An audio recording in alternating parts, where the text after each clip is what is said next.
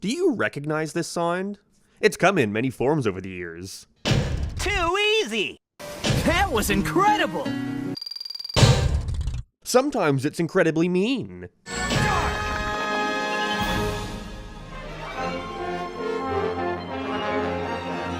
But no matter which incarnation, this sound is bound to send a shiver down the average Sonic fan's spine. Because you can say whatever you want about these games in your angry YouTube reviews, but this right here, this is when the game gets to review you. Insulting.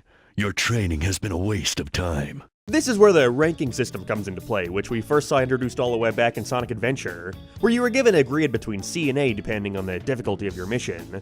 This system was then further refined in its sequel, Sonic Adventure 2, where instead of the rank signifying which objective you completed on that playthrough, it instead was a result of how well you played in any given stage.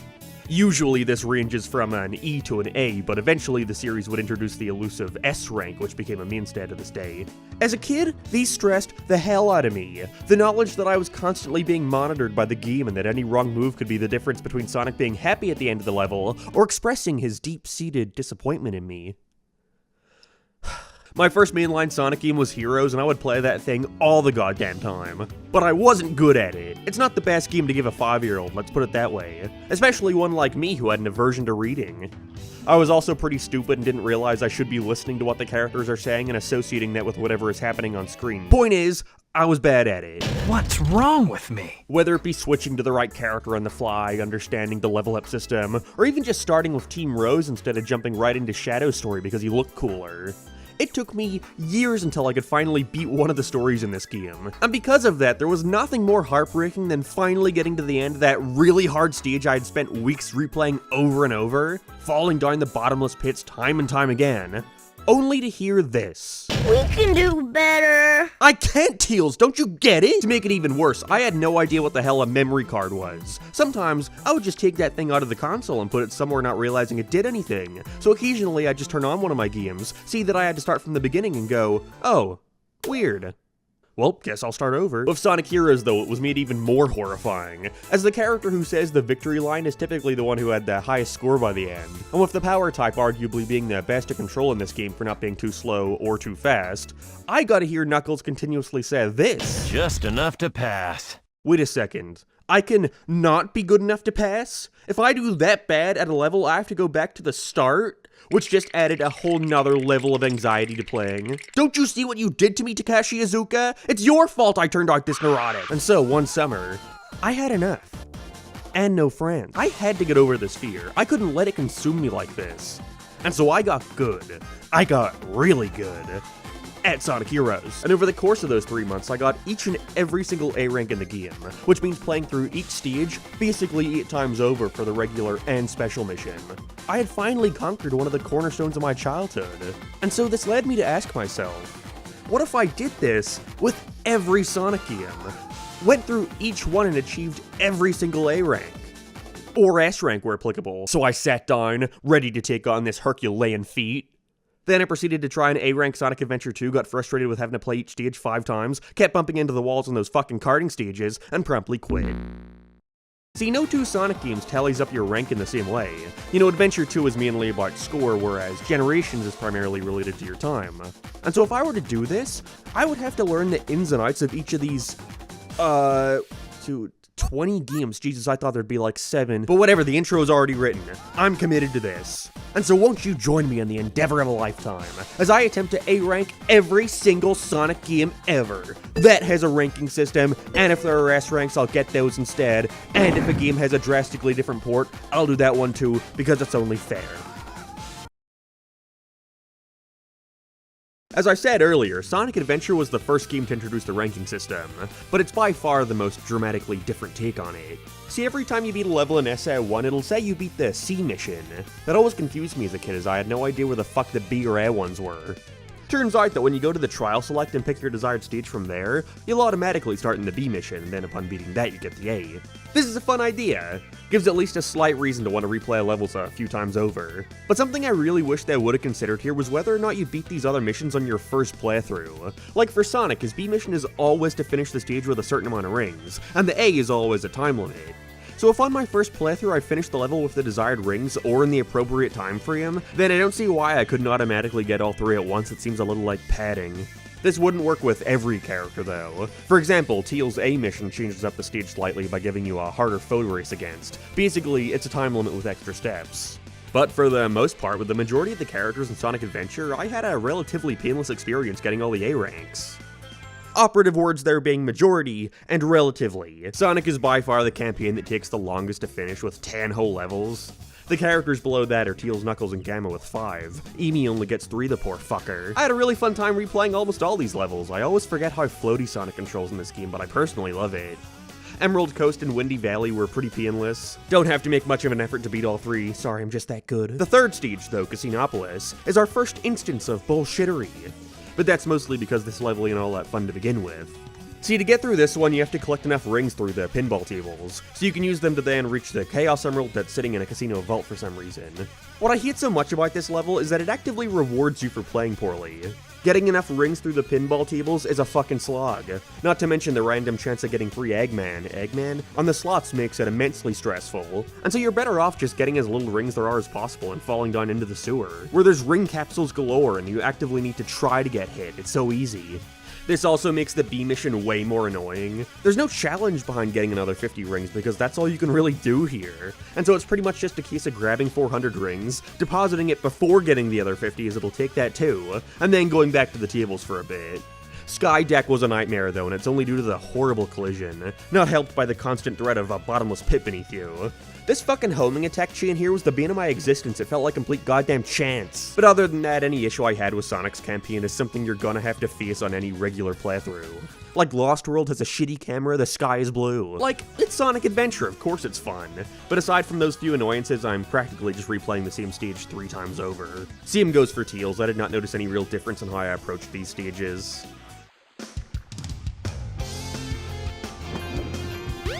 Off to a great start. You know, the worst part about having to beat each other's stories before unlocking Trial Select is that I have to play that fucking terrible pacebreaker of a tornado mission 4 times total. Ugh. Generally, though, Teal's mission structure is the exact same as Sonic's. C is to beat him to the goal, B is to beat the stage with rings, and A is beating a harder version of Sonic. Or Eggman, in one case. I always loved the Sonic model they used for those icons. It always enamored me as a kid. The only real thing worth noting about this playthrough was how much more buggy I find it. Much more than I remembered, at least. In Casinopolis, I think Sonic got stuck.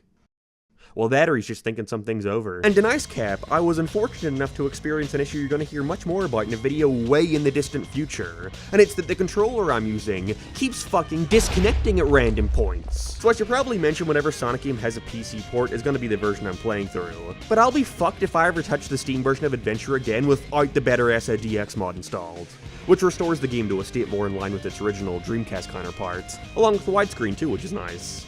Whose bright idea was it to have that ugly-ass blue border on the Xbox port? That's horrible. But because of that, I'm playing through the game using a PlayStation controller connected to my PC with a USB cable. I can't figure out Bluetooth, I think I'm stupid. While I was playing though, my fucking dog was walking across the living room with no regard as to where they were going. I'm gaming here, and stepped right on it, which yanked the port while inside the controller. And so now it's forever bent and will occasionally disconnect me without warning as I frantically try to plug it back in before I ruin the run.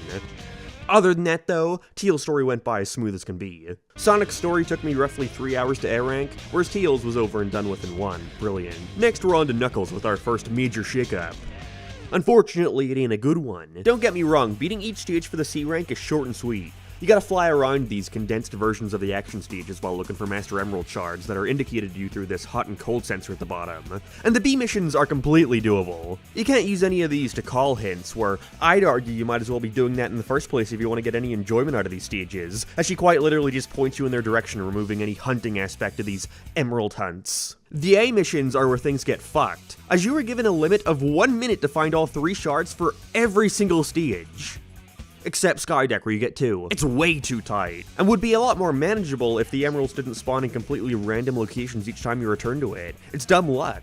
Meaning in some of these stages like Lost World, I was able to get the A rank first try, especially since you're able to at least use the hint balls this time. But in the stages where the zone is too large, like the very first one, Speed Highway, your chance of getting this done in a minute is slim, especially when you clip through the floor. Wonderful. Red Mountain, though, has to be the worst offender, with its more vertical-oriented level design making the process of getting to the top a massive time waster. It wouldn't even be that big a deal if it weren't for the fact that to restart these stages, you have to go all the way back to the main menu and reselect it. Don't get me wrong, there is an option to replay the stage, but in every case it simply takes you back to the previous checkpoint. And sadly, in the Knuckles stage's case, the checkpoint is when you last got an emerald.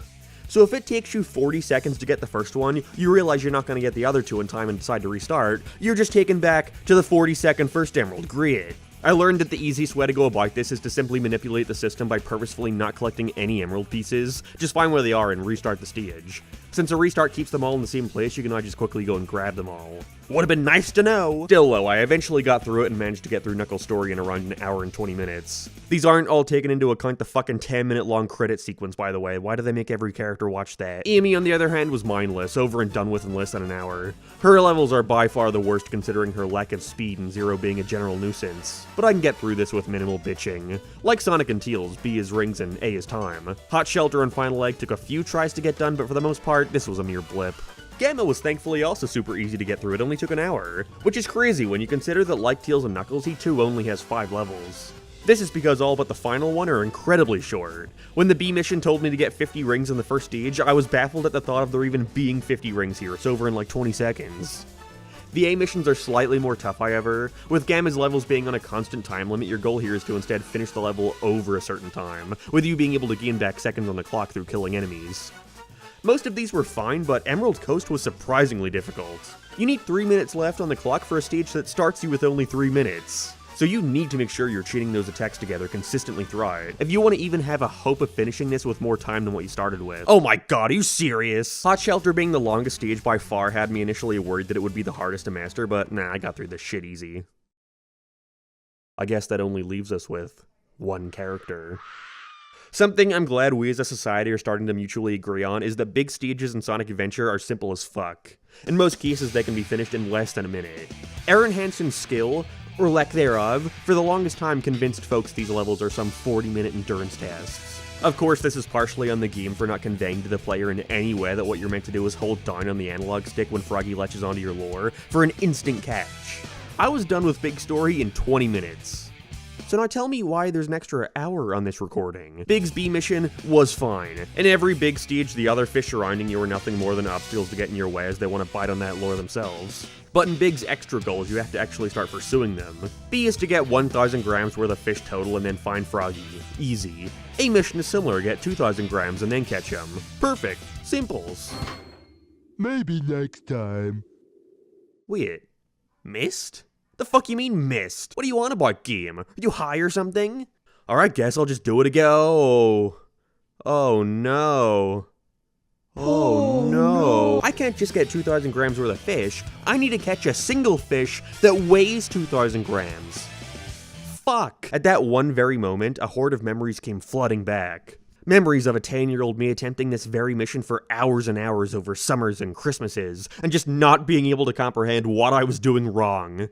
That 1 hour of extra video wasn't how long it took me to beat the Twinkle Park A mission. It's how long I attempted to beat the Twinkle Park A mission. And so I tried, and failed, many, many times. I attempted to just do it in Ice Cap instead and see if Twinkle Park was a fluke, but no. It's not that I can't catch a 2,000 gram fish, it's that I can't even seem to find a 2,000 gram fish. I started Big before Gamma, but got so frustrated that I just moved on to him to blow off some steam, quite literally, sorry monkeys. Enough time had passed that I just decided to look up the strategy, in which I learned that if you want any chance of a 2,000 gram fish even having the potential to show up, then you were going to need all of Big's lure upgrades to handle them. But even after that, this was still a huge struggle. Minutes and minutes on a single attempt at reeling one in, and that was after the slog of finding the damn thing. There was nothing more infuriating than getting through a really hard attempt at reeling in a fish, only for them to weigh 980 grams or some shit. It's a cruel joke. Never mind, I know what's more infuriating. It's going through a really hard attempt at reeling in a fish, trying for what feels like an eternity, only to accidentally have your finger slip and hold down the button for a fraction of a second too long and break the lure. In which the game will inform you that this was indeed a fish weighing over 2,000 grams that you almost got. Better luck next time. That's not to even mention that in a lot of these cases where the fish is in an enclosed area, if they're swimming away from you and hit a wall, this will happen. Why? This was the main factor keeping me from beating these things. The fucking fish constantly disappearing out of thin air and having to wait for another to spawn in. I didn't even bother recording half of these attempts because I knew damn well I'd have like 5 hours of big fishing footage for a video where I talk about it for 2 fucking minutes. But alas, the struggle finally ended and I was able to sleep peacefully that night. And that's every A rank in Sonic Adventure. I have no idea of the exact time it took me to do this, mainly because of Big, but if I were to assume based off memory, I'd say it was around 10 hours. Not too shabby. But overall, the experience of getting every A rank was mostly a breeze. Glad I was able to revisit one of my favorite games in a way I'd never attempted before. Fuck you, Big, I hate you now. Aaron was right. I got so infuriated by this fucking controller disconnecting that I just went on Amazon, waited a couple days for a super long HDMI cord to arrive, and then started playing Sonic Adventure 2 because I'll be fucked if I even think about attempting to A-rank any of these stages without the utmost control. Got that, dog? Again, I attempted to get all the emblems in this game as a kid because I desperately wanted to play the Green Hill Zone bonus level, but sadly, that never happened. And it didn't happen today either because I'm not touching the Chai Garden. I'm so happy I decided to do all A ranks and not all emblems for this video. Still, that doesn't mean this won't be a huge feat to accomplish, as Adventure 2 raises the goal here monumentally, having a grand total of 150 A ranks to get. They carried over the same gimmick from the first, where each stage has a variant with a slightly different goal depending on the character, except now instead of 3 there are 5. And on top of beating it, you also need to make sure it was efficient enough of a run to obtain the glorious A rank. This is tallied up at the end of the stage and depends on a few factors, mainly time, rings, and whatever score you got throughout, which revolves around defeating enemies and doing tricks. One thing to note here is that getting the A rank in a lot of these stages is fucking hard. When I was little, I felt like I could do the most perfect run an 8-year-old could do of Metal Harbor, but for the life of me, it was never good enough. Wasn't much easier in my 20s. By the end of my regular playthrough of the game, I actually surprised myself by obtaining 20 of the 30 possible A ranks, first try. But the rush of confidence that gave me didn't last long. So for Sonic, his mission structure goes like this. 1. Beat the level. 2. Get a certain amount of rings. Thankfully, the stage ends once you get the required amount, which is appreciated. 3 is a time limit. 4 makes you look around for a missing Chow, so make sure you get that Mystic Melody in Final Rush. And finally, Mission 5 is a hard mode version of the stage, which typically just entails spamming a few more enemies on the map. For the most part, I had a pretty smooth time. The main stages I struggled with for him were Metal Harbor and Pyramid Cave. Metal Harbor is infamous for having an incredibly hard to achieve A rank, not even in the hard mode, no, the regular run. Don't get me wrong, designing a Sonic game with a ranking system in mind has gotta be tough. You're quite literally limited in how many enemies or rings or trick jumps you can place because you have to take the score into account. But I think a little more time could have been taken on balancing these stages. Oh well, it's harder because you have to be quicker at the end to get to the upper level of the rocket for a bigger bonus. Don't you think I tried that? Oh, wonderful. Yeah, perfect. Pyramid Cave isn't anywhere near as bad, but it's still pretty annoying to get an A on. Half of my retries here were directly a result of how fucking buggy the game is. Sonic Adventure 2 has a lot of problems. I'll be the first to say it. And to be fair, this isn't something exclusive to it. We're gonna see this pop up a lot more in the future, I assure you. But Sonic games, they usually aren't the most polished things out there. That's fine. I accept that I still love a lot of these games. Because at the end of the day, these problems are usually just an occasional inconvenience. I can move past it. Unless I'm attempting to get the A ranks, in which these random little funny occurrences can really start to fucking get on your nerves. When trying to lightspeed dash up here to get the hidden Chow, I find myself continuously flung past the pulley. Whoops, guess I should have been more careful. In the same mission, I can't seem to homing attack on the spring as this keeps happening. Whoops, guess I should have. If these were on an average playthrough, who cares? I'll take the E rank, I won't let it define me. But when I actively need a perfect run and you pull this shit, it gets a little annoying, I can't lie. Pyramid Cave's hard mode also has this super annoying expansion on that gimmick where you have to grab the thing and land it in the other thing to open the door. Now you have to do that while getting onto ledges that you can't jump to while holding it. You instead have to grab it, run as fast as you can, jump on this box perfectly, and then immediately jump again, all while getting ready to throw it at the exact right angle to get it to the next part. Do that twice, the second being way more difficult to pull off. This took me like an hour. It has the potential to kill your run. Again, it's not that I can't do it, it's doing it and getting an A rank that makes it so awful. What the fuck happened there? Still falling! At the end of the day, I did it, and that's all that matters. I can rest easy knowing I will never have to do this again for as long as I live. I've never seen the congratulations screen before. It almost makes me forget about the horrors I had to face to reach it. Ironically, Sonic was the character I ended up struggling with most when it came to the A ranks. Shadow, I thankfully had a much better time with, probably because he by far has the least amount of stages at a pathetic 4. Which I'm thankful for, as just about every Shadow level, aside from Skyreal maybe, feel like major step downs from Sonic. Radical Highway took me a while to get the A rank on, White Jungle is annoying as Mission 5 is quite literally unbeatable without the optional Flame Ring upgrade, so I got through a majority of the stage only to find out that I now have to quit. Great. The rail system surprisingly never really screwed me over in Skyreal. Oh god damn it. It was mainly everything else that fucked me. This took like an hour to get done. Oh fuck you. And Final Chase is gonna be annoying and long no matter what, so I was at least anticipating it to suck.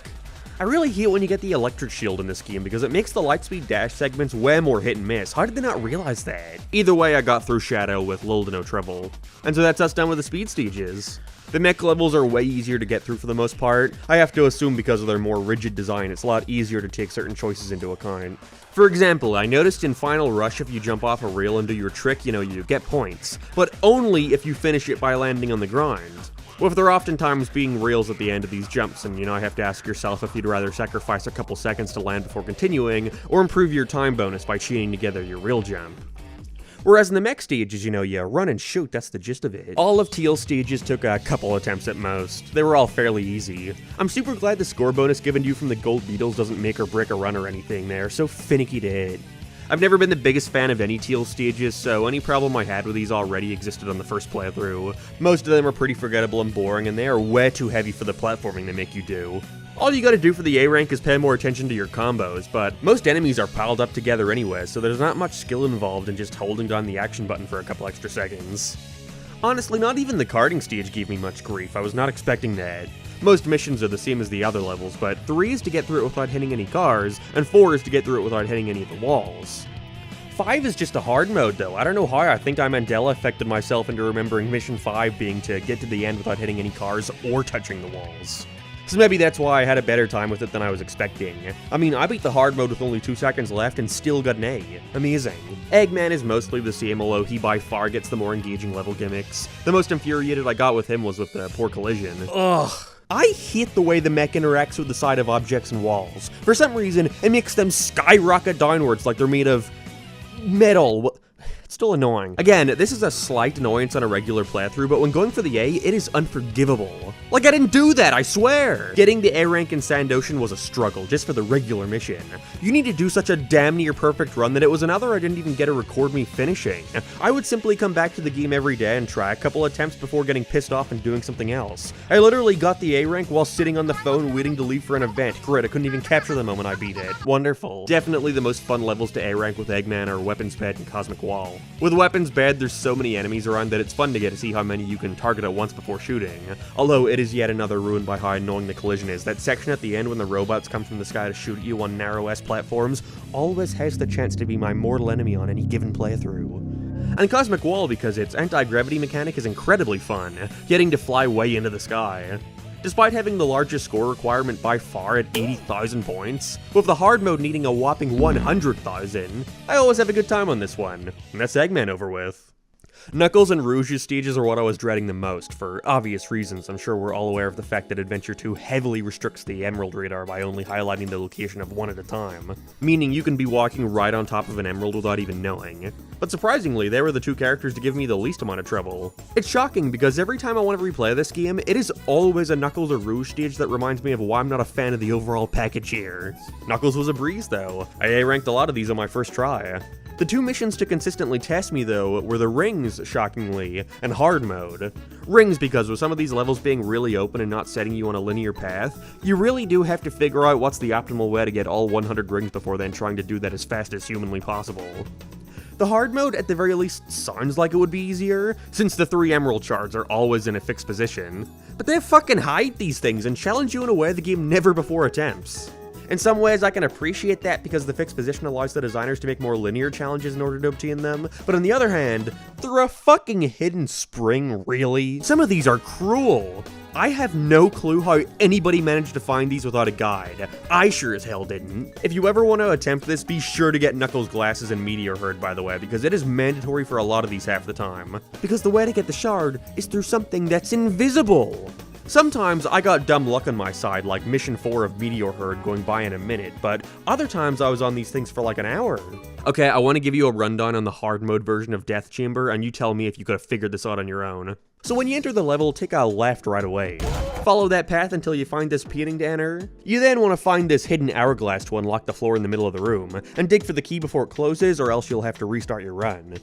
After that, make your way to the center of the area and go towards the blue section. Find this mystic melody on the ground and swim to the bottom. Swim through this area and flip this hourglass to open a different door, and swim to the other end before another door closes. Then get to the end of the hallway and go immediately up, which the camera never shows you. Climb to the top of this and flip this switch you're never shown, and then go all the way back down to the water to unlock this floor for the key.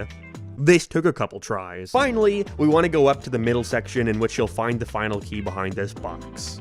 Well, at least that one was generous. Comparatively, Rouge was a cakewalk aside from the obvious. Security Hall isn't anywhere near as challenging as folks make it out to be. Egg Quarters, though, might be worse than Knuckles. The hard mode literally requiring you to grab those monkey bombs they throw you. Bet some of you didn't even know you could pick them up. It was mainly just Route 208 and Mad Space I struggled with. It's way harder to drift while not hitting walls in this one, while still trying to get the A rank at least. Fuck you! And Mad Space is a nightmare no matter what. It was the first time I saw the C grid on this playthrough. It's complete luck whether or not you get a good combination enough for the A. It took me an hour and 10 minutes to get through all 5 missions. Screw this level. Thankfully, that only leaves us with the last story, which consists of a single stage. Unfortunately, it's also one of the hardest to get an A on. I got a D on my first attempt. I'm one of those crazy people who can beat Cannon's Core without Knuckles' air necklace, but for the sake of the ranking, I think I need to finally swallow my pride and get it to speed things up. This was still the level that took me the longest to get through though, at an hour and 20 minutes. I was actually shocked at how different the Chow mission was here. Starting with Eggman, you gotta make sure you're able to fly over this presumably inaccessible door and use this Mystic Melody to do something.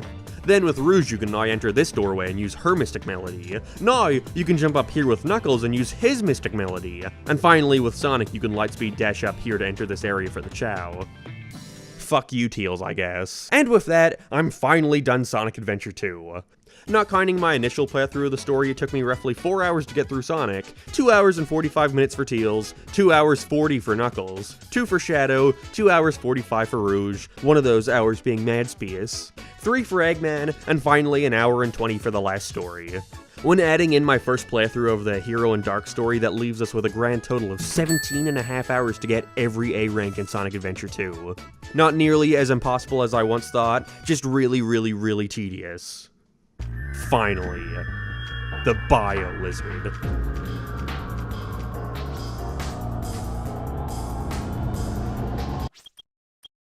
So what's next?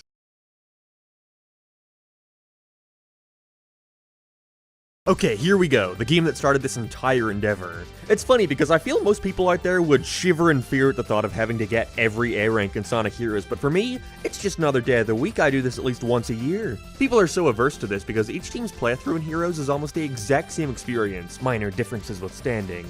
Meaning you basically have to play the game 4 times over. Well, how about we now double that?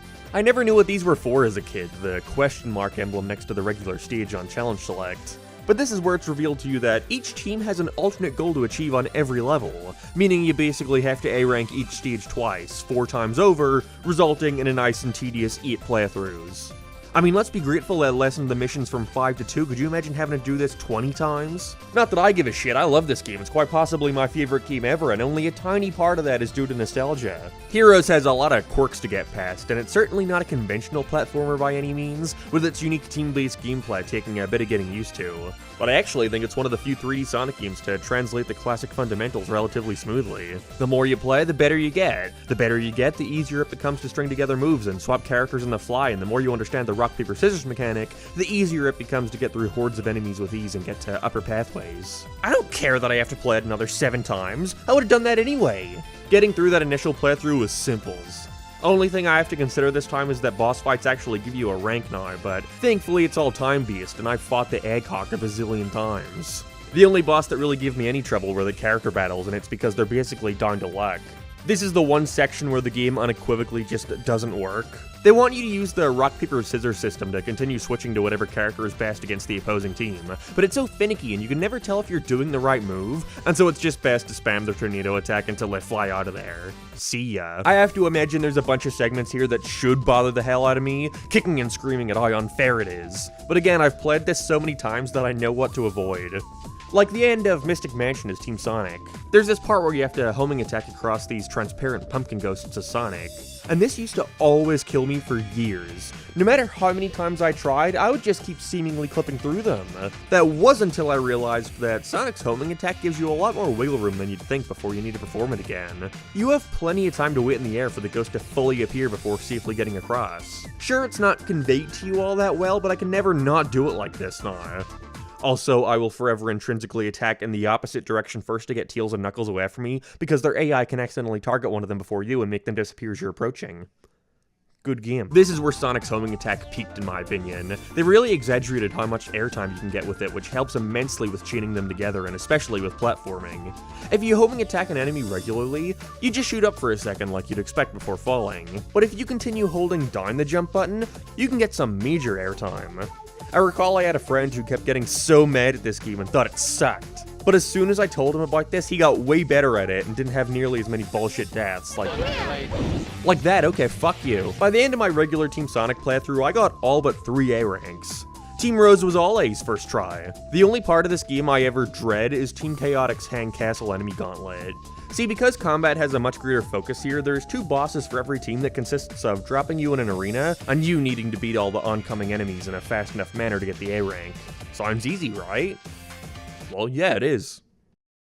Except for Team Chaotix's Hang Castle. It's all fine for the most part, but there's this one segment that consistently messes me up. And it's this moment where you have to jump in a cannon as the power type and manually aim to shoot yourself into the distance to destroy the flapper robots. It is so slow and takes so long to get back and try again that you realistically only have a couple times to try this before you may as well restart. And this is with using the Team Blast on every other horde. Because their attack gives you a ring capsule for each enemy blown up, it's pretty easy here to consistently have Team Blasts ready for the entire match. But even with that, you're still on a tight-ass time limit for shooting these guys. And that's not even to mention the Hawk robots flying across the screen that you also need to destroy, meaning I have to drill the delay into my mind, how long it takes from you shooting out the cannon to actually landing on them. All that being said, got it first try. In the regular stages, however, I think getting the A ranks in Heroes is relatively straightforward. It's one of those things where it's just, like, muscle memory for me now, so describing how to do it doesn't go much further than be fast, kill enemies, and don't die. No shit. Each character type has a different score tally at the end, with a couple extra points being awarded depending on how many power cores they've obtained, but I don't think it really matters much who you've played most. Because of that, I also find just about every extra mission a simple case of replaying the level again. For Team Sonic and Rose, that is. So the way it works here is that each team has a different objective for their extra mission. Team Sonic is a time limit, Team Dark is having to defeat 100 enemies, Team Rose is gathering 200 rings, and Team Chaotix, well, we'll get to them. Team Rose has it the easiest. Not only because this game is pretty generous with the rings, take the normal amount a Sonic level has and multiply it by 3 since they love doing that lineup shit so often, but also because your score isn't taken into account. Getting the A rank is only a matter of how quickly you got those rings, and it's for that reason I barely even remember doing this. It took me like an hour. Team Sonic was also easy as fuck. I got all A's first try. Hold the applause. Some of the time limits are worse than others, but for the most part, it's just a case of replaying the stage and making sure I defeat enough enemies to still get the A rank. Team Dark was where things started getting tiresome, for lack of a better term. The main factor in that being, there are stages in here that don't even have 100 enemies. Thankfully, like Team Rose, you only have to worry about your time, but at the same time, 100 enemies? This does rarely mean you have a slightly shorter playthrough of a level. You know, for a stage like Ocean Palace, I managed to end it before the rock chase sequence. But in Seaside Hill, I defeated every enemy in sight, got to the very end, and now I have to take a teleporter all the way back to the beginning so all the robots would respawn and I can get those last few. This is where I started having those Sonic Adventure 2 moments, where those fun little quirks became really annoying. Not even gonna let the game have the satisfaction of killing me here. In Bingo Highway, I lost Rouge somehow by the end of the stage, and so Shadow and Omega went in their own little adventure for a while. I wasted a ton of time in Real Canyon, and on top of that, there was nothing more annoying than finally getting like 99 enemies only for something like this to happen.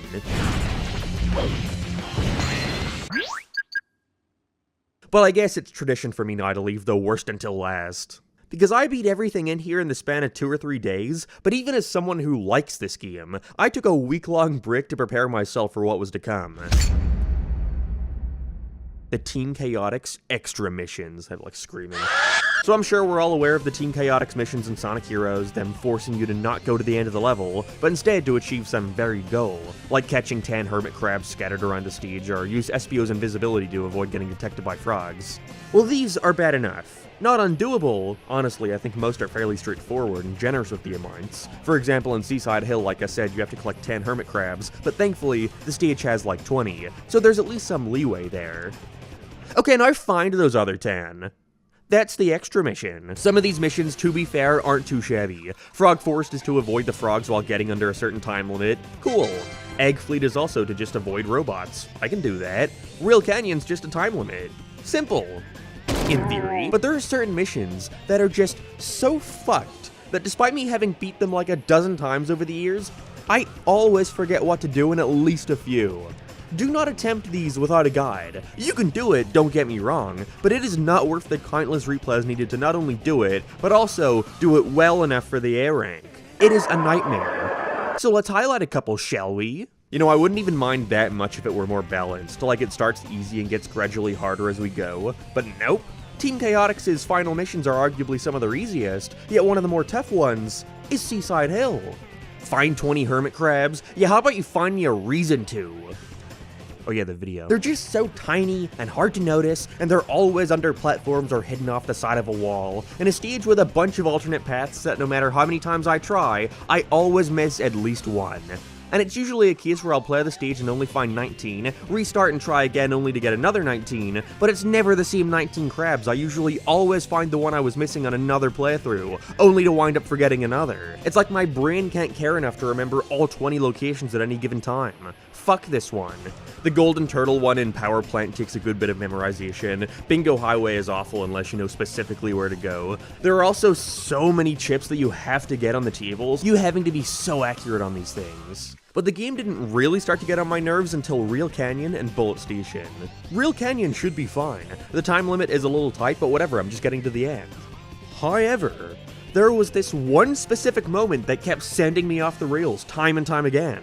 I played this level so much that I just stopped recording footage at a certain point, but I cannot tell you how many times I would just press the jump button and then I would clip straight downwards to my death. And Bullet Station by far has the worst mission, forcing you to destroy 50 of these shadow capsules throughout the stage.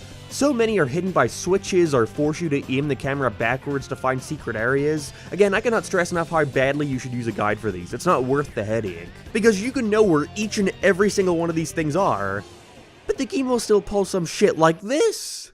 Hang Castle's 10 Keys is dreadful, but I barely even remember it because I'm too busy loathing Mystic Mansion instead. In the original mission, you have to use your tornado attack to blow out all the orange flames. Now, you have to blow out all the blue ones, which are not as obvious to make out because in your other 7 playthroughs of this level, they've been mere set dressing. Sometimes they're giant and in the middle of the room. Those ones count. Sometimes they're tiny and appear on the lances of these stone statues after you pass them. Those sure as hell count. And sometimes... well, sometimes they just wanted to fuck with you.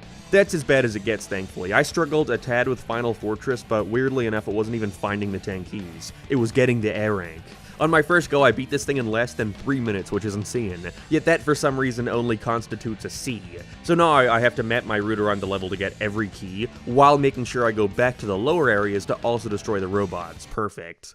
But hey, at least I'm done. One simple playthrough of the final boss metal overlord for an easy A later, and that is finally every A rank in Sonic here. What do you mean get every A rank? What the fuck have I been doing all week? Oh, I forgot to beat Team Dark's final 2 stages. Damn. You know, it took me dying in the final level to realize that since all of Team Dark's extra missions only are time-based, then that means I didn't have to restart when I died. It only just screws up the score.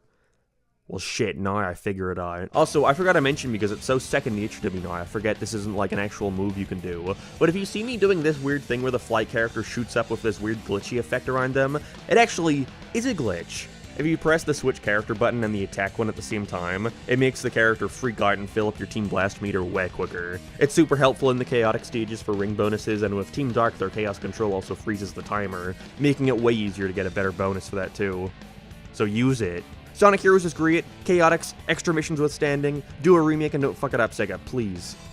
Oh yeah, Heroes took me 15.5 hours to beat. I didn't record the final boss, so I had to replay it. That's why it's near 16 now. Oh boy, here we go. What I'd argue to be the first bad game in this endeavor. Shadow the Hedgehog. This was one of the Sonic games I owned that, despite having a ranking system, I never gave a shit about what grade I got. Could not care less. I think it's because of how convoluted some of the missions already were to beat on their own, that the thought of having to replay any of them made me want to kill myself. I could barely even comprehend the whole pick your path thing until years after I gave a shit about it. I mean, how could Kid Me not understand this handy guide? What, was I stupid or something? Yeah, if you're also stumped by the side of this thing, well, Shadow the Hedgehog evolves upon the clear fan favorite part of Sonic Heroes, that being the Team Chaotix missions, with every stage having between 2 to 3 different goals to accomplish while going through a level, ranging from good to bad. If you do the evil mission, you go upwards, and if you do the hero mission, you go down. You have the ability to interweave these different stories to figure out who Shadow is. Good guy or asshole. The story wasn't built around it, character alliances constantly flip-flop all over the place, the president has a picture of Sonic and Shadow on his desk. It's a mess. But don't worry, because the gameplay is even worse. We're building upon the Heroes gameplay style despite these stages being a lot more focused on backtracking and exploration.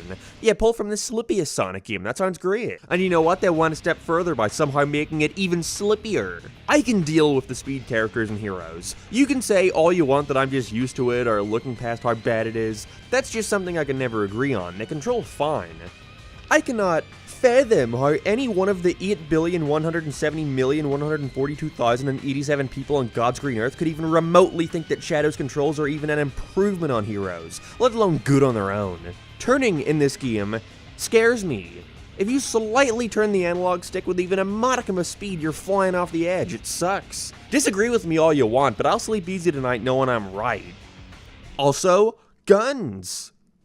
They're fun. Anyways, I'd initially assumed that all I had to do for the A rank here was to get it once in the stage, you know, it was an overall rank. But no, that would be a little too convenient. Yeah, you have to get an A rank for every individual mission. Now that may not sound so bad, I mean a potential 3 missions a stage is a whole lot less than Adventure 2 at 5. And you would think that. But some of these missions can go on for tens of minutes. And if you wind up dying to some shit that's not your fault, or God forbid miss a single objective when you're asked to kill like fucking 60 gun soldiers in a stage that only has 60, you now have to go all the way back to the beginning and start the process over again. My strategy here is to do as many unique routes as I can on my initial playthrough, just to open up all the levels on stage select if I need to replay them. There's 10 potential endings in Shadow, but only 5 branching paths to get there, so you already have to accept the reality of playing each stage at least twice if you want to be smart about it. Westopolis, on the other hand, has to be beaten 10 fucking times, Jesus. But no matter what, I accept that I'm gonna have to return to at least a good handful of these stages at least once. Surprisingly, by the time I'd gotten all 10 endings, I managed to obtain 49 of the potential 71 A ranks, which they thankfully kept a tally of up here. And so while getting the last 22 comparatively doesn't sound that bad, well, you don't know what you're talking about. And so for the sake of brevity, I'm gonna highlight to you all the most memorable ones. Westopolis isn't that good or bad of a stage on its own, but again, you have to play this fucker 10 times just to beat the game, so you bet your ass it was memorable. I got a B in my first run of the neutral path, which is always just to get to the goal. I was beating up enemies left and right, so I had no idea what I was doing wrong. After playing through it a couple times, though, I came to the realization that to get the A rank on neutral, all you gotta do is beat the stage fast enough. You're lucky to get a couple thousand points from other factors like rings and whatnot, but the time bonus can go up to like 30,000, it's insane.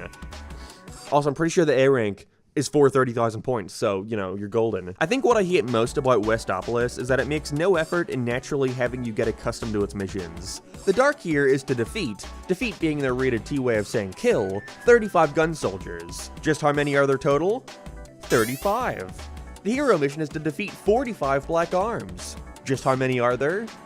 40, it's a nightmare. And you have to do it at least once to get to the upper and lower levels that are only accessible through this method. If there's one thing I can at least say as a consistent saving grace of what Shadow the Hedgehog, it's that this is by far the easiest Sonic game to get A ranks on. All you need to keep in mind is that when you're doing the Dark Mission, do not even attempt to do any aspect of the hero objective. And vice versa, as when your score is tallied at the end, that take away points for working on the other team. Shadow the two-faced fuck. If you just focus on your objective and get it done relatively quickly, you're fine. The worst one here is definitely the Dark Mission though. All because there is one fucking robot that flies towards you during the free fall at the very end of the stage. So not only do you need to make sure you save enough ammo to spam bullets at it, not only do you need to make sure you're predicting the right place it'll be flying up at, but also, if you miss it and go back to the checkpoint teleporter, there's a chance that it just won't respawn again. And so I have to teleport to the checkpoint before that one and run through that section again to ensure it respawns. And this is only level 1! Glyphic Canyon perfectly encapsulates this game's awful sense of progression, as both of its missions are easier than level 1. Dark is to touch 5 of these things that are usually on the main path, and while the hero is to defeat a certain amount of enemies again, there are more than your required amount. Who decided this? Why is it easier? I think Lethal Highway is one of the better designed levels in Shadow, mainly in that it actually feels like a Sonic stage. It's also one of those levels that only has 2 missions, which makes it a little more bearable. But the hero involves chasing down this alien ship and shooting it until it's destroyed, but it always stays on the top path, meaning you have to make sure you're using these ramps to cross large gaps or watch out for the ground collapsing, or else you risk falling to a lower path and waiting longer to reach him again. This level would be awesome if Shadow didn't control like shit. Cryptic Castle is a cool stage with a unique mission, always forget about the giant skeleton spider at the end. But here we meet Amy, who wants us to find Cream and Cheese who are lost. Cream is simple and notify you when you're close to her she somehow got stuck behind a wall, and then you enter this giant room with a million char. Which one is Cheese? Well, this one way over here. Wonderful. Death Ruins fucking sucks. You have to defeat 50 aliens here. It took me ages of replaying this one over and over again, going back and forth through the checkpoints, constantly just trying to find that last. Central City is this atrocious maze level that is way too big. The only redeeming quality of it is that in the Dark Mission where you have to detonate the bombs, you're basically seeing an entirely different side of the level. It ain't good, but again, different. I gotta talk about the bosses for a bit too. They are atrocious. They either go by way too quickly or they last forever with no end in sight. There are some of these that would take like 5 minutes to beat, but if you want the A rank, you gotta be quicker. They typically scatter a scarce amount of guns around the arena, but you have to be super accurate when you want to use them, because once they're gone, they're gone. Also, be sure not to use it when the enemy has their invincibility frames activated, which is rarely telegraphed to you. Oh boy. The only cool boss fight in this entire game is Heavy Dog, and that's just because it's shown to be the guy who killed Mario. They even play the Sonic Adventure 2 music. It reminded me that this was a Sonic game for a second. There's like 6 or 7 bosses total, and they make you fight each of them like 3 times over during a 10-story playthrough. It's so repetitive. The main one that gave me grief was this iteration of the Egg Breaker, and it's because I could beat this thing as fast as I could in like 30 seconds, and it still wasn't good enough for the A. I played this thing over and over again, only to realize that I completely overlooked these turrets right here that make the thing a total joke over in 12 seconds. Anyways, Mad Matrix is also a drag. They have 4 terminals you need to access, each of which takes forever to get through. It took me like 8 minutes to beat this one, and I still got the A. They knew. I think I might be crazy for preferring the Dark Mission to it, where you have to stay in the center of those terminals and zip around these circuits, trying to locate and destroy 30 bombs. It's just really tedious, but again, I didn't use a guide and took ages on it, yet still got the A. I think I just took solace in knowing I never have to do this again. The arc stages are infamously the worst in the game too for how giant and maze-like they are. They're fine to get through normally, but the missions are consistently awful. In the Doom, you have to pick up these heal tanks and throw them on top of injured scientists, or whatever these are. And while I usually struggle with this one a lot, I got through it first try without a guide. Yay! Lost Impact is infinitely worse, where you have to destroy 35 of these chaos creatures. Cool continuity and all, but some of these things are fucking hidden. Not to mention they have these long-ass rail segments that go on forever. Like the Chaotix extra missions in Heroes, it's one of those things where no matter how many times I do this, I will never not miss at least a couple. In Final Haunt's Dark Mission, you have to activate these shields to open alternate routes, which doesn't sound too bad, but there are moments in here where you need ammo to kill aliens to open some doors, over what's essentially a bottomless pit, meaning fat chance I'm home and attacking over this. So not only does the game force me to kill aliens and decrease my score as a result, but the auto-aim makes it near impossible to exclusively shoot at the gun soldiers. It's too easy to lose score here. I got a D first try. Black Comet similarly kept putting me in a position where I had to die. This was another slog to get through. I got an E. What are you doing, you traitor? You broke my transportation, where else was I to go? Quite possibly the best stage in Shadow is Lava Shelter, and believe you me, that's not saying a lot. The Dark Mission is one of the more unique ones where you have to help Eggman activate his lair's defenses, which actually changes the level design as the lava rises and creates alternate paths to escape. Felt like I should at least throw one positive in there. And, that's kinda it. I bothered playing through the final story you unlock for beating the other 10, weeded through the 50 million cutscenes each with their own loading screen, spammed Chaos Control to no end, only to see that there wasn't even a ranking. Joy. Decided I would beat the terrible final boss for the sake of it, and with that, I was finally done with Shadow the Hedgehog, all 71 A ranks. Sorry this segment was all over the place, organizing the notes for this one was a mess. But really, aside from a few specific missions that made me want to tear my hair out, the process of getting every A rank in Shadow was a breeze. It was simply a case of beating the stage most of the time, there wasn't even much strategy involved. Which may be disappointing to the completionists out there who want a challenge from their kids' games and to scam people with embezzling charity money. But for a game as awful as Shadow the Hedgehog, a series of easy A ranks is all I could ask for. Again, by the end of my first run-through, I had already gotten 15 out of the 22 Hero A ranks, 9 out of the 22 Normal A ranks, and 13 out of 22 Dark A ranks, with 10 missions not even being attempted by that point. For now, though, it appears we gotta take our first detour for the video before moving on to the next mainline Sonic game. By this point, the ranking system became a staple of the series no matter what entry. And so next, it seems we've gotta move on to our first spin-off.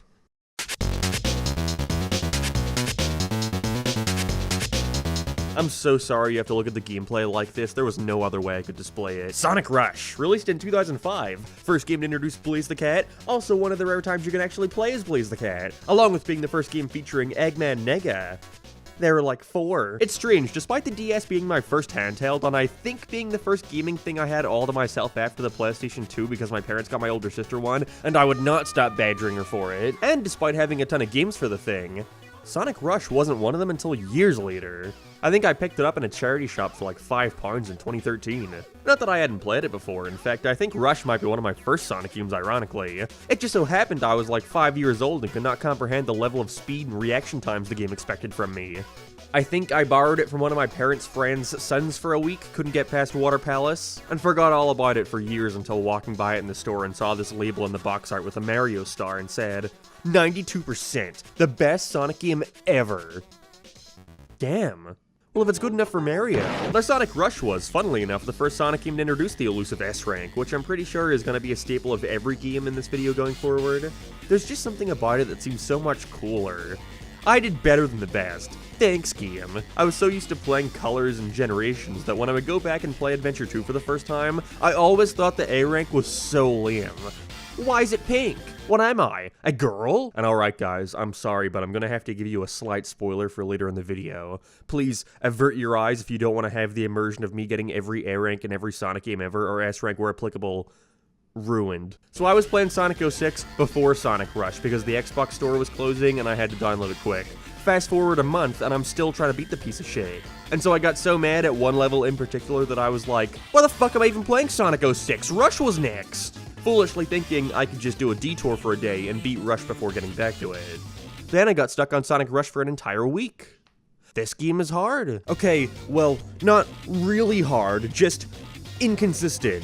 Which is strange to say considering Sonic Rush might be one of the most consistent games in the franchise. Each zone has 2 acts, then a boss fight against Eggman or Eggman Nega doesn't really make a difference. There's only 7 zones, then a final boss for each story, and then a final boss where you play as both Super Sonic and Burning Blaze. And for the most part, Sonic Rush is a blast. It's got an insane sense of speed, and excellently makes use of the newfangled boost system, where you can hold on a button to continuously be propelled forward as long as you have enough boost in your meter.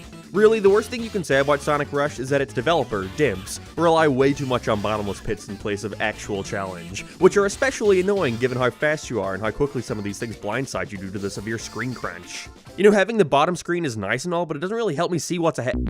Like that. Now, Sonic Rush may be fairly easy when getting from the start to the end, but when going for the S ranks, it becomes a whole different Mr. Beast. I can't make Mr. Beast jokes anymore. It has never taken me this many attempts to get the S rank in level 1 in one of these games so far. I was at this for like a fucking hour, and I still didn't get it.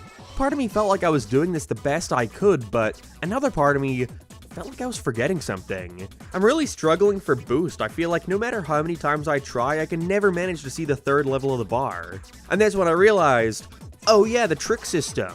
What I would like to think is an evolution of the trick jumps in Adventure 2, but given the developer, it's most likely an evolution on the gimmick from Advance 2. Rush gives you the ability to press the shoulder buttons to do a trick, which not only gives you points, but can also boost you in whatever direction you desire. Although the ones you mainly want to focus on are shooting to the right and shooting upwards to get to higher platforms.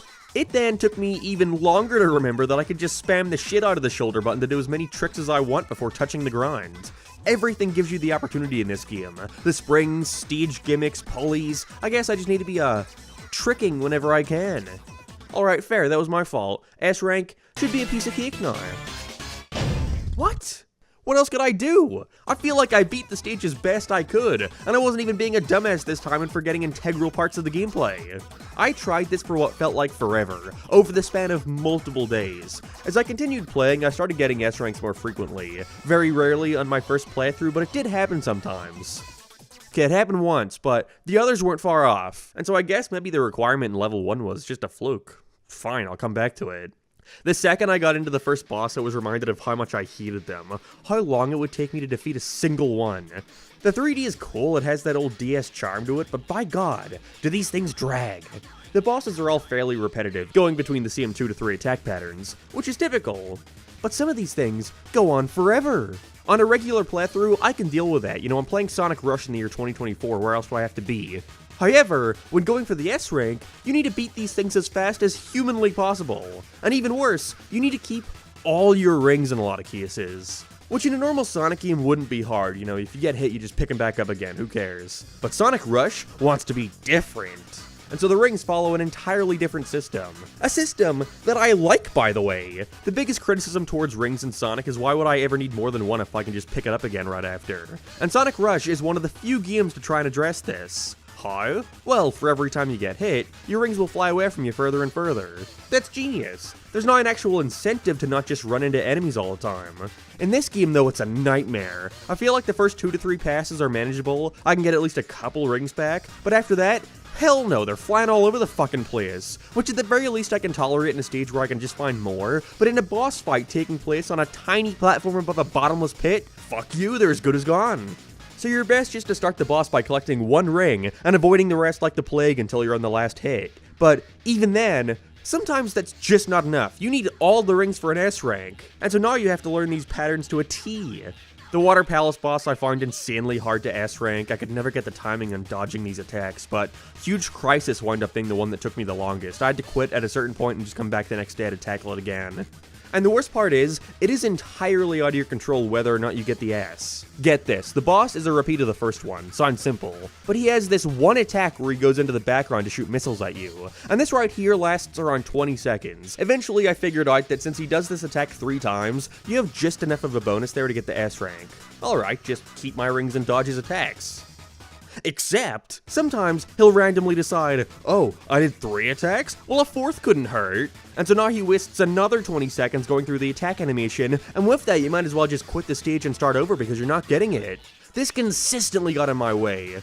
And what's worse is there were so many times I'd get to the last hit, but I would be so stressed about messing it up at the last moment that I would mess it up at the last moment. The worst boss, though, just for how long it takes, would have to be the final of each character's story going against this giant robot. By the way, I didn't mention it yet, but these things take 8 hits, and if you die once, back to the beginning. He just does so much shit, and it's doable. That might be the worst part, honestly. It's not up to chance like Huge Crisis' boss, it's just pure skill. But half his attacks are instant kills. It's so easy to lose your rings and have them fly away, and the whole gimmick is he does 1 of 3 attacks, moves to the left side, and then you run up his arms while avoiding rolling bombs and latching onto it while he tries to shake you off. But to even get to that point, you not only have to survive their previous attack, but get through it without losing a single ring. If you get hit by this attack, his pattern resets and does another one.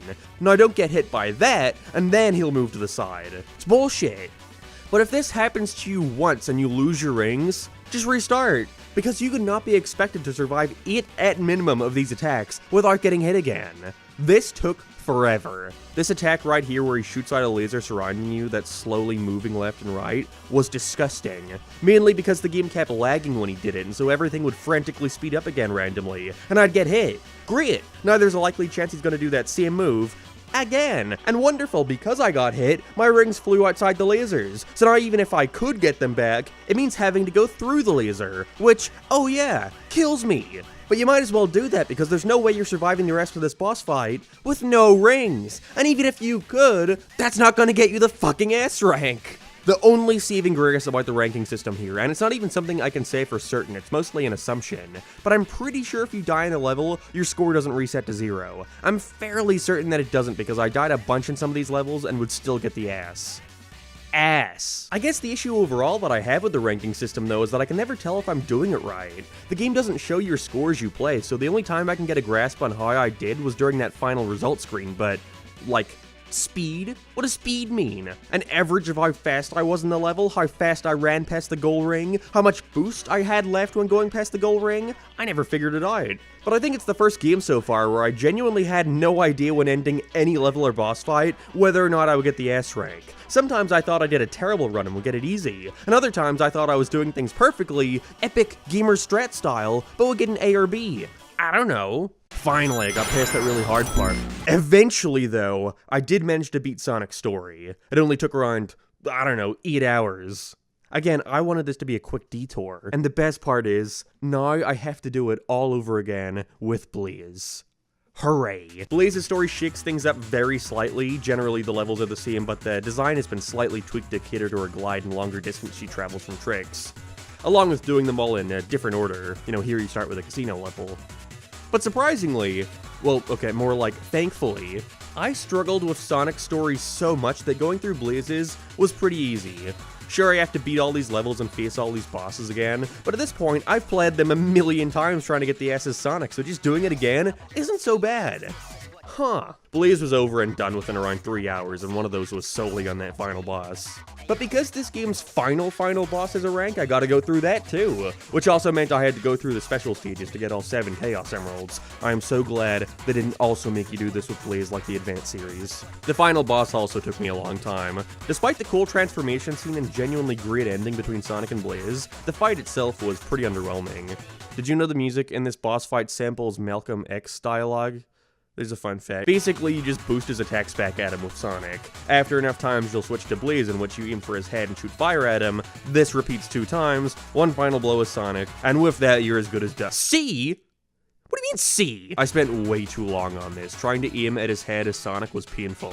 Especially when these rotating orbs are intangible for a bit when spawning. So now I just boost into Eggman's face, get hit, and now I have to readjust myself. If that happens a couple times here, just restart, which means you have to go through the whole process of skipping the fucking cutscenes again, because it takes you back to the menu.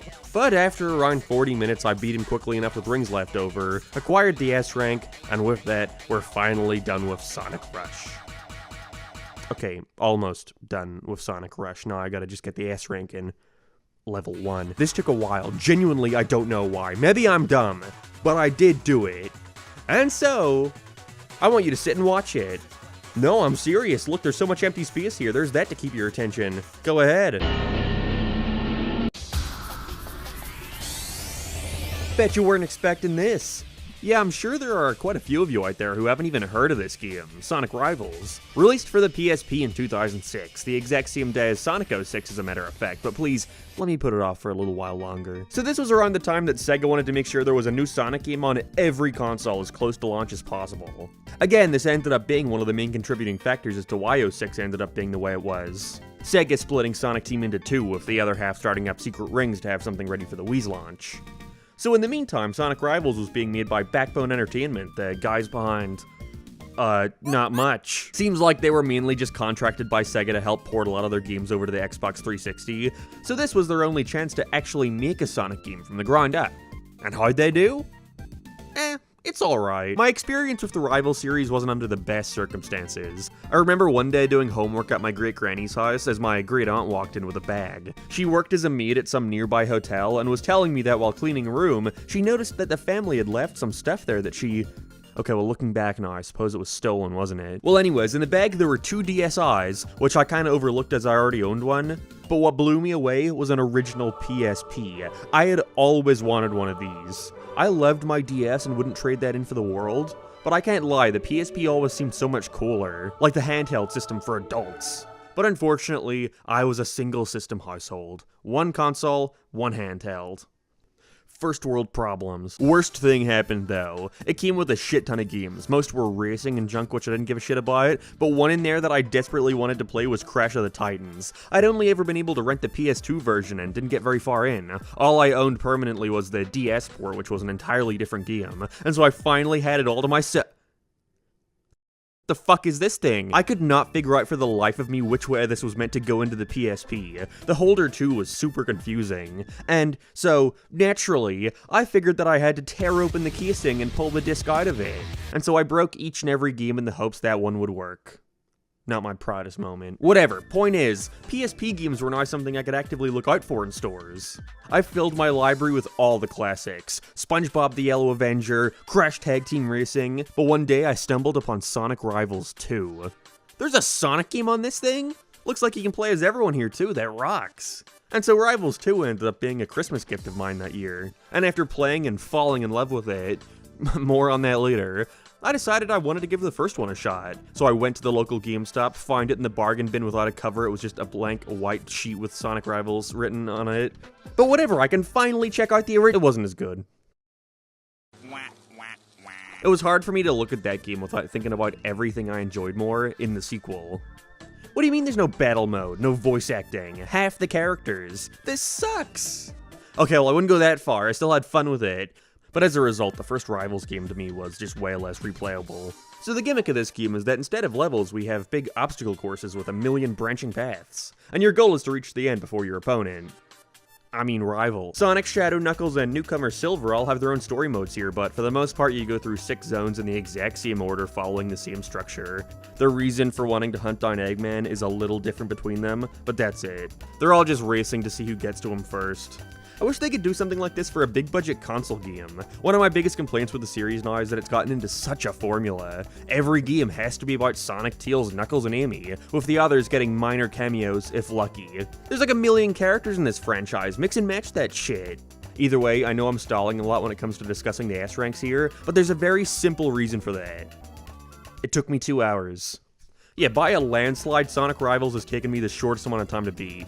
And there's one major factor contributing to that. The developer respects your time. So you know how in every Sonic game so far, every character has had their own set of ranks? It's kind of like the Advance series, forcing you to get the Chaos Emerald as every character to unlock the final boss. Like, I did it once, why are you making me do it another 3 times if it's the same exact experience? It's busy work, I tell ya. Well, surprising to me, Sonic Rivals only counts your ranks as one character. Meaning you can get an S rank as Sonic in one stage, and as Silver in the next stage, but they both contribute to the same overall progress. It's not like I have to get all the S ranks as Sonic, Shadow, Knuckles, and Silver. Thank Christ. Although I almost thought for a while that I wouldn't be able to do this one at all. See, I'd gotten to the end of Sonic's story and I needed to go back and get whatever S ranks I missed, but they weren't in the story select, not in the free play. I was looking everywhere and just assumed that, for whatever reason, they never thought to list your S rank history anywhere. And so I decided to look in every single place I could, no matter how stupid, and find them tucked away within the options menu. Why? By the end of Sonic's story, I was only missing 4 S ranks overall. I had a pretty simple time with this one. Sonic Rivals would be an incredibly fun game. The controls, while not perfect, are perfectly manageable. Each stage has a bunch of cool and creative gimmicks which aren't overly complicated. Most of the time you're just timing your X presses. They also absolutely love these little bumpers here, which you can use to either launch straight up or to the right. That's honestly where most of the alternate paths are created, but it's all solid. There is just one thing holding this entire game back: the AI. The other player is a friggin' cheat. First of all, on the most basic level, you can use items to attack them, and in turn they can use items to attack you, or you can simply use your homing attack or push move. But anytime I attacked them, they would just get right back up again immediately. Yet when they attack me, I get stunned for like 5 seconds, which in one of these races can be the difference between winning and losing. The rubber banding is atrocious. They don't even try to hide it. They give you this little map on the bottom that shows you where you and your rival are in relation to the goal, and so you can just watch yourself slowly inch along as they start skyrocketing towards you. But what's more frustrating is that this happens in stages where the game actively punishes you for being in first. Like having to push these blocks to progress. The person in second doesn't have to do this, it's just me. And this takes a bit, and so there's nothing more stressful than slowly doing this while seeing your opponent rapidly approach you way faster than you got through the level. And then, just as an extra fuck you, they more often than not always catch up to you right as you finally open up the way, meaning they can just attack you and run past, great. Like look at how quickly he started catching up by the end, huh? What is he? Chaos controlling or something? You're better off staying at the top half the entire time, as it tends to be the fastest route, and so you're usually getting the same points from enemies and rings and such. The S rank, therefore, is mostly a result of how fast you get there. Or more accurately, how many times the game screwed you over. The bosses were consistently pathetic though. I S-ranked each of these on my first go. It's a neat idea to have both you and your rival facing off against them at the same time, the winner then being whoever can land 6 hits on the guy, not that the game ever tells you that. But here, it's the opposite issue. The AI is way too easy. Look at this, Silver can't even manage to get onto the second platform. He has no chance. Speaking of, by the end of my playthrough, I quickly got 2 of those S ranks I needed, but the other 2 were a challenge, to say the least. And it's all because of Silver, with his stupid ass hair. What is he? A pothead? It was the Act 2s of both the second and fourth zone. Coincidentally, the 2 zones where Silver is your rival. See, for the most part, every rival is the exact same. There are no character-specific abilities here like Knuckles' Glide or Silver's Telekinesis. Unless you manage to grab the star item, in which your character is given a unique super move catered to them. Sonic has a boost, which is helpful for the time bonus. Knuckles does a grind pound to stun you. Shadow slows you down with Chaos Control. But Silver gets a power that not only stuns you, but then also messes up your control scheme for like 5 seconds. Up is now left, down is now right, and so on. Maybe I just couldn't get a handle on it, but I also think it's different every time, like now down is up and right is left. And so anytime this happens to you, instead of scrambling to figure out the controls and potentially start going backwards, or god forbid send yourself into a pit or something which wastes even more time, you're better off just completely stopping and waiting for the effect to wear off. Silver is insanely overpowered, and the AI can get the special power 2 to 3 times in a race if they're lucky. But other times, they won't get it at all. So whether or not I get a good enough time for the S rank is entirely up to how this AI picks up items. It took me so long relative to the other stages that I was genuinely contemplating just beating Silver's story so I could play as him instead, and ensure this move won't be made against me. But I think I must have played it like 50 times, which allowed me to memorize the stage to a T. The main thing fucking me up was the beginning, trying to get up here before Silver, making sure the enemy that shoots you wouldn't send me back down, and then getting the timing right on this jump to reach the item that's always a star. But sometimes, and I need to look at the footage to make sure, but I am confident right now in saying that Silver's AI just starts teleporting at this moment sometimes. I'll be way ahead and get past the robot, but then I'll look, and Silver will suddenly already be grinding on the reel. So unless there's just some fucking alternate route that I'm too stupid to see here, that sucks. It makes it impossible to truly get good at your game if the AI is running on a different set of rules. And if anything, it's worse to get good at because the AI will only then try to overcompensate. I have to assume the deadline was tight, probably why a lot of the second acts are also just a slightly harder version of the first towards the end. Looking at you, Carnival Level, the lighting doesn't fool me, but I guess it was just easier to program all the things the AI can do to stay on track, no matter the player's skill level. You know, instead of actually taking the time to make sure the AI is smart with how it plays. I mean, look at this. At the end of the second Junkyard stage, Metal Sonic has just started going backwards. Where are you going? But that one thing really does set the entire game back, because it's what the thing was designed around. Racing an AI. There was no hope in hell in finding a friend who also owned a PSP and a copy of Sonic Rivals. One who also wanted to play Sonic Rivals. Still though, I think overall it's a decent game. I think the heat for them can sometimes be a little bit overblown despite my bitching. Believe you me, I would have been a lot more harsh if the S ranks were an actual challenge to get. If every stage had the difficulty of that one ice level against Silver, then I'd be singing a different tune. But it's a great idea for a Sonic spin-off that I'm really disappointed never managed to leave the PSP. There is no way Sega would ever port these things in this day and age, and so it's fairly likely Rivals will slowly be lost to the sands of time. Which sucks. That's it.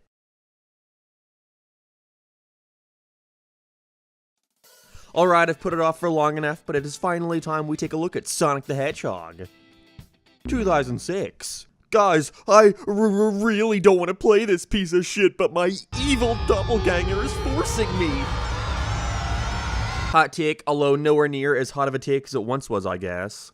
Sonic 06 isn't the worst thing in the world. Maybe it's just because most games today release in a similar state, but for me it's mostly down to the fact that I got it as a gift after watching the Super Sonic cutscene on YouTube and thinking it was gonna be the most action-packed epic Sonic adventure ever.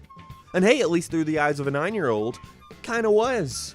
Yeah, I liked Sonic 06 before the PC remake. What of it? Brosif. Alright, you can see the timestamp. Sonic 06 segment here is much longer than the rest. And it's for one very simple reason that I'll get to later. Overall though, this is definitely the one that took me the longest to beat at a whopping fucking 30 plus hours. Big plus right there. I'm being pretty generous, I don't have an exact number for reasons that I'll get into later. Although to be fair, a good hour or so of that was just trying to get the fucking thing working. Like I said earlier, with the Xbox 360 store shutting down, it was the perfect time to make this video. Only issue is, I no longer have my 360. So I went to the same store I found, saw the video game at, and picked one up. Although the asshole gave me a controller that didn't work. But that's okay, because I can just take the spare controller I have for the Xbox 360 I bought a couple months ago and forgot about. Oh, god damn it. That store didn't have 06 or Unleashed, and with it being too late to go to any other, I thought, well hey, I can just buy them on the Xbox store, right? Easy. I remembered having bought some of the DLC for this game years back and figured I could just re-sign into that account and re-download it. Which worked. After about 30 minutes of trying to log in. I guess with the 360 being 2 generations behind at this point, they've stopped maintaining the website as well. And so for whatever reason, it just kept not letting me log in. I had to reset my email and password like 4 times. And even then, when I got it working, connecting the thing to my Wi-Fi was a whole other issue. Turns out the one I got could only get internet with an Ethernet cord, and so after that I was off, surfing the net like nobody's business. Eventually I got onto the store, went to Sonic 06, and it wouldn't let me re-download it. That's right, of course, it's region locked. I thought because I signed into my Ireland account, the store would be in pounds, you know, like the Switchy shop, but nope. It was at this moment I learned that signing into my old account was a mistake. Whatever, I'll just make a new one. Except no, because every time I would try to, the Xbox would either tell me there was some error when logging in, or just wouldn't give me the option to. Great, I'm stuck. I eventually realized I could change my console region to the UK, but that wouldn't work. And so I tried to do the opposite and transfer my UK account to a US one, which just wouldn't happen on my phone no matter how many times I tried. It just kept redirecting me to the Xbox One S side or whatever the fuck the new one's called. And so eventually, I tried it on my computer, and it worked.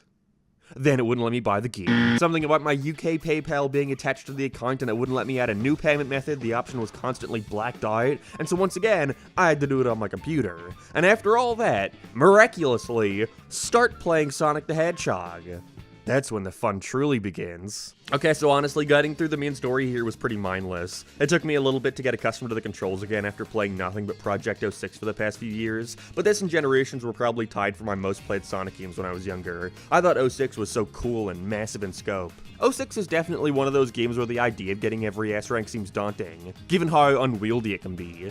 But once you get used to its many quirks, it gets a lot more manageable. Similarly to Heroes, it's become so second nature to me over time that I can't even really point them out unless I see them. Like hitting enemies in a very specific way to avoid their hitbox activating too soon and you getting hit, or Sonic's homing attack sometimes not targeting right off the top of my head. It's the sort of thing that can kill your run, and you have to keep it in mind at all times. No, that's not to say getting the S ranks was easy at all. No, a good few of these took me a ton of tries. But generally, my method of getting them was similar to the other games. Never stop, destroy enemies when they're in your way, and if you get hit and lose your rings, just restart, because in this game, more than any other, those ring bonuses are everything. Like Rush, 06 has a fixed score for every level's rank, 50,000. In bosses or anything else really, that score is then decreased to 30,000. And unless you're in a really poorly balanced level, no single thing is going to help you over another. You need a pretty consistent mix of score, time bonus, and ring bonus in order to get that S. The main thing that messes you up is how much of an endurance test some of these can be. Flame Core, Aquatic Base, especially Kingdom Valley, are all stages that go on forever. And if you die at all, you may as well just go back to the beginning. You don't even want to risk not having the opportunity to get it and having to go through that 15-minute slog over again. The boss fights were also fairly easy to get through overall, but there were a few that stood out as especially annoying. For the life of me, I could not figure out the S rank in Egg Genesis no matter how hard I tried, before remembering this is one of the rare bosses to have 2 weak spots, even if unintentionally. See, when he lowers to the ground, you can bounce attack high enough as Sonic to home in on him and save a ton of time. I assumed at first that this was an oversight from the Silver boss, but I could not get the S otherwise, so maybe it was designed that way, who knows.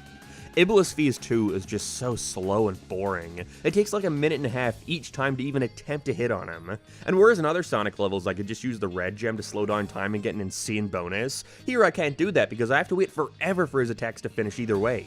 So I mainly just use the purple gem to infinitely jump to his platform early. Even worse, Shadow has to go through this boss fight as well with his own rank to obtain, which was really annoying, but for the most part I had a way easier time with him. Because his gameplay puts a greater emphasis on combat, I don't really think they thought through how much score you'd be getting from enemies here. That's kind of the advantage of giving each stage its own requirements for the S rank, you can kind of cater it specifically towards that one. Again, sometimes you need to do a perfect run of these things, but other times, like in his version of Kingdom Valley, despite the horrible vehicle part, Rouge controlling awfully, and dying, I still got the S. I mean, hey, I'll take it. The Iblis Phase 2 and Mephiles bosses were really frustrating me. I was trying them over and over again all day before taking a break for like a week and getting them both on my first try. Sometimes it really does just take coming back in with a fresh pair of eyes to realize things aren't as hard as they seem to be. Silver wasn't even that bad despite being super slow, and it being way easier to lose rings given so many of his moves require you to actively stop moving as missiles laggily shoot towards you. Again, I've played 06 a gazillion times, so infamous S-rank ruining moments like the ball puzzle and Dusty Desert are things I can do first go. You may think I'm bragging, but I assure you, this is not something to gloat about. The main thing I struggled with for him was the Egg Genesis fight. Like I said, you can only shoot at his bottom weak spot using the stuff around you, enemies that spawn, and the bullets he shoots. But only focus on the bullets, because you need to do this in like 2 rounds, and even then, the S rank's not a given. The hit detection is so shit that it took me forever to realize I could just stand completely still as he shot them to pick up every single one. At that point, it's a game of luck, whether or not the auto aim wants to target his weak spot or one of the searchlights that don't do any damage. Still though, I got through 06 pretty quickly. One very simple final boss later, and that's every S rank in Sonic the Hedgehog. Which shit, I completely forgot. Every stage in Sonic 06 also has a hard mode variant, paired with its own rank to acquire, meaning I have to play every single level over again. Joy. Worst part is, I could accept it if this was like a drastically different way to play the stage, but no. Just take the original, shove a couple more enemies around the place, and there you have it, that's hard mode. For the most part, this was just a case of playing every level over again, aside from a couple standout annoyances like Silver's Aquatic Beast, where the threat of losing my rings was a constant stress. Okay, well whatever, there we have it. 06, out of the way. Oh wait, no shit, fuck. The town missions, oh god, I forgot about those. So, around the hub worlds in 06, you can find human NPCs with little blue ticks over their heads, signifying they have a mission for you to complete. A mission that you also get ranked on, naturally. These were so obnoxious to find. There's a handful that are mandatory for completing the main campaign, you know, it's the very first thing you do with Sonic for some reason, but there are still a ton left over. And finding the fuckers is a whole adventure in and of itself. Again, there are 3, count 'em 3 hub worlds, and while New City and Soliana are fine, the fucking forest is a nightmare to traverse given how open, empty, and maze-like it is. Even worse if you're playing as Silver, whose top speed doesn't go beyond the lazy kid in PE who's trying to get away with jogging as slowly as possible so he doesn't get in trouble. See, they had an ability to make him faster, but didn't have time to program it in. Sonic has the most time missions at 20, and while most are fairly easy to get through, just being a case of attacking enemies in an enclosed area, or jumping through rings, or leading Peely, the beloved dog, to his owner. Standout ones worth mentioning. I like the one where I had to do a race around Soliana collecting a certain amount of rings, but the guy organizing it's trying to fuck you over by keeping one to himself, and so you have to electro-shock him to get the final one, which pisses him off. And the final shot in the result screen is of Sonic posing at the camera as he argues with his wife in the background as this pleasant acoustic guitar strums along.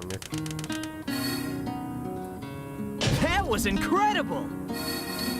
Yeah. The one where you have to chase after the kids has always been a nightmare. I can play this mission for as long as I live, and I'll never be able to remember where they all are. Sonic Man is fun. It's one of the only times this game tries to lift the mood from how depressing and dire the story is.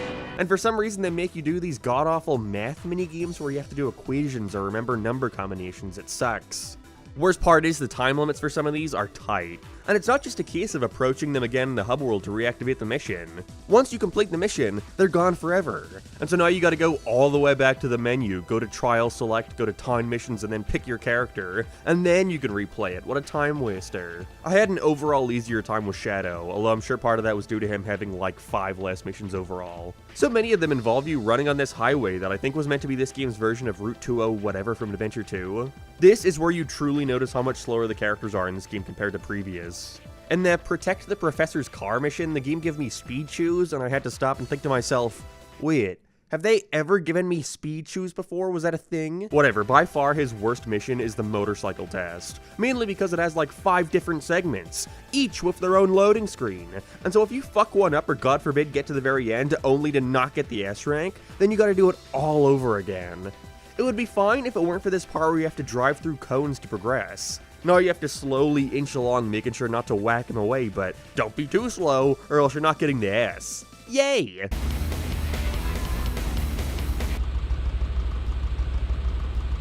Nailed it. Silver had it the worst when it came to missions though. These were some of the most tedious pieces of shit I have ever played.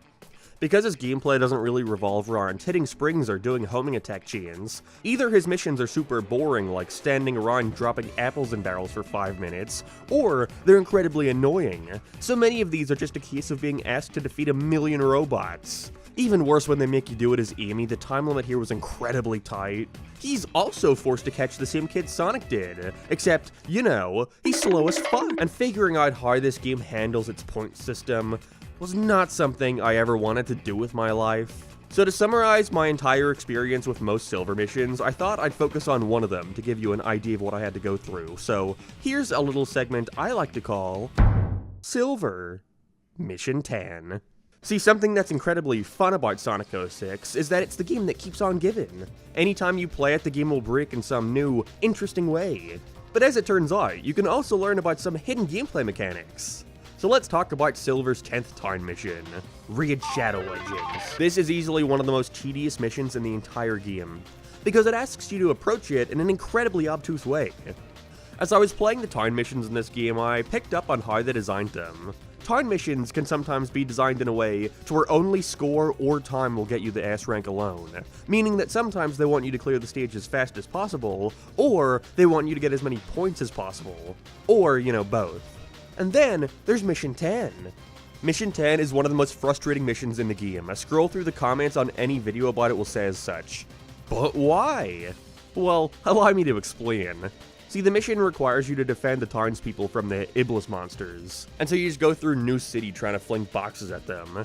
So, you know, it's an escort mission. So you think the frustration would come from protecting the citizens, but no, it comes from getting points. I routed my path to be as fast and efficient as possible, kept every ring in the entire area, and still, no S rank could be achieved. And for at least half an hour, I was puzzling over this. I was performing about as optimally as the game allowed. Why would it not give me this stupid gold fucking letter? I'll tell you why. The problem lies in the mechanics. First is with Silver himself. See, the most optimal way to dispatch of enemies as him is to stun them, grab them, then immediately drop them to kill them. If you throw them, he'll do an animation that takes like a second, wasting time. So letting the trigger go the second you grab them is faster and can save you a lot of time as it stacks pretty quickly. The problem is, if you do it like this and skip the step of actually throwing the enemy, any point bonus you get for defeating them is nullified, meaning it is programmed into the game that you have to do this arbitrary step to get your point bonus, even though Silver has them in a chokehold. Letting go to kill them is not enough in the eyes of Sonic Team. Then, there's something that I'm gonna call breakable tech. In Sonic 06, most everything you do or interact with gives you points. Grabbing a capsule gives you points. Grabbing rings gets you points. And the focus on this long-winded tangent, boxes give you points, but there are hidden rules as to how they work. Okay, so boxes give you points, but only in very specific circumstances, such as breaking them directly, or in Silver's case, throwing them. However, if one box breaks another box, or an enemy breaks a box, then you don't get any points. So if you have a big cluster of boxes you're holding and the game's physics engine decides it doesn't like you that day, it will randomly throw an explosion box and get rid of any points you would have obtained from destroying it. This also extends to any other breakable in the game, as each breakable has different point values. For instance, these barricades have 500 points for seemingly no fucking reason, and they're scattered all over this mission, so it is imperative that you break them in a very specific way. In order to obtain the points, you can't just grab a box and throw it at the barricade. You don't get any points for that. You have to actively pick them up with your psychokinesis, drop them, and then you can destroy them. But don't throw them away because they can go past the invisible wall and just not break, so you have to jump in the air and do that fucking slam attack. Sometimes you will throw a box at an enemy in such a specific way that the game will break and think that the box is hitting the enemy and not you, so you don't get the fucking point. It's nonsense. This game is very good and fine. So, what does this shit have to do with anything? The fact is, breakable tech is baked into this mission exclusively. Meaning, if you want to get an S rank on this mission, and this mission alone, you have to have complete knowledge on how the point system applies to breakable objects. You can get every ring, go as fast as you can, and get every point bonus from the enemy leaders, but it won't be enough. You have to know what boxes to break and how to break them in a very specific way. That means inching along the perimeter, holding a box and then tossing it into a wall, making sure the physics do not screw you over, and then moving on to the next box, and a mission that has like 50 of them. Again, I want to emphasize, this is not an oversight. There's no way it possibly could have been. This is straight up how the developer intended you to play it, by playing some absurd metagame where you have to know how to earn points from smashing boxes properly. Out of all the oddities in 06, I'd say this one takes the cake. Absolute fucking nightmare. Whatever, okay, time missions are done, and we can finally be done with this fuck the DLC are. So instead of deciding to, I don't know, patch the game, Sonic Team spent their time after 06's release creating DLC packs for the thing. Quite a bit, too. All paired with really awkward-looking, poorly translated panels on the title screen. None of them have any spaces between the words like they're just directly using its internal name. Or they're completely mistranslated like Team Attack Amigo. Sounds fun. As if the game wasn't long enough, we have a boss rush for each character, each with its own intermissionary gauntlet where you have to defeat a shit ton of enemies. This took me 20 minutes. Team Attack Amigo is just a slog. This 40-minute long level where you switch continuously between Blaze, Teals, and Omega going through different areas from the game, but designed around their abilities, ending with a fight against the Egg Genesis as Omega. Cool in concept, but expecting someone to get an S from this is dreadful. It's just an endurance test. You have to get a score of 150,000 points. Why? But on top of all that, the final bit of DLC for Sonic 06 includes a super hard mode variant for every single stage in the game. So, to get every single S rank in Sonic 06, you need to play all the levels over again. At first, this genuinely surprised me. I played Wii version of Sonic expecting, what, a couple more enemies around the place? But no, the level has been almost completely redesigned. You start at the end and make your way back to the beginning. The Teal segment is more open, they do these fun things with the Lightspeed Dash. I think this is the only time in any Sonic game where the wheel chase segment is actually playable and not just a movie. It was hard, but fair, and genuinely something new. Dusty Desert no longer has a lease, and so now the quicksand is unavoidable. That's a cool challenge. The S rank requirement for all these stages have been doubled, going from 50,000 points to 100,000. And so even when using the time gem, I still find myself struggling. Not every stage is as varied, unfortunately, but there's still enough here to warrant the replay. Tropical Resort has Sonic going through Silver's segment. I loved how tense the turtle part was. Kingdom Valley has you lightspeed dashing into lightspeed dashes, along with you having to activate the wind reels right above the water. And Aquatic Base plays way more with the magnet stuff. The ball segment is super tough, and the ending has you going through the last segment backwards. I was not expecting to say this, but I think this set of levels right here has some of the most fun and challenging yet still engaging level design out of the entire Sonic franchise. If only the controls didn't suck. Alright, okay, I'm pumped. Let's do this. What's next? Oh, Silver's shit. They do not try nearly as hard. Aside from a couple bits of level design being different, they're mostly focused on having you defeat more enemies. And because of how high the score requirement is, it's more tedious than anything to have to replay the stage over and over again, mapping out your exact path to ensure you destroy as many enemies as possible, while still getting a good time bonus. Radical Train and White Acropolis took me forever to figure out, but it was another case of me coming back to it a day later and getting it done first try. Shadow, thankfully, has a way more interesting gimmick, even if I think it wasn't thought through very well. So, in every Shadow level, you are also forced to complete part of the stage as Omega and Rouge. Them even adding in more key-finding segments to stages like White Acropolis. That's cool, the side characters were definitely underutilized in the main game. However, one character here consistently gave me trouble. Rouge. The stupid bat. In any stage she was originally playable in, all two of them, it's fine, I can deal.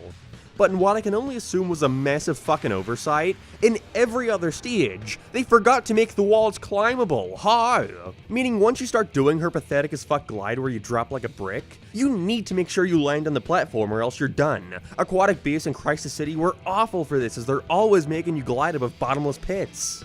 At least in Crisis City, I still managed to get the S rank after dying, somehow, because the final segment involved Shadow being put in Sonic's Mach Speed section on his motorcycle where there's a bazillion rings and enemies to use to rack up score.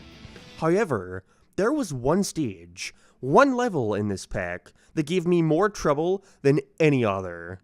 Shadow's very hard mode of Kingdom Valley. Okay, so for these hard mode stages, if you've noticed that the footage looks different, you know, good eye.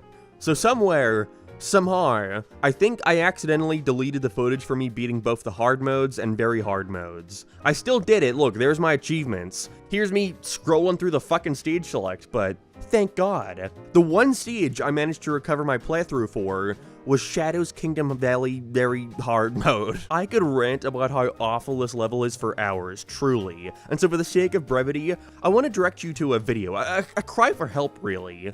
Over on my Midnight Mark channel, I've uploaded my entire experience in trying to S-rank this stage. It's 5 hours long, and that was after I struggled so much that I decided to record it. So if you want to get a glimpse into the struggle I faced when trying to get all these S-ranks, that's the best place to go. So go and watch my descent into madness, doing the same things over and over again for hours and hours, trying to get a grasp on every single minuscule element of the stage to finally put the shit behind me. Well, we move on to Sonic Rush Adventure.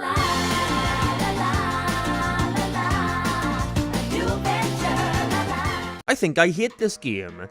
At first I was happy to finally have an excuse to check this one out because I just did not give a shit beforehand. It's weird to consider there being a Sonic game out there that I actively did not care about trying out, but for whatever reason, Rush Adventure was a game that I've consistently over the years picked up, played for 5 minutes, and then put down again, only to try again a couple years later, in which the cycle repeats. Again, it's weird because, S-ranks aside, I love Sonic Rush. A sequel to that sounds like a slam dunk, right? I think it was just a result of how much of a slog that intro is. I mean, hey, the increased production value was appreciated with way more fully animated cutscenes and all, but after that, there's so many text boxes to get through, and as we'll soon see, this ain't just your standard Sonic game, which means a slurry of tutorials for how to traverse this unfamiliar land as Sonic and Tails appear washed up on the beach, as an evil robot pirate and his lackey Johnny try to rule the 7 seas or something, I don't know. That's a fun setup. One I wish I could be more invested in, especially as the plot progresses and the two find out that they've actually been mysteriously transported to Blaze's dimension, and so now it's up to both of them to retrieve the Jewel Scepter and save the day and stuff. I prefer Sonic games with a more linear structure. You know, tell me where to go next and we're off. However, Rush Adventure contains so much backtracking and downtime in between the actual levels, which is where the other gameplay style comes in. Don't you just want to play a Sonic game where you have to ride around on boats and shit? No? Me neither. So the general structure of Rush Adventure involves starting out at your main hub world where you can play missions with Marine, talk to the locals, or talk to Tails about ships.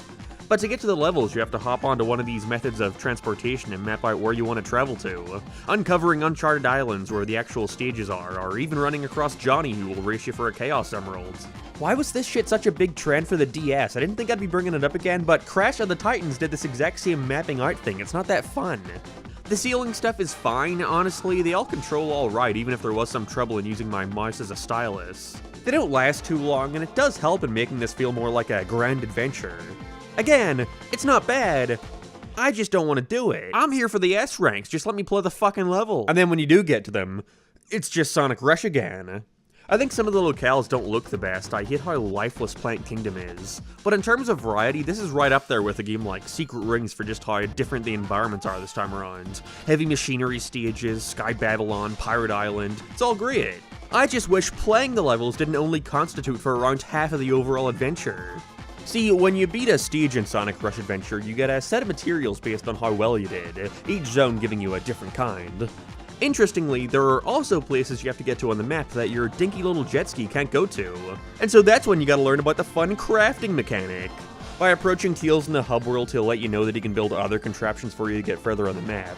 Eventually you get a sailboat, this thing, and a submarine, each having their own unique gameplay styles, but the jet ski and this thing are by far the best as they can still allow you to go fast and pretend that you're playing a Sonic game. But the thing is, playing through each stage normally won't give you enough materials to build some of this stuff. Especially not with the constant B's and C's I'm getting in these levels. And so you're forced to then go and replay the stages over again until you have enough. This was a constant pace breaker. Even worse when I finally started getting to Johnny races I just couldn't beat for the life of me, in which I learned that after building all the boats and shit, you can now go to Tails and upgrade them, but not in the order you want. and so I have to cycle through upgrading each thing multiple times, just for the sake of getting a faster jet ski. I was first! How the fuck did he win? And see, initially I didn't think this was a big deal. Again, I did horribly during my first playthrough, and so I was gonna have to replay these stages anyways. Who cares? But as we'll see later, the S ranks for a majority of these stages were so tight, and I ended up needing to play some of them like a dozen times to even get close to it, that there was no real benefit to me replaying it for the materials. It's not like while doing a run for the materials I got an accidental S rank here and there, fuck no. You need to know this level design super precisely to even get a chance. And so I would play it, get the stuff I need, move on to get the next materials, and by the time I've come back to do the S rank run, I've already forgotten a majority of the level design and I need to rememorize it. Great. This is the main reason why I had such an annoying time getting through Rush Adventure. It felt as if I had to get through the entire game before I could even consider going for the S ranks, so there wasn't the constant stop and go of spending an hour S ranking a level, doing dumb boat shit, spending an hour S ranking the next level, back to dumb boat shit. I'd rather get that all out of the way so I could solely focus on S-ranking the stages one after the other. This meant having to sit with a guide for like 2 hours mapping out where all the Johnny races were, along with all of the hidden islands, in which there are 16, each with their own S-rank to get. These weren't as bad as that sound, most are fairly short, it's mostly based on your time. And I did enjoy the nod to Leaf Storm from the original, I played it fucking enough to recognize the level design. But still, all that adds another few hours of playtime to this thing, which I can only assume was the entire motivation behind their inclusion, get those numbers up.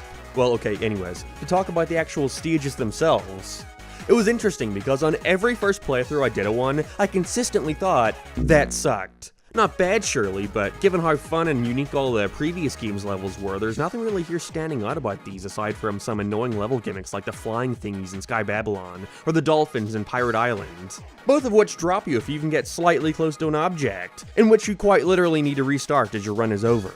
Similar to the first game, it was mainly tough to get a grasp on what the game expected from me to get the S rank, but after enough playthroughs it became pretty clear that what they really wanted was a good time bonus.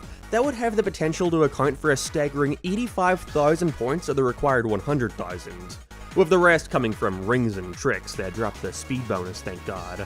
I just decided at a certain point to beat the game normally before caring about the ranks. And I'm thankful for that because it actually allowed me to start appreciating these levels. When thinking about the overall package of Rush Adventure, I barely even remember that this wasn't just a lame boating simulator for the entirety of it. But on their own, these are some incredibly fun levels that actually improve on some of Rush's worst elements. Mainly the bottomless pits, they're still here sure, but not nearly as egregious as its predecessor. I think what I've come to hate most about the Rush series though is that the trick system is mapped to the same button as jump, which on paper is fine because, you know, I'm already in the air, I can't jump again. But the game moves so fast that by the time I register that I've landed on something, I'm already pressing the jump button again to do another trick. This got especially annoying in levels like Plant Kingdom with these vines, because I'd be doing tricks in the air only to latch onto one, and then I immediately jump off again because I wasn't anticipating grabbing onto something that was only on screen for 0.5 milliseconds. And again, at that point, you may as well just restart. It's been a bit, so I'm not too sure on the exact numbers, but I also like how every stage in Rush Adventure is super short. The longest here I think being around 2.5 minutes. That's perfect. Especially when asked to do such a clean run. Made it a lot easier for me to just back out of a stage if I knew I wasn't going to get the S rank. And because the levels aren't too long, it never felt like it was that tedious for me to get back to that moment. Although, whose fuck-ass idea was it to not have a restart button? I gotta go back to the menu, go back to stage select, pick my character, and then I can retry. That got so annoying after a while. Also, I'd recommend use Sonic. I used Blaze as soon as I unlocked her for the entire adventure, because of the distance she gets when tricking upwards. However, I think that really fucks with your time bonus at the end, so if you're struggling with these, just pick Sonic. He's harder to manage, but he's faster, so, you know, what are you gonna do? The bosses are what I was most worried about. Again, I love the creativity here. These are some really cool ideas for Sonic fights. A giant robot dinosaur, a pendulum that you have to whack the balls of hard enough to swing back at him, a giant pirate, a character battle between Captain Whiskers and Johnny at the same time. What I enjoy most about them, something I wish more Sonic bosses would adopt, is that they don't take your usual 8 hits. It makes a lot of Sonic fights feel so drawn out and structured. Case in point, the original Rush. But in Adventure, these guys take like 30 hits, but you're allowed to get as many as you're skilled enough to land. Meaning some of these bosses can go by in 3-4 cycles. It added a great sense of intensity to these fights and made the time bonus a lot more manageable. You could always tell where you went wrong. Not to say getting the S rank here was easy. In fact, it would take me like an hour to get it on some of these fights. And like last time, it's down to the rings. There are some fights here where you just need to ensure you keep every single ring in order to win, which is incredibly hard in some cases, like the 3D Temple Run boss where you're only given the chance to collect 18 rings at the very start. You need to end with at least 12 rings for the S rank, and if you get hit in the air at all, you have no chance of getting them back. It was in doing these that I finally started to understand what confused me so much about Rush's ranking system, and it's that it's segmented. See, in pretty much every other game we've looked at so far, the bonus you get for time and rings is constantly fluctuating based on your exact time and ring amount. For example, in 06, if you have 15 rings, then you get a ring bonus of 1500 from what I remember. Then if you get 16 rings, of course you'd get 1600, simples. In Sonic Rush Adventure though, you could get 1000 points for 15 rings, whereas 16 rings will also get you 1000. Same as 17, 18, 19, and then it's only at 20 rings where you get a bonus of 2000. Again, it's segmented. Works the same way for time, meaning you could beat a boss in 1 minute and 31 seconds with 49 rings and get an A rank. But if you try it again and beat it with 50 rings, yet with a time of 1 minute and 59 seconds, you get the S rank, despite the drastically worse time. That one ring is not enough to bring it up. It's done. Those aren't specific numbers to any of these bosses, by the way, that was more so just an example of how it works.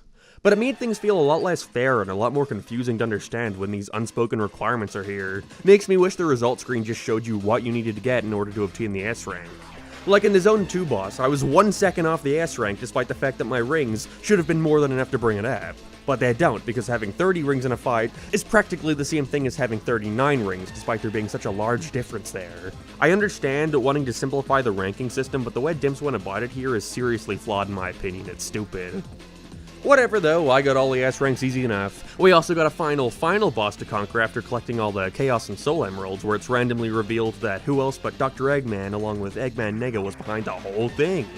And what precedes this could quite possibly be considered the easiest final boss in Sonic history. Just switch to Blaze and constantly shoot at him. 3 rounds of this, and you're done. And I'm done with Sonic Rush Adventure. While being able to focus solely on the levels did allow me to appreciate what this game does, and while I am glad I was finally able to check this off my shrinking list of Sonic games I have yet to play, but I can't really say I'm a fan of this Rush Adventure as a whole. It's no real wonder to me why this one didn't do very well and pretty much killed the handheld Sonic franchise. Which is a shame, I wish we could see more lower budget adventures in between mainline entries. But before we move on, we've got one final unique Sonic handheld game to look at, and it's a sequel to Sonic Rivals.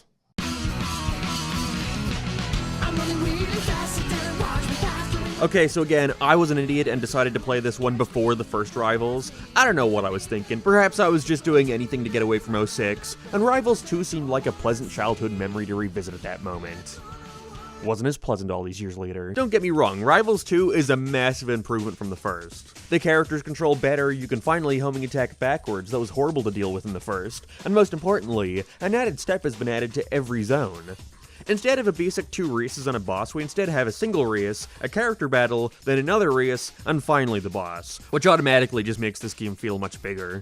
I mean, if you couldn't already tell from this roster, it's now doubled as each rival is being joined by an ally. Sonic gets Tails naturally, Knuckles gets Rouge, Shadow gets Metal Sonic, and finally Silver gets SBO. Again, it's weird, but I'm all for it, mix and match these guys.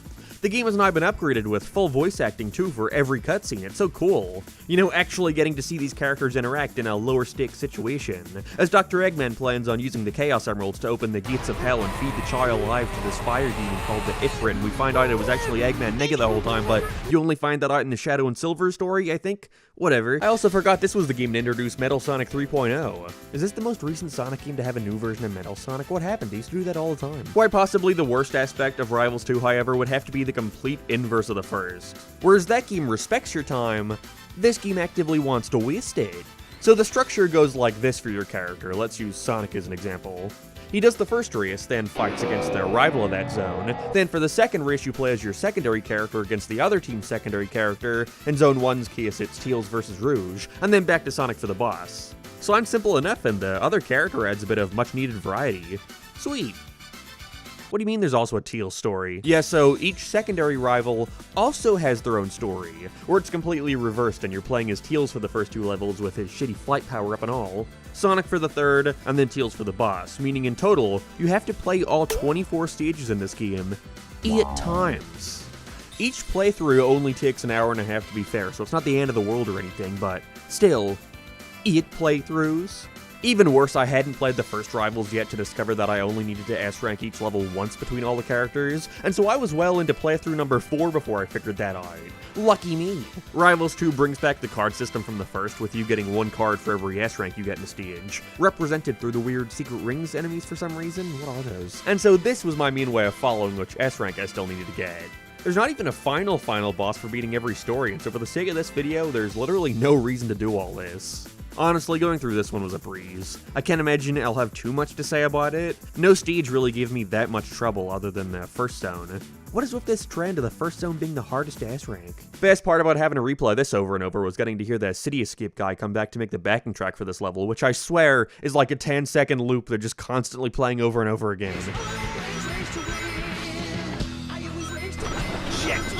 The timing here was just so tight. There was this one moment where you had to jump in a barrel, and I learned you can save some time by using Sonic's boost on the way down so you can run through it normally, but even then, it only saved me like 2 seconds. And on top of that, how the fuck is anyone but Sonic supposed to do this? It's similar to the Ice stage in Rivals 1 where I just replayed it over and over again until I got it.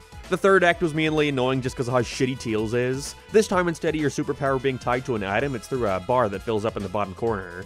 Some are fairly useful. Silver again comes to mind. Rouge has bombs that she throws. Espio's fucking sucks, he just turns invisible. Barely. Again, Teal sucks. Even worse when you're racing against him is Metal Sonic, because his power is to copy whatever power his rival has, which means I'm not even playing as Tails, and I still gotta deal with the crap move. I didn't even want to bother after a while, and so I just went to level select and did a free play of this stage as Sonic. They for some reason rank you there too, I don't know, I didn't make it. I really enjoyed the battle minigame as a kid, despite how mechanically simple it is in retrospect. Basically, each zone has an arena with a different setup and gimmicks and shit, and you gotta homing attack your rival enough by either going in full force or grabbing items to stun or freeze them. It's basic, but mindless and fun. Some of the later ones, too, were incredibly difficult. I think as a kid, I mainly liked how your character would do their victory pose whenever the last hit happened, and so you could see Sonic stand in midair wagging his finger at the camera as he falls into a pinball machine or lava. I also don't think the homing attack animation was designed to be played in slow-mo like this because their heads are suddenly twisting and turning like the baby in Trainspotting. All I had left to do from there was some of the extra modes. Depending on what was going on in the story, sometimes instead of fighting your opponent, you have a different objective, like seeing who can collect the most rings within a time limit or capture the flag, but it's a chow. Instead of waiting for the moment in each story where this came up, I once again went to free play where you could just pick whatever you wanted to do. And it's not like you have to do this for every zone, just once. There's those two from before, and also King of the Hill, which just involves standing under Omocha for long enough. There were some others here too, but strangely enough, no S rank was tied to it, so fuck me, I guess. Capture the Chow was the only one to give me trouble. I chose the jungle zone against Silver and struggled here for like 30 minutes. There's no real strategy with this AI. By the time you go all the way to their side and grab the Chow, they've already gotten yours. And so at that point, it's just a game of who hits the other first to steal back their Chow. Because you can only deposit their Chow in your bank if you still have your original one there. It's stupid. I mean, just look at the footage. I'm just doing the same thing over and over again, expecting a different result. And so eventually I thought, well, wait, what if I just choose Capture the Chow in Zone 1? That should be easier. And what do you know, it was. Got it like my second try, hooray. And with that, Sonic Rivals 2 was over and done with. Pretty anticlimactic, not gonna lie. Maybe I would have felt more accomplished from this if I just went and beat all 8 stories, but fuck that. Wait a second. Who turned out the lights? I'm gonna turn into a weremark or some shit, I don't know. Alright, first, let's just get this out of the way. If I ignored it, then it wouldn't be the true S-ranking every Sonic game ever video, would it now? See, Unleashed marks a slight change in the process of getting all the S-ranks for the next few games. As Unleashed, Colors, Generations, and Lost World all have ports that shake up the game enough to where I kinda have to look at it too. They're basically their own things. Quite possibly one of the most infamous stories in relation to the development of Sonic 06, and one of the contributing factors as to why that game ended up the way it did, was a result of a money-hungry Sega wanting to slap Sonic's blue face on everything, with 06 being planned to release on 360, PS3, a PC port which was eventually cancelled, and finally, the Nintendo Wii. fat fucking chance. They quickly realized they had barely enough time to finish the game, never mind try and optimize this next-gen adventure for the souped-up GameCube over there. But then, we won't have a Sonic game ready to go for the Wii's launch? We can't have that happen. Sonic might die. And so they split the 06 team into two, one continuing work on it while the other half made secret rings. You all know this story. Also, I am so fucking thankful that game has a medal system and not lettered ranks, so I don't have to play it. That's what we in the biz call a loophole, bitches. And because of this, presumably not wanting to repeat the same mistake again, Sega decided that when working on their next mainline Sonic game, they would outsource a Wii port to a different studio. Dimps, as a matter of fact, the same guys behind the Advance and Rush series. Oh yeah, and they dumped it on the PS2 as well, because why not? If Despicable Me can come out on that, then so can Sonic Unleashed. Although I much prefer considering this a Wii game, so I can use its more colloquially known name. Sonic Unleashed. Very clever. Funnily enough, this was actually the version of Unleashed I grew up with, albeit very briefly. My French friend brought it home after getting it as a gift in, well, France. And there was something about the box art that just allured me. La Malédiction de Harrison. That's not his name. Dude, isn't it just bizarre to consider that Sonic Heroes and Sonic Unleashed both came out on the same console? That's insane to me. Either way, I played it for about 5 minutes, got confused when the Werehog tutorial wanted me to run and jump over this gap. I wasn't the best listener, and I promptly gave it back to him. In which he told me that he gave my copy of LEGO Star Wars to his older cousin, who then broke the fucking disc. I hear the PS2 is an even further downgrid compared to the Wii, controls that were designed around the nunchuck now feeling weird with full analog, and overall, just not being very good. I was considering playing the PS2 version anyway, because who the fuck wants to waggle the Wii remote and nunchuck to fight as the Werehog? But thankfully they were gracious enough to allow you to use a GameCube controller instead. Appreciate it. Something that certainly did get on my nerves was the fact that I couldn't skip cutscenes. Whose bright idea was that? Now, I like the story and cutscenes in Unleashed, but I'm gonna have to play the HD version after this. I don't need to see them again. If you're one of the 2 people out there who have never heard of this version before, you're probably wondering, Mark, Sonic Unleashed is like the most graphically intense Sonic game ever. Somehow that's said. How the hell did they put that thing on a Wii? Well, they didn't. They instead built an entirely different game from the ground up, using the same framework as Sonic Team's version. You experience the exact same story, play both day and night stages, and visit all the same locations except for Empire City. Get fucked, America. Although the mechanics here are surprisingly different, which the game makes sure to teach you, as you're forced through a separate tutorial for every single move you can do. Jump, homing attack, drift, boost, others. Then after you're done, the game pulls up a screen that says, continue playing, almost as if it's saying, look, that's all we could shove into this thing. If you don't like it, fuck off. The only other major difference between the 2 versions are the hub worlds. They've been completely removed here, and in their place we have... yeah. These suck. I feel like if the choices were either no hub world at all or this, I would have preferred just going from stage to stage, because this is shit. Even worse, at certain points, you're required to talk to certain townsfolk to unlock the Gaia Gates. But you have no idea who it could be, so you just wind up asking everyone. Great. The Gaia Gates are actually the closest we ever get to hub worlds here. You can walk around and select levels or bonus missions. Got a pretty sweet atmospheric track playing in the background too. Honestly, makes me wish the HD version had them. We never really get to explore the Gaia Gates in that one. Wanna hear the greatest information I learned about this game? Information that gave me the biggest sigh of relief out of this whole video so far? Sonic Unleashed has a shit ton of bonus acts for both Sonic and the Werehog, all of which require a certain amount of Sun and Moon medals to unlock, which sounds like a nightmare that would undoubtedly add hours onto my playtime. However, not only are the Sun and Moon medals awarded to you based on how well you performed in a stage, and you know, I'm already going for the S rank, so it's like I'm killing 2 birds with 1 stone, compared to the HD version where I'm absolutely dreading the amount of backtracking needed to progress. But also, none of the bonus acts give you a rank. None. They're just for fun. Compared to the HD version, where I'm absolutely dreading just how many extra X they got.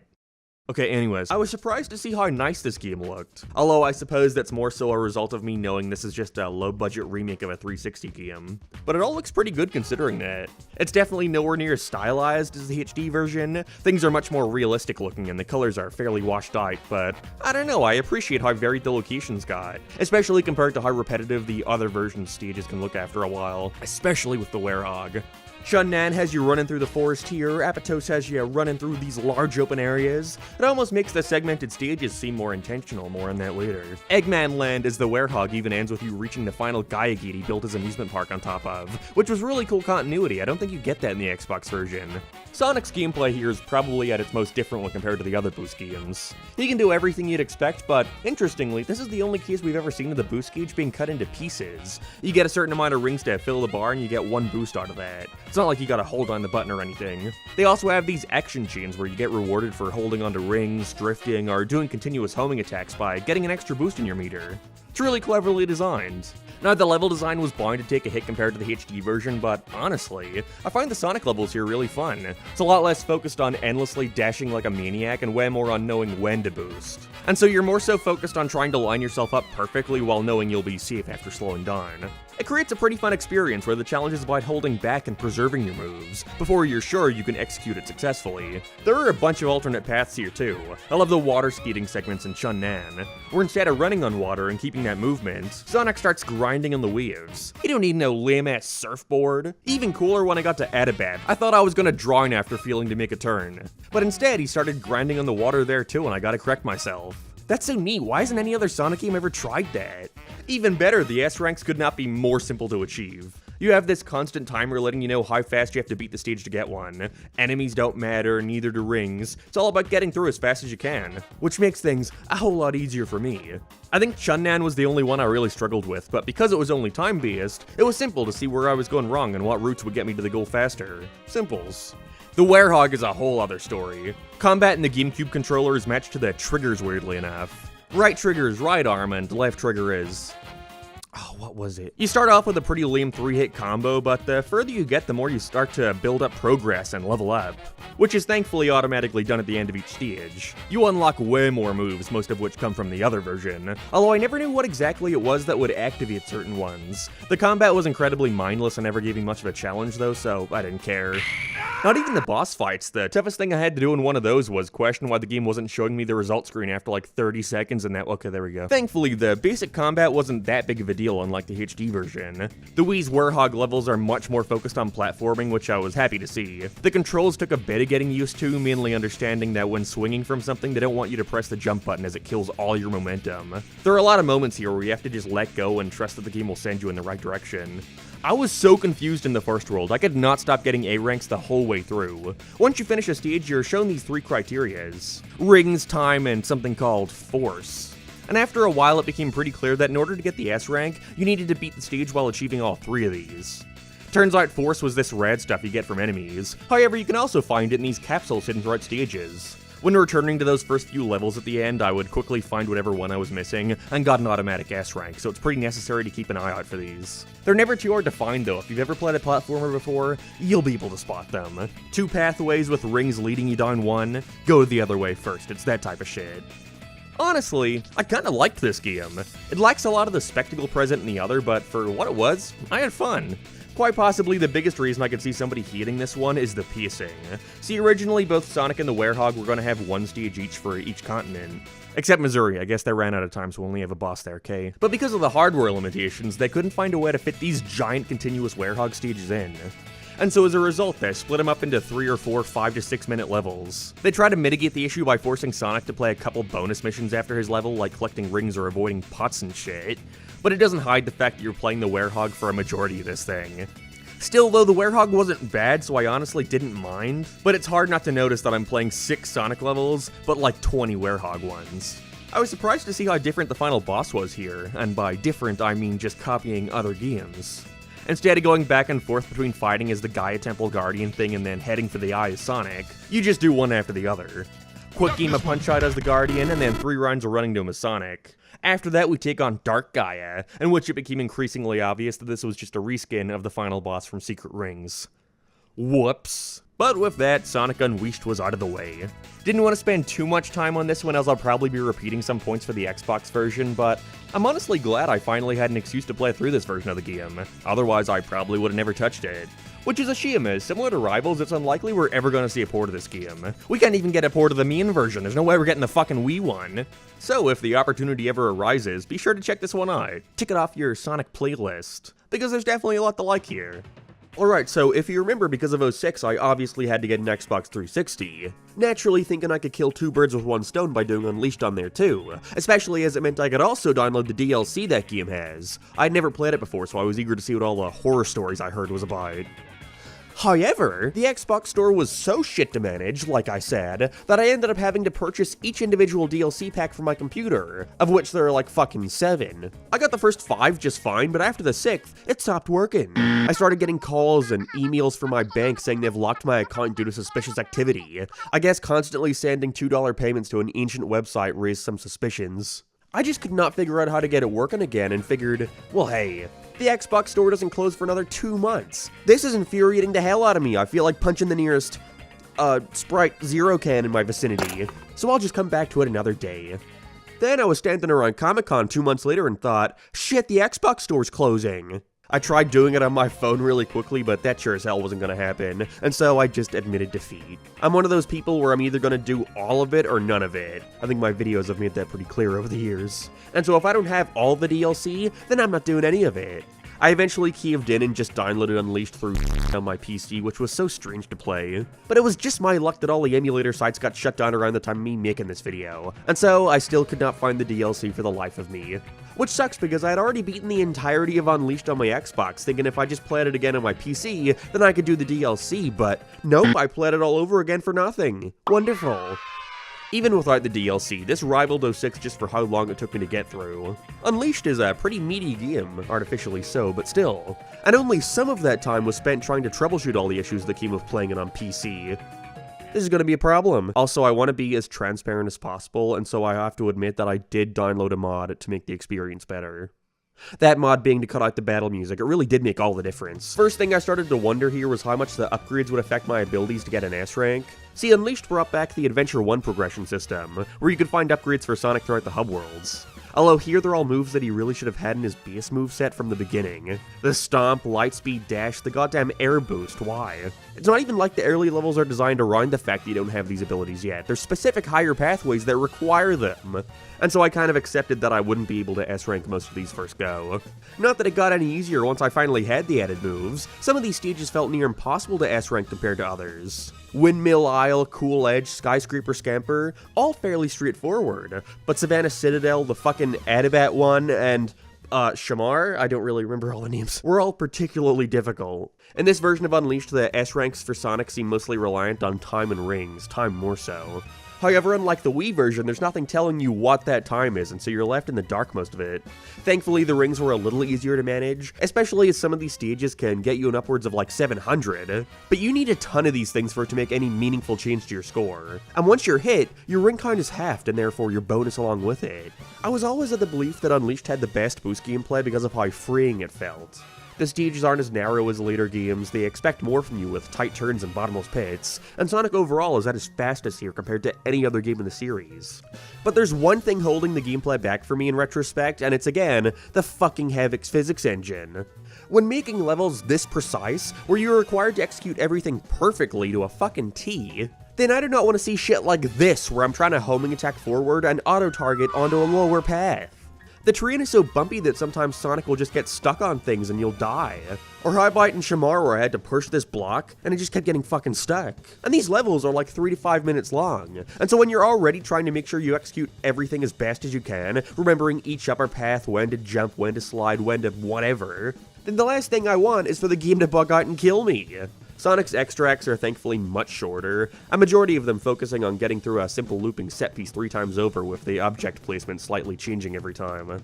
They revolve a lot more around platforming and controlling Sonic in the air, which I'm not a fan of, as Sonic has never felt more heavy than in this game. But because they're so short, it was way more straightforward to memorize patterns and such. Most of this game is just knowing when to jump. The Missouri drifting mission will never not be the bane of my existence, though. I've grown to like the drift in Unleashed for how wide the turn is, but this level will always suck no matter how good I get at drifting. I will never be able to gauge when the exact right time to execute it is, never mind successfully doing it like 8 times in a row. And they somehow made it worse in Frontiers. How is that possible? One aspect I fucking hated was having to find these levels in the hub worlds. Each continent has a different amount of extra stages for both Sonic and the Werehog, and so you end up having to use a guide just to see if you've missed one. The tutorial was surprisingly hard to S-rank. You need to do this thing fucking perfectly while getting as many rings as you can. The stage is less than a minute long, but it took me like 30 just to get the S. Oh my god, he's Pibby glitching! Surprisingly, I find the Werehog much more manageable to S-rank. Every single one of these was gotten on my first try. I feel like the length of most Werehog stages in Unleashed has been grossly exaggerated over the years. Unless you're, I don't know, a loser or something, most of these should take you like 10 to 15 minutes. And that's still pretty bad compared to the Sonic stages. It makes the game feel quite unbalanced. And I think they'd be a lot more passable if they focused more on platforming rather than combat. I always felt the stretchy arms were really underutilized. But I don't know, I do find the combat fun, at least when you upgrade them. All you gotta keep in mind for the Werehog is that you can be as dogshit as you want throughout the entire stage, avoiding every enemy in sight. You can even die. But right as you get to the end, all you have to do is start taking away a bit of the enemy's health bar until they have this little arrow above their head, and then you just do a QuickTime event to kill them instantly. This QuickTime event gives you an insane bonus, especially if you do it on one of the big guys. And so if you do that like 10 to 15 times at the end of the level, you're golden. Also, sorry, it's just muscle memory for me to pause anytime the QuickTime event comes on screen because they were stupid and didn't hide it on the menu, meaning you can just look at it for as long as you want. I'm so happy they did that. What sucks about Unleashed, though, is as soon as I got to Chunnan, I had to start looking for medals. Meaning a good chunk of my playtime here was just spent scouring around hub worlds looking for them. It's a real catch-22 where I can't get them in the levels because it would waste time and lessen the chance of getting an S rank. But because of that, and there being way less in the hub worlds, I have to spend more time traveling to every single continent to build up the right amount. Thankfully, the Werehog's extra missions are fairly short for the most part, but I honestly think this is where some of the worst levels are. I like how simple Missouri's extra night act was, where you're just tightrope walking above the village. Felt like I was getting to see a new side of the stage that we never got to visit before. The one in Adabat, though, was horrid. These platforms are so tricky to get the timing on as they constantly dip in and out of the water. Even if your fucking toe gets wet, you're dead and you have to look at the Werehog's lifeless corpse be risen to the clouds. Even worse when I finally got past it, had to do this atrociously long gauntlet to progress, and then stupidly fell in the water right after because platforming with the Werehog is fucking atrocious. I said that already. Still though, I can look past all this because it's typically just a case of doing it once and getting an automatic S. It's not like I really have to try all that hard. I think it was just a mix of having to annoyingly scour the hub worlds for these levels, only to get in them and see that they're not even all that good. Makes me quite glad, actually, that I was unable to find the DLC anywhere. I hear those levels are extremely hard and pretty much double the playtime. Maybe someday I'll find them and make an updated video on Splash Dash going through them, but until then, I can rest easy knowing I don't gotta do that shit. Oh shit, that's right, okay, Eggman Land, the hardest level in Sonic history. It's pretty easy. Yeah, that might be a tad anticlimactic given the reputation this stage has, but honestly, I've never really had much of an issue with it. Other than getting to the end and having my game crash, that was nice. Again, you can die in this level as many times as you want. Most speed sections are filled with extra lives, so there's no chance of ever running out. Maybe it's because as a kid I always tried to beat that fucking hot dog mission where you have to get to the end without dying, and so I'm used to all the death traps they shove over the place. Also, again, you can die as much as you want here, but as long as you start doing that QuickTime attack on the enemies at the end of the level, you're fine. Also, I forgot that you actually do see the Gaia Temple door here like the Wii version, but I don't know, I think it was presented better there. The biggest thing I was dreading was having to S-rank the fucking tornado missions, but surprisingly, I got both of them first try. I always hated how they displayed the QuickTime events here. They can overlap each other. Sometimes when the camera is turning too, they can come in from off-screen. They're a nightmare. But I guess, deep down, I just knew that if I fucked up even once, then I could kiss the S-rank goodbye, and would have to replay these 6-minute slogfests all over again, and, locked in, as the kids are saying. The final boss didn't even have a rank, that was weird. Okay, you know what fucking pissed me off as a kid? Obviously, the whole point of this game is to give the power back to the Chaos Emeralds to put the world back together. And so every time you do this, a piece of the planet goes back into place. However, once you beat the final boss and go back to the world map, the one on Eggman Land is still out of place. And the game acts like you haven't beaten the final boss yet, it doesn't save. Sonic Frontiers does this too, and I fucking hate it. I don't care if it doesn't make sense why I'd be running around Eggman Land after beating the game. It's a fucking video game. Give me the satisfaction of seeing my hard work pay off, dickheads. All that aside, getting through Unleashed was mostly harmless. But those few levels I struggled with, I really struggled with. This will probably be the only time I ever do this in my life. It wasn't all that fun, until I eventually have to check out the DLC. Sure can't wait for that.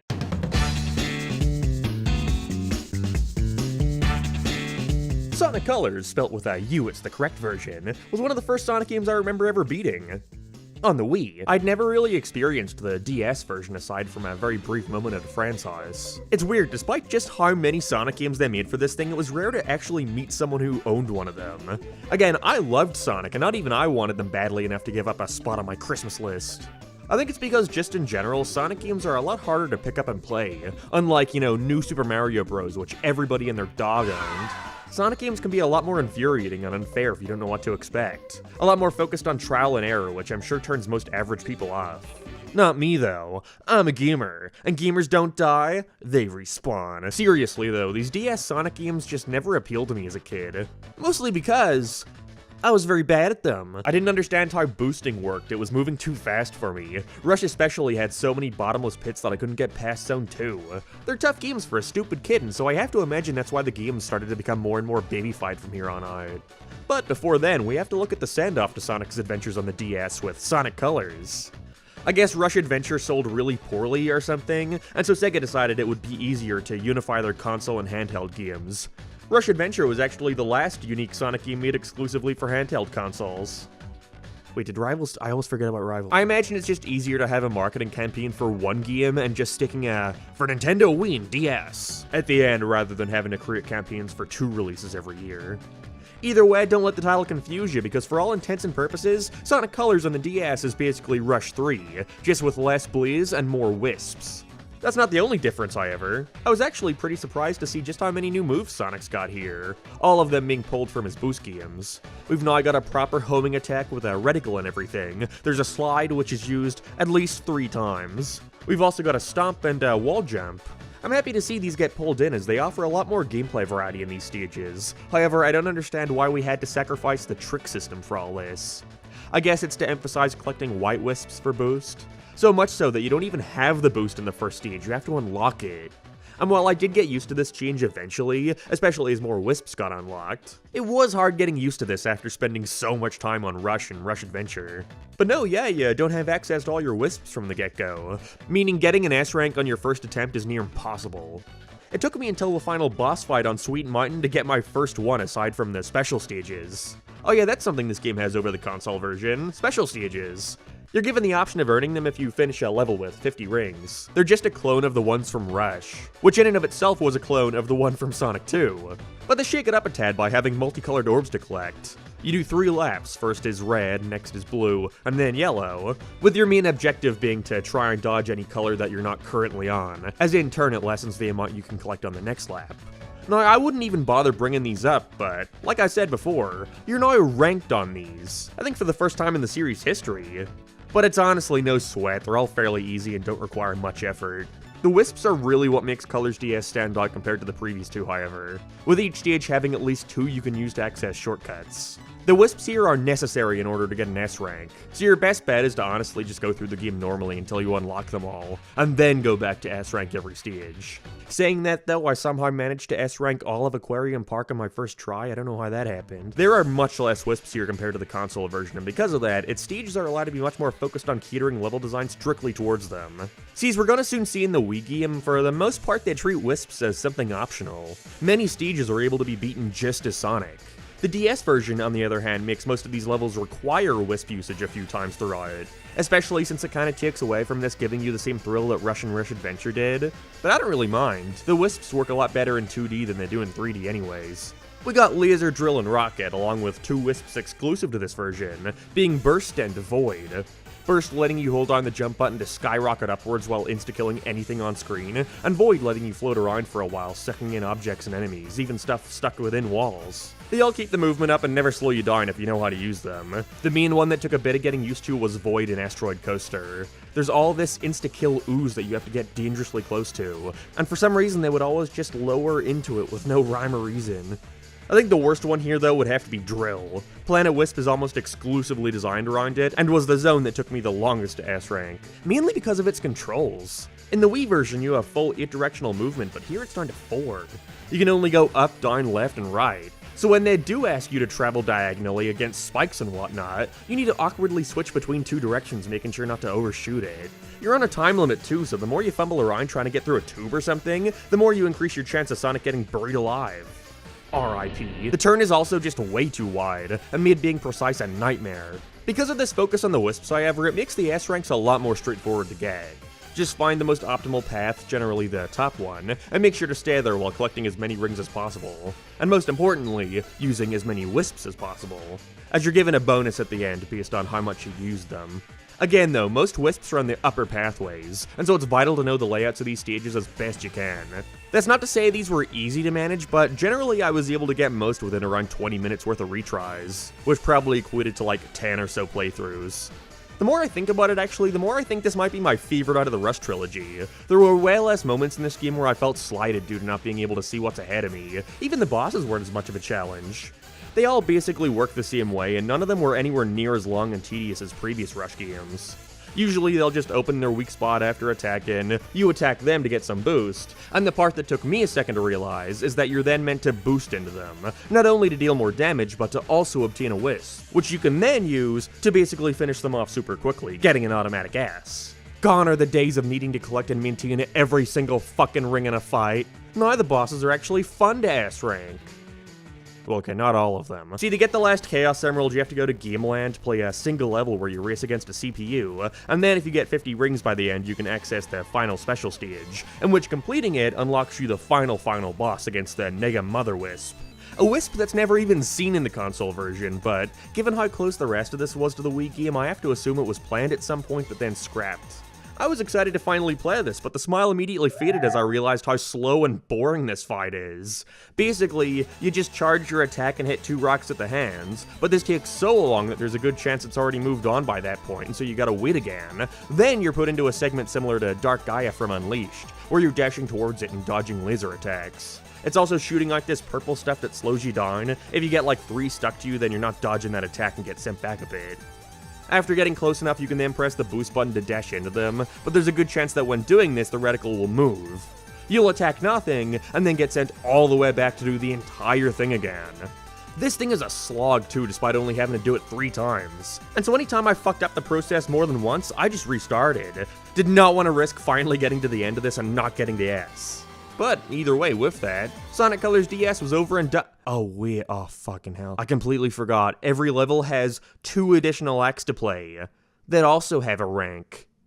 Oh boy. Most of these drop you on a small part of the stage and ask you to do one of a handful of things. Collect rings, collect wisps, defeat enemies, catch wisps in the right order, and by far the worst of these is to play the act all over again, just with a time limit of like 15 seconds. You needing to break item capsules throughout to gain an additional 5 or 10 seconds here and there. They're pretty short, which was the only saving grace, but there were some of these that I had to spend like 30 minutes on. The fact that the levels are so small means the designers really only had one intended way for you to get the S on most of them, so it's mainly a case of replaying it over and over again, trying to figure out where to shave off a few more milliseconds here and there. The coolest thing about these extra stages was getting to see the cameos by different Sonic characters never seen in the Wii one. Everyone is here: Cream, Cheese, Amy, Rouge, Big, Shadow, Vector, Charmy, Omega, Espio, Knuckles... Cheese. This immediately got infuriating, however, when I realized that you need to go to their conversation every time you want to retry a level. There's no replay option at the end, you're constantly booted back to the hub, and so you have to skip the hello, accept the mission, listen to their good luck message, and then you can retry. Doesn't sound that bad, but it adds up when you're attempting some of these like 20 times.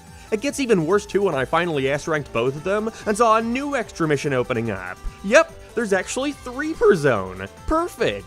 You know, usually I'd be happy about more content in a video game, but throughout this video it's only ever given me the biggest sense of dread.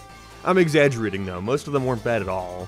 It was mainly just Planet Wisp and Asteroid Coaster that gave me trouble.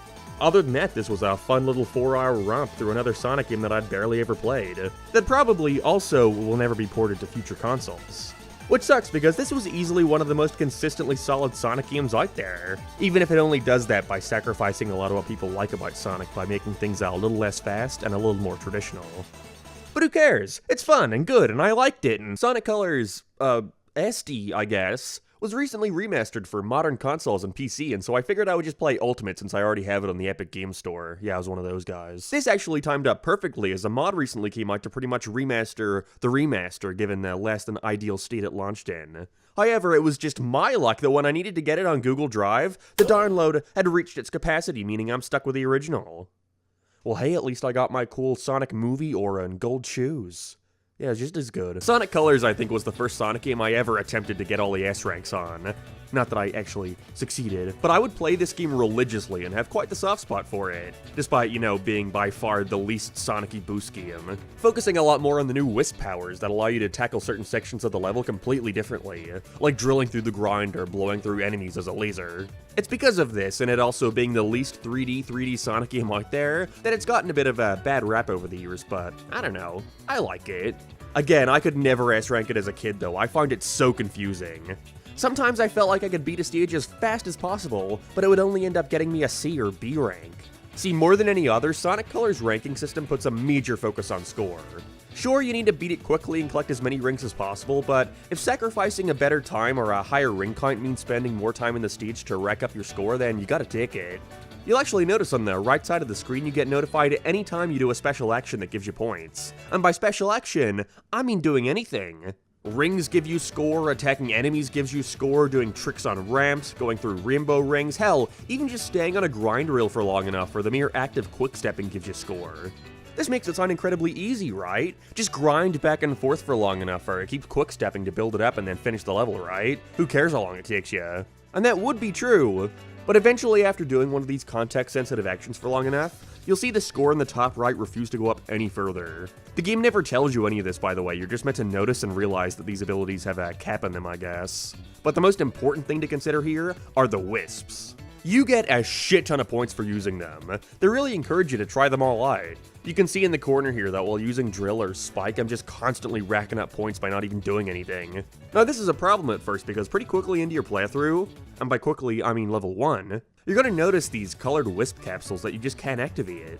What's going on? And that's because you don't have access to every Wisp from the get-go. With each new planet you go to, you'll get introduced to more and more Wisps until you eventually get all of them. And so now you're able to go back to previous levels and find hidden areas you could never access before.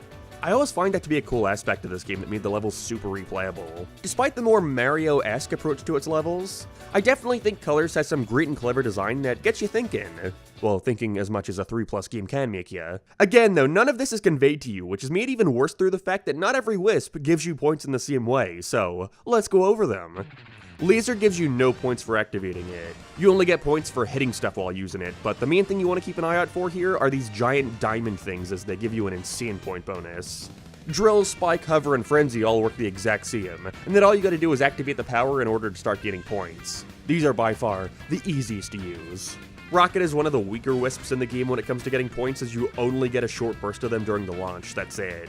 But Cube is easily the least fun.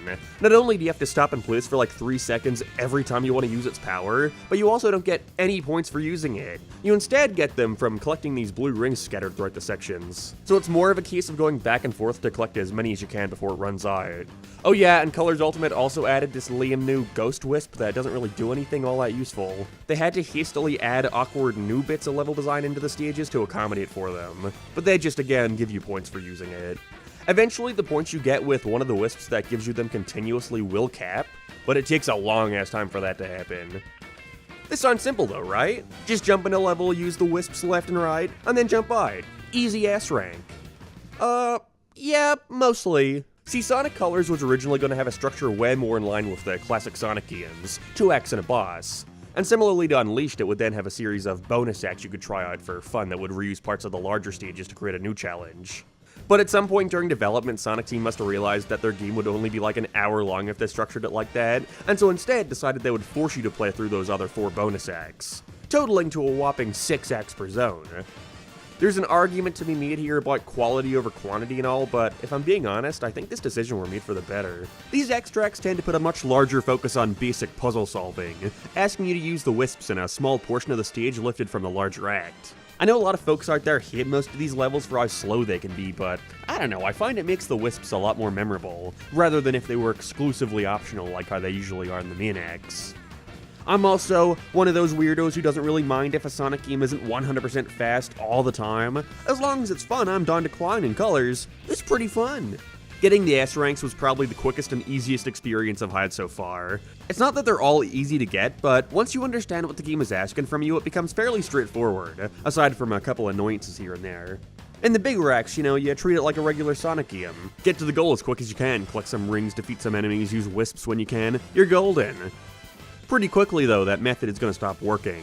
You'll finish a stage super fast, but only get a C. You think there must be something wrong, something that you're missing, something you're not considering. Oh yeah, those wisps I haven't unlocked yet. Great. It is vital for a majority of these stages that you optimize the route that gives you the most wisp usage. And because of them all being slowly unlocked over time, it's best just to get through the game as quickly as possible, not worrying about your rank. Because you'll never really know if it's even going to be on the table until you're staring at that big ol' C in the results screen, and get mad at yourself for even trying. Not that that's a problem or anything. Even with those extra acts, colors is only around 2 hours. And most stages here only last around a minute, so replaying them was never much of a hassle. Still though, again, for a lot of the bigger acts, getting through quickly, collecting and keeping a couple hundred rings by the end, and using whatever wisps you can whenever you see them, should be enough to get the S rank. And hey, if not, the results screen also shows you how many points off you were. So if you see it's only around 3,000 or something, then you know all you gotta do next time is try and use another wisp or something. Honestly, I think the act of figuring out how to get the S rank is a better puzzle than any that's actually presented to you within the stages. The smaller acts were definitely where this feeling ramped up though. Again, some of these acts can be beaten in like 20 seconds, but that time bonus is not going to be anywhere near close to getting you an S. Let's use Tropical Resort X6 for example. You can beat this thing within 20 to 30 seconds barely trying, and you'll be nowhere near the S. Even when using the wisps for as long as possible, I still only managed to get the A. I started just collecting Spike and holding onto it for as long as possible, getting every ring I could and killing every enemy, but it was still never enough. But then I remembered, you get 3,000 points for every red star ring you collect. I had only been getting the ones in my general vicinity, as it's impossible to get every single one without backtracking. But eventually I decided to sacrifice my major time bonus and spend the time getting each and every red star ring, including going back at the end for the final one, and it was only then when I got the S rank. This would be a neat challenge if it weren't so seldom done. It's not like you always have to collect every red star ring, nor would I really want that. But there's never any indication as to what you have to do for the S, which is only a problem for stages like this where it's not open, there's no freedom here. You have to beat it this very specific way that we'll never tell you. Get fucked. The only other issue I find with the ranking system they went with this time around is that in certain cases it can be extremely busted and flawed, like they didn't truly consider how exploitable some of these wisps can be. Mainly Drill and Spike, again, these two give you constant points for using it, and they last pretty long too. In a lot of cases, they're also placed in areas where they can respawn, and so instead of playing through the stage normally, I'm just wasting time screwing around, going in circles until I stop getting points. The time bonuses are also so generous in a lot of cases that I'll still end up getting a solid batch of extra points despite how long it took me. And while that's nice, again, it's like an automatic S and all, but, you know, it's not really fun now, is it? Definitely could have taken a bit more balancing, but at the same time, after these nightmares, I'll take an easy one, fuck it. The boss fights were also a joke. So many of them go by in a couple seconds. The only thing you gotta consider is that in the Sweet Mountain and Aquarium Park fights, there are hidden drill wisps you can find in the introductory areas that are required in order to get an S, but you should have no trouble in finding them. Asteroid Coaster had the hardest boss to S rank, however, despite being a mere clone of the Starlight Carnival fight. The S rank is super tight to get, and just like the other worst stages to get it on, it's only because they expect you to beat it in this very specific way that they'll never tell you. Every now and then after hitting him he drops a Rocket Wisp, which you need to use twice on the boss, while keeping all your rings, and quick-stepping as much as possible to get the extra points. However, the game never tells you that you can only get the Rocket Wisp on the first go if you attack the lower area right here, which is really finicky to lock onto, by the way. Then on the second attack, you have to make sure you either hit the searchlights or the side pieces. Attacking the middle gets you nothing. Also, you can hit the middle part of him more than once to do damage, but only the first attack gets you any points. And so you need to make sure the homing reticle doesn't randomly decide to target there last minute, or else you're not going to get enough for the S. You need to do all this in the exact order they want you to, or else you'll screw up the timing and not even get the chance to get 2 Rocket Wisps. Every time I go back to S rank this game and get to this boss, I think, I feel like I hit this boss, but I can't remember why. And then one YouTube tutorial later, it all comes back to me. Either way, 44 S ranks later and Sonic Colors is over and done with. Don't have much to say about this one, honestly. It was kind of a blip compared to everything else. I did this a bunch on the Wii and back when Ultimate released, so it was mainly a case of remembering which stages had specific requirements and which I could kind of wing it on. From here though, the Sonic series started moving further and further away from the ultra hard to achieve S ranks. Felt like they were only really including it for the sake of sticking to tradition. So I have a feeling that we're gonna have a fairly smooth ride from here on out. Not looking forward to you though.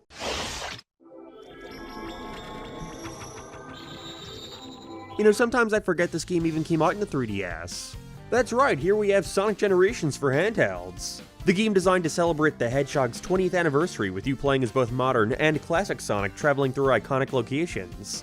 I recall during interviews for the game, Takashi Iizuka was quoted claiming that the handheld version of Generations would celebrate Sonic's handheld history. Think the Game Gear titles or Game Boy Advance. But no, the only real stages here directly referencing anything handheld related are the final two, Water Palace and Tropical Resort, and even then, Tropical Resort is kind of pushing it. I played this at a friend's house once and thought it was so cool that aside from Green Hill Zone, all the levels were different compared to the console counterpart. Instead of Chemical Plant, we have Casino Night. Mushroom Hill instead of Sky Sanctuary. Emerald Coast and Radical Highway were also really cool picks. I thought it was so cool that I eventually picked it up after finding it at a car boot sale for cheap, and I played the shit out of this. This is one of the few Sonic games out there that I actually tried and succeeded to S-rank as a kid. Sure, I was able to recognize that it didn't even hold a candle to the HD version, but at the same time, I didn't care. Generations on 3DS is incredibly simple and feels quite unfinished in a lot of areas, especially with it having 3 levels from the Genesis era but only 2 from the Adventure and Modern ones. But it's still a fun time, and I think it gets a bit of a bad rap. The classic stages are by far the worst though. It's extremely apparent where the corners they cut were.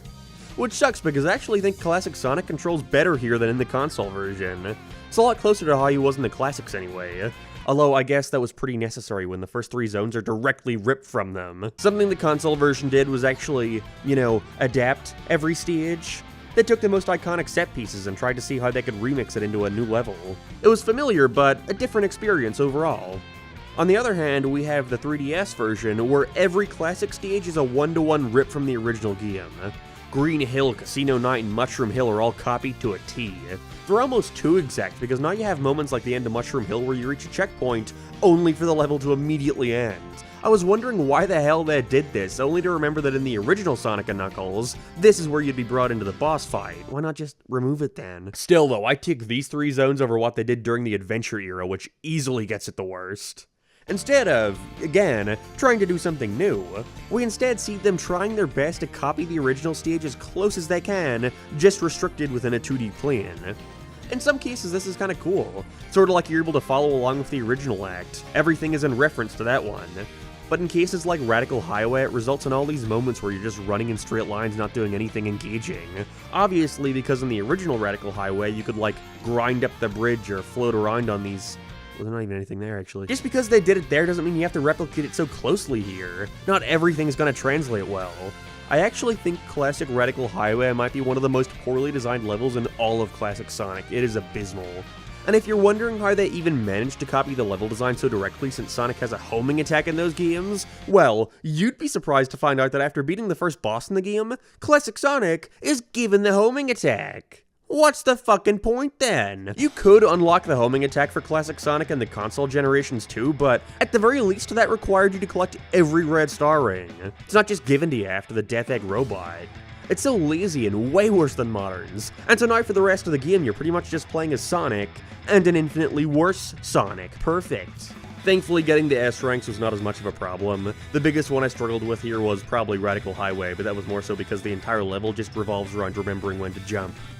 The coolest one out of the bunch here was Tropical Resort though, which even then I think is a lame choice. The other version of Generations has this problem too, where they're ending on some random colors level. It's so anticlimactic.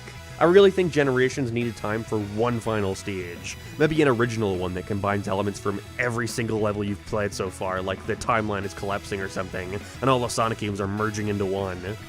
Anyways, in this level you're once again given the Burst Wisp. It was fun to use again, that's about it. Modern, on the other hand, is just strange, because obviously they couldn't make a 3D controlling Sonic game for the DS. Well, not yet anyways. And so instead we have this weird mashup of elements from the Boost games mixed with Rush. They even brought back that system from the first 2 Rush games where when your boost gauge is full you gotta use it for a while before it starts depleting on you. They try their best to make it seem as 3D as possible, usually by shifting the camera to allow you to just barely see what's in front of you, which is appreciated, along with certain set pieces that send you down an automated pathway in an attempt to make you forget about your thoughts of wishing you'd got this on 360 instead. His levels, though, only took a couple tries at most to get the S rank. The main thing it's based around in this game is time, so as long as you beat it fast enough, you should be good. The only one that gave me trouble, ironically, was his version of Tropical Resort, and only because I'd constantly get on the top pathway, boost off this reel, which then sends me directly into a bottomless pit, meaning I need to restart. Even better is, this is the end of the level, wonderful. Once again, we're ranked on the special stages, take a guess what they're based off. That's right, Sonic Heroes, which are based off the ones from Sonic 2. Unironically, I think these are some of the best special stages in Sonic history. Makes me wish the console version had them too. The Heroes ones were always criticized for how awfully they controlled, and so here it's been streamlined, so you only need to worry about pressing left and right. They're fairly easy, which I guess is a complaint, but at this point, I was happy as it meant I could get them over with quicker. This game also includes confrontations with Metal, Sonic, Shadow, and Silver like the other. However, here instead of fights, they're actually races, very akin to the ones present in Gameland on Colors DS, except without the items. These are by far what took me the longest to beat. The rubber banding here is insane, I'd like to think it was an homage to Rivals. Like the regular stages, they're mostly just reliant on you knowing when the right time to jump is for an upper pathway. Metal Sonic isn't too bad, Shadow took ages to figure out the right route for, you're mainly just supposed to save time by jumping over these large dips in the road right here. But Silver was easily the toughest. He can teleport, meaning it's barely even a race, he will always catch up to you, and so it's mostly down to that last stretch of road at the end, slide into him and hope he doesn't teleport back in time. And beating them was one thing, but getting the S rank was another. Again, it's mostly just based around time. The Silver one, for example, requires you to beat the stage in under a minute, and so I spent ages trying to figure out where I could shave off those precious seconds. I ended up beating it with like fucking 20 milliseconds left to go, great. The strategy though was actually pretty clever, I was surprised this much thought went into it. But basically during this one segment where he's on the top path and you're on the bottom, they want you to hold back and not boost. Just keep collecting the rings until it fills the gauge entirely, and then use that infinite boost you get to zip past them. The main boss fights didn't involve as much thought though. Big Arms is pretty one-to-one with his fight from the original, just with an even epicer remix. Seriously, just listen to this.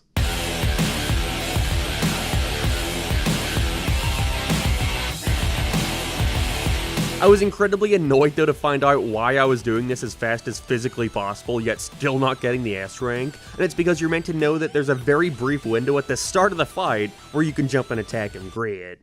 BioLizard was cool, even though it doesn't make much sense since Sonic doesn't actually fight him in Adventure 2, but whatever, it was a fun rendition. And Egg Emperor was an odd choice for a modern era fight considering, you know, he doesn't come from that era, but it was okay. I like that it's a boss that can go incredibly quick if you know what you're doing. Like the original though, we have a final boss against the Time Eater, you having to use both classic and modern Sonic at the same time to defeat him. And as a first for this game, it actually manages to be better than its HD counterpart. That boss fight sucks, you do nothing but boost into it, yet here we actually have different phases with stuff you'd expect from a final Sonic fight. The first sees you needing to dodge a series of attacks as classic, while the second has you boosting towards him in 3D, like a better version of the Colors DS boss. The main thing that gave me trouble when going for the S was this move right here, it was so annoying. I could never get the timing right on when you had to dodge his hands, it felt like it was constantly changing. And if you mess this up like 2 or 3 times, then you may as well restart. But with that, Generations for 3DS was over. I still have quite the soft spot for this game, I don't know. Wasn't that bad of an experience S rank in this. Sure, it isn't the best thing out there, but like most of these other Sonic handheld games, I think it's worth experiencing at least once. I don't know why Sega can't just chuck this into Sonic X Shadow Generations as a bonus. In the original Generations, you could buy a controller that allowed you to play the original Sonic 1. Just do the same thing but with the 3DS port. Archiving games like this can only ever be a good thing, and it's not like they do anything with the bottom screen in this game, so you can't even argue it's because of the DS. In retrospect, you know, I think beginning these with the handheld versions and then doing the consoles after that was a strange choice as we now move on to HD generations. I think I just like the idea of getting the lesser version out of the way first, but oh, you know, whatever, it's already done, just let's move on. This game is basically like a victory lap. Easily the most basic and straightforward experience I've had in this video so far, and I'm positive anyone who's ever played this before can explain why. This is the console version of Generations. I vividly recall this being the Sonic game to convince me that I should be an active fan of this franchise. So it's to blame. No, really though, I remember watching ads for Colors and being excited for it, but one day while I was sitting watching The Simpsons with my dad, this played. Double the attitude! Double the action! Sonic! And Sonic! Sonic Generations! Sponsors of The Simpsons. Huh? There's 2 Sonics now? I was ecstatic. This game looked amazing. It's what taught me the internet could be used for more than just YouTube and googling images of the Teals doll until I got scared and closed the tab. I would go to the Sonic website all the time and watch their overviews for every stage that'll be in it. Generations really was the most genius advertising device, because once those credits rolled and showed the original footage from the games each level was based off, it just made me want to go and play them all. Especially this one, I can't wait to try that out. This game is genuinely fantastic. Sometimes the Sonic fanbase goes through these phases where suddenly the most hated games are actually underrated masterpieces, and the actual good games are overrated and not as good as people say, but going back to Generations after a couple years not playing it immediately reminded me that I seriously think this is the most polished and fun Sonic game ever. Don't know what happened here. The modern levels are insanely exhilarating, with a million alternate pathways, some of which took me years of playing the game to even find. There's always something new to appreciate when going through it. And while the graphics aren't as impressive as Unleashed or anything, it's still super colorful and crisp. The art direction here is stellar. And the classic stages, while controlling a little strange and not being very accurate to the Genesis games, I think are still extremely underrated. Him controlling differently doesn't equate to him controlling bad, you know? And the spin dash is so fun to use and abuse, it's like the one from Adventure. Not to mention the level design, set pieces, and especially the camera in these classic levels are masterful. Now, the reason the S ranks are so easy to obtain in this game comes down to one simple factor. The only real requirement you have to keep in mind is, don't die. That's it, really. As long as you get through each level at a moderately quick pace without dying, you're golden. Generations is infamous for its easy to obtain S ranks. And while I do appreciate it in this video's context, as it meant I could get in and out of this thing in an afternoon, I can't help but feel like them being harder to get and therefore forcing people to learn the ins and outs of these stages and how Sonic controls would only make folks appreciate the game even more. It ain't perfect, there are certainly moments here and there that I'll never not find buggy. For example, this part at the start of Modern Chemical Plant, which is super cool in concept because if you get to the upper level here, you can risk an air boost into this dash ring and then lightspeed dash to further into the stage, which feels really satisfying to pull off. But that only ends up happening like 1% of the time I attempt it, because half the time, Sonic's moving way too fast for the lightspeed dash to even register. But stuff like that is so few and far between. And don't get me wrong, the rank does factor in rings in time, but they're so generous with how long they expect you to beat a stage that you'll never even notice it. Score has also been basically completely removed, meaning doing tricks and defeating enemies has pretty much become superfluous. It's all in aid of giving you more boost, which I suppose does help you get a better time and therefore more chance of an S rank, but that would only really work if the times required were tighter. Like, look at this. Classic Rooftop Run ends with this moment where you need to grab onto the clock handle and use it to jump into the center, where you can then spin dash to make it shoot out and crush this airship. Which is fucking cool, by the way. But I jumped the gun and missed the center, and then had to sit there for ages and wait for the clock hand to come all the way around again for another attempt. S rank. A byproduct of this is that the rank no longer feels rewarding. It's no longer a show of skill, it's something your 2-year-old cousin can get. And he's stupid. Same goes with the boss fights. Once again, we got 3 rival ones and 3 regular bosses. And there's not much to even say about it. There's no added challenge or skill here in trying to get the S. Something I'd completely forgotten until very late into my playthrough was that every boss in this game actually has a hard mode variant, and I assumed that's where all the challenges gotta be. Nope. Half the time, I could barely even make out the differences.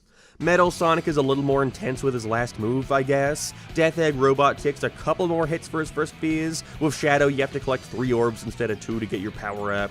Perfect Chaos has the biggest change in that you're sent off to an entirely new section of the level for the 3rd hit on him, but ironically, I think this segment is more easy and straightforward compared to the normal one.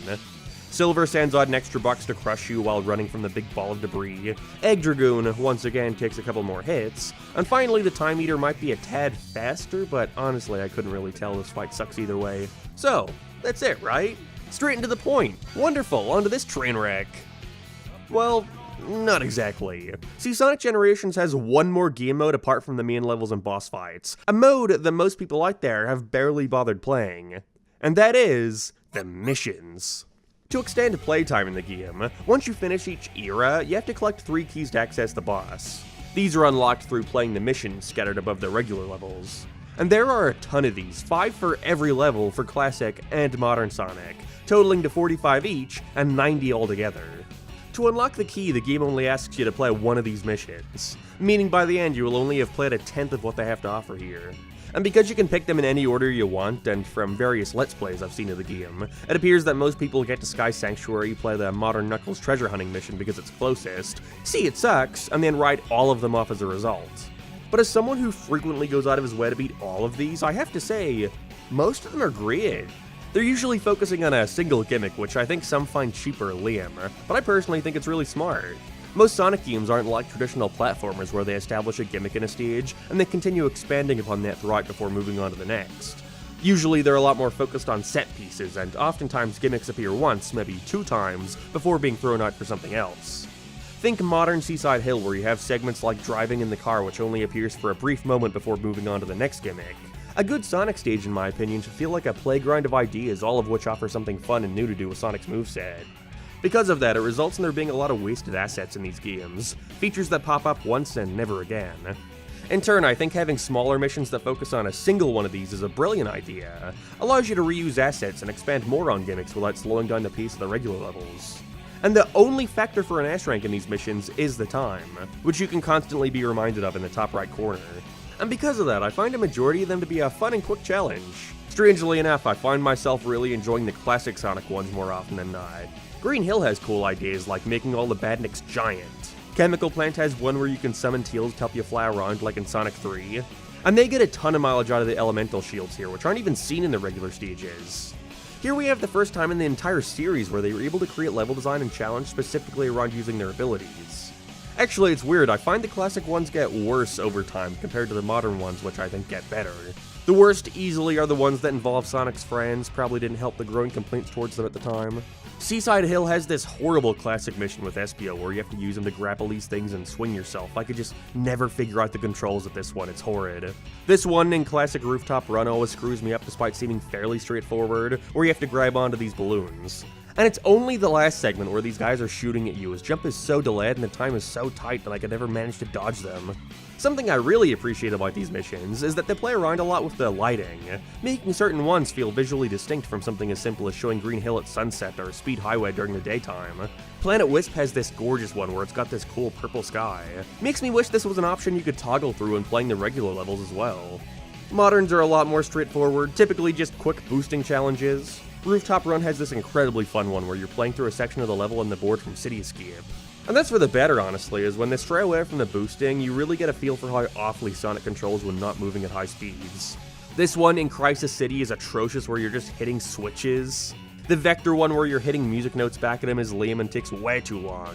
Speed Highway has another terrible SPO mission, get fucked I guess. The aforementioned Sky Sanctuary Knuckles one, these are the ones people like to focus on when shitting on these missions, but again, I believe them to be few and far between. For every shitty mission here, there's another 10 that I think are super fun. The ones to consistently bother me were the doppelganger races, which basically means playing the stage all over again, but under what's essentially a time limit. But if you're going for the S rank, then you're already trying to be fast, so what's the difference? But the stages are fun, so sure, I'll play it again, who cares? Overall, Generations takes around 2 hours to beat, with these missions adding on an extra 3 or so, it depends how bad at them you are. But with that, we move on to what I guess we can now definitively call Sonic's second Dark Age, which all started with their next release, Sonic Lost World. So I changed my mind and I'm starting with the console version this time around for reasons you'll see. But after Generations blew my 9-year-old mind, I was on board. What's next for Sonic?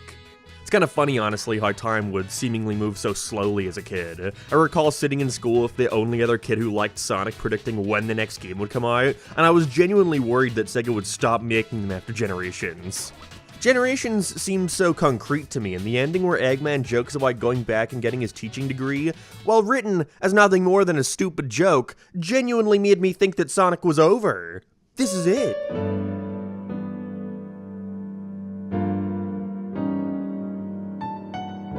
Then we got the announcement. Sonic Lost World will be coming out for Wii U at the end of 2013. Hooray! Guess I gotta get a Wii U. It was my sole reason for getting the console. I didn't give a shit about Nintendo Land or Mario 3D World. I got a different world to explore. A Lost World. I was so confused when the game came out to pretty mixed reviews. What do you mean Sonic games can be bad? It was a pretty depressing Christmas that year. My granddad had died like 2 weeks before, and so I distinctly remember just sitting in my living room in silence playing through Sonic Lost World as everyone sat around pretty depressed. And so maybe that gave me a closer connection to the game or something, but either way, I loved it at the time. Don't have as strong of an opinion of it anymore, especially after it eventually got released on Steam and I got to revisit it and see its more glaring issues. but ultimately just suffers from a lack of focus. This newfangled parkour mechanic sounds cool, until you play the game and find out that it's almost never required to progress. This kick attack seems like a neat way to give more depth to Sonic's offensive abilities, until you get annoyed at the game never conveying what enemies you need to do this on. Then there are all the levels that are trying to completely switch up the gameplay, like endlessly floating through the clouds or an auto runner. It ain't a bad game, not even close. It's incredibly polished, the art style, while generic, is super colorful and pleasant to look at, but it just wasn't a smart idea, not by a long shot. If you had asked me to include Sonic Lost World in this video 5 years ago, I would have wondered why. Sonic Lost World doesn't have a ranking system. You beat the level, get your points, but it's not like it goes towards anything. And that's when, one day, I was playing through and decided instead of doing a regular run, I would try and do Time Attack. I never liked being timed in video games, ironic that Sonic is my favorite franchise considering that's just about all of his games. But it always put a certain level of pressure on me, like I couldn't properly explore the levels without feeling like there's something pushing me onwards, even if entirely artificially. But at this point I'd played the game over and over again countless times, got all the red rings, and was growing tired of handpicking the few entirely good stages in the thing. And so I thought, why not? Oh, you're ranked. Sweet. I'm telling you, the ranking system just adds so much replayability to Sonic games. It's pretty much a necessity, because with this one bit of knowledge, I went out of my way to then go through every single level again to try and get the ass. Then I quit on Silent Force because the 2D levels in this game are really bad. But today I gotta return to this endeavor and get all 28 S ranks in Sonic Lost World. Something interesting to consider about this game's ranking system is that despite them keeping your score, the rank is entirely time-based. I appreciate them giving you what said time is in the top right so you don't have to go all the way to the end to see if you got it. So perfect, just one thing to focus on. Speed. Sounds simple enough. Until I remembered that I can only attempt to play Time Attack after beating the stage once, which means I have to go through the entire game once already in order to even attempt the S ranks. It wasn't the biggest deal in the world. This is in the category of Sonic games where I've played it so much that I can overlook and avoid the bullshit, but it certainly added another 3 or 4 hours to this playthrough. The main thing you have to grow accustomed to in order to S-rank these levels is the spin dash. That's right, the boost is gone, and what we have in its place is, well, pretty much just the boost with extra steps. The game never tells you how to use the spin dash, by the way, but it makes it so much more fun to play. So, you gotta hold down the spin dash button and then continuously press jump to rev it up. This ends up determining how fast your spin dash is gonna go throughout its duration, so keep that in mind. You know, if you don't have to travel very far, or if you're doing it close to a ledge and don't think you'll have enough time to react, then just don't rev it up at all and you'll still be able to spin dash pretty fast. Saves time too. Anyways, from here you'll probably be disappointed to see the spin dash doesn't take you very far, and that's because the game never informs you that you're meant to press the spin dash button again, which makes it last longer. You also get what's pretty much a predecessor to the drop dash here, where you can carry the spin dash forward after landing a jump, in which it'll basically reset the entire thing. It's pretty exhilarating to use once you get the hang of it, and can create a really fun sense of flow never felt by just using Sonic's slow-ass run. Okay, what the fuck happened there? Something I love doing in Lost World is spin dashing off a ledge, and then jumping on the way down to cross some serious distance. It's really fun to use and abuse. You can even bounce into a spin dash, which saves even more time on your descent and makes you feel super cool. Getting S ranks in these levels also gave me a much greater appreciation for the parkour system and the fact that it isn't directly forced upon you. It means there were times where I thought to think outside of the box and then was rewarded for it. Like in Desert Ruins Zone 2, where instead of slowly waiting on these red platforms to take me higher, I could instead run up the wall and save about 5 seconds. The only real detriment to getting S ranks in this game is the fact that by Zone 2, these levels can start lasting at least 4 minutes. So if you get to the end and fuck up, then that's a lot of stage to have to go through again. But honestly, I never really had any major issues aside from a couple stages here and there. The snowball level in Frozen Factory is infamous for how poorly it controls, and I imagine getting through on a time limit. This includes that terrible Xena boss at the end where it's basically a game of chance. I ended up playing this one for like 30 minutes trying to get the ass. It was just always acting differently. This is an example of S ranks being bad in certain Sonic games where it feels completely out of the player's control as to whether or not they get it. Like, why did I clip through the reel there? Silent Force Zone 2 is already one of the least interesting levels in the game with this terrible gimmick where you have to hide from the boss's searchlight or else it's an instant kill. Now, when you need to factor in beating it fast too, it becomes a game of replaying the level over and over again and trying to see which hiding spots you can avoid and race to the next one instead. I also fucking hate that once you defeat the boss, they have a couple seconds of getting up and saying some quip where the timer is still going up. Look at this shit, I was off the ass by like 80 milliseconds. At that point, just give it to me. But then you have other levels like Sky Road Zone 2, a lot of Zone 2s in here, which is tough for sure, but in a way that feels fair. This is a perfect speedrunning level and really shows how versatile the spin dash is to use, especially at different speeds. This is in direct contrast to the Snow one, where every time I died I felt like it was my fault. Okay, most of the time I died. But really, as a whole, Sonic Lost World was pretty fun to get through, even if I had to do it twice. I can't really pinpoint many moments I struggled with other than those. In fact, there were a lot of stages in here I was dreading due to memories of attempting them for hours back in 2015 when it was put on Steam, but then I'd try them here and get it first go. Gave me a newfound appreciation for the game, as a matter of fact. There's a lot to like about Lost World's controls that I honestly enjoy more than Frontiers now that I get to thinking about it. It made me understand the vision in a way. Windy Hill Zone 1 is a super indicative first level that shows what Sonic Team wanted to do here. And that was, instead of creating a wide open space for you to run around or limit themselves to a linear path, they instead wanted a game featuring a series of limited paths, all shooting you in different directions depending on which one you take. I just think over the course of development they got so carried away by gimmicks and alternate gameplay styles that it distracted them from expanding upon level 1. And then when they eventually do get back around to it, it never feels like it's doing anything different from that beginning stage. If anything, it only seems to get worse over time.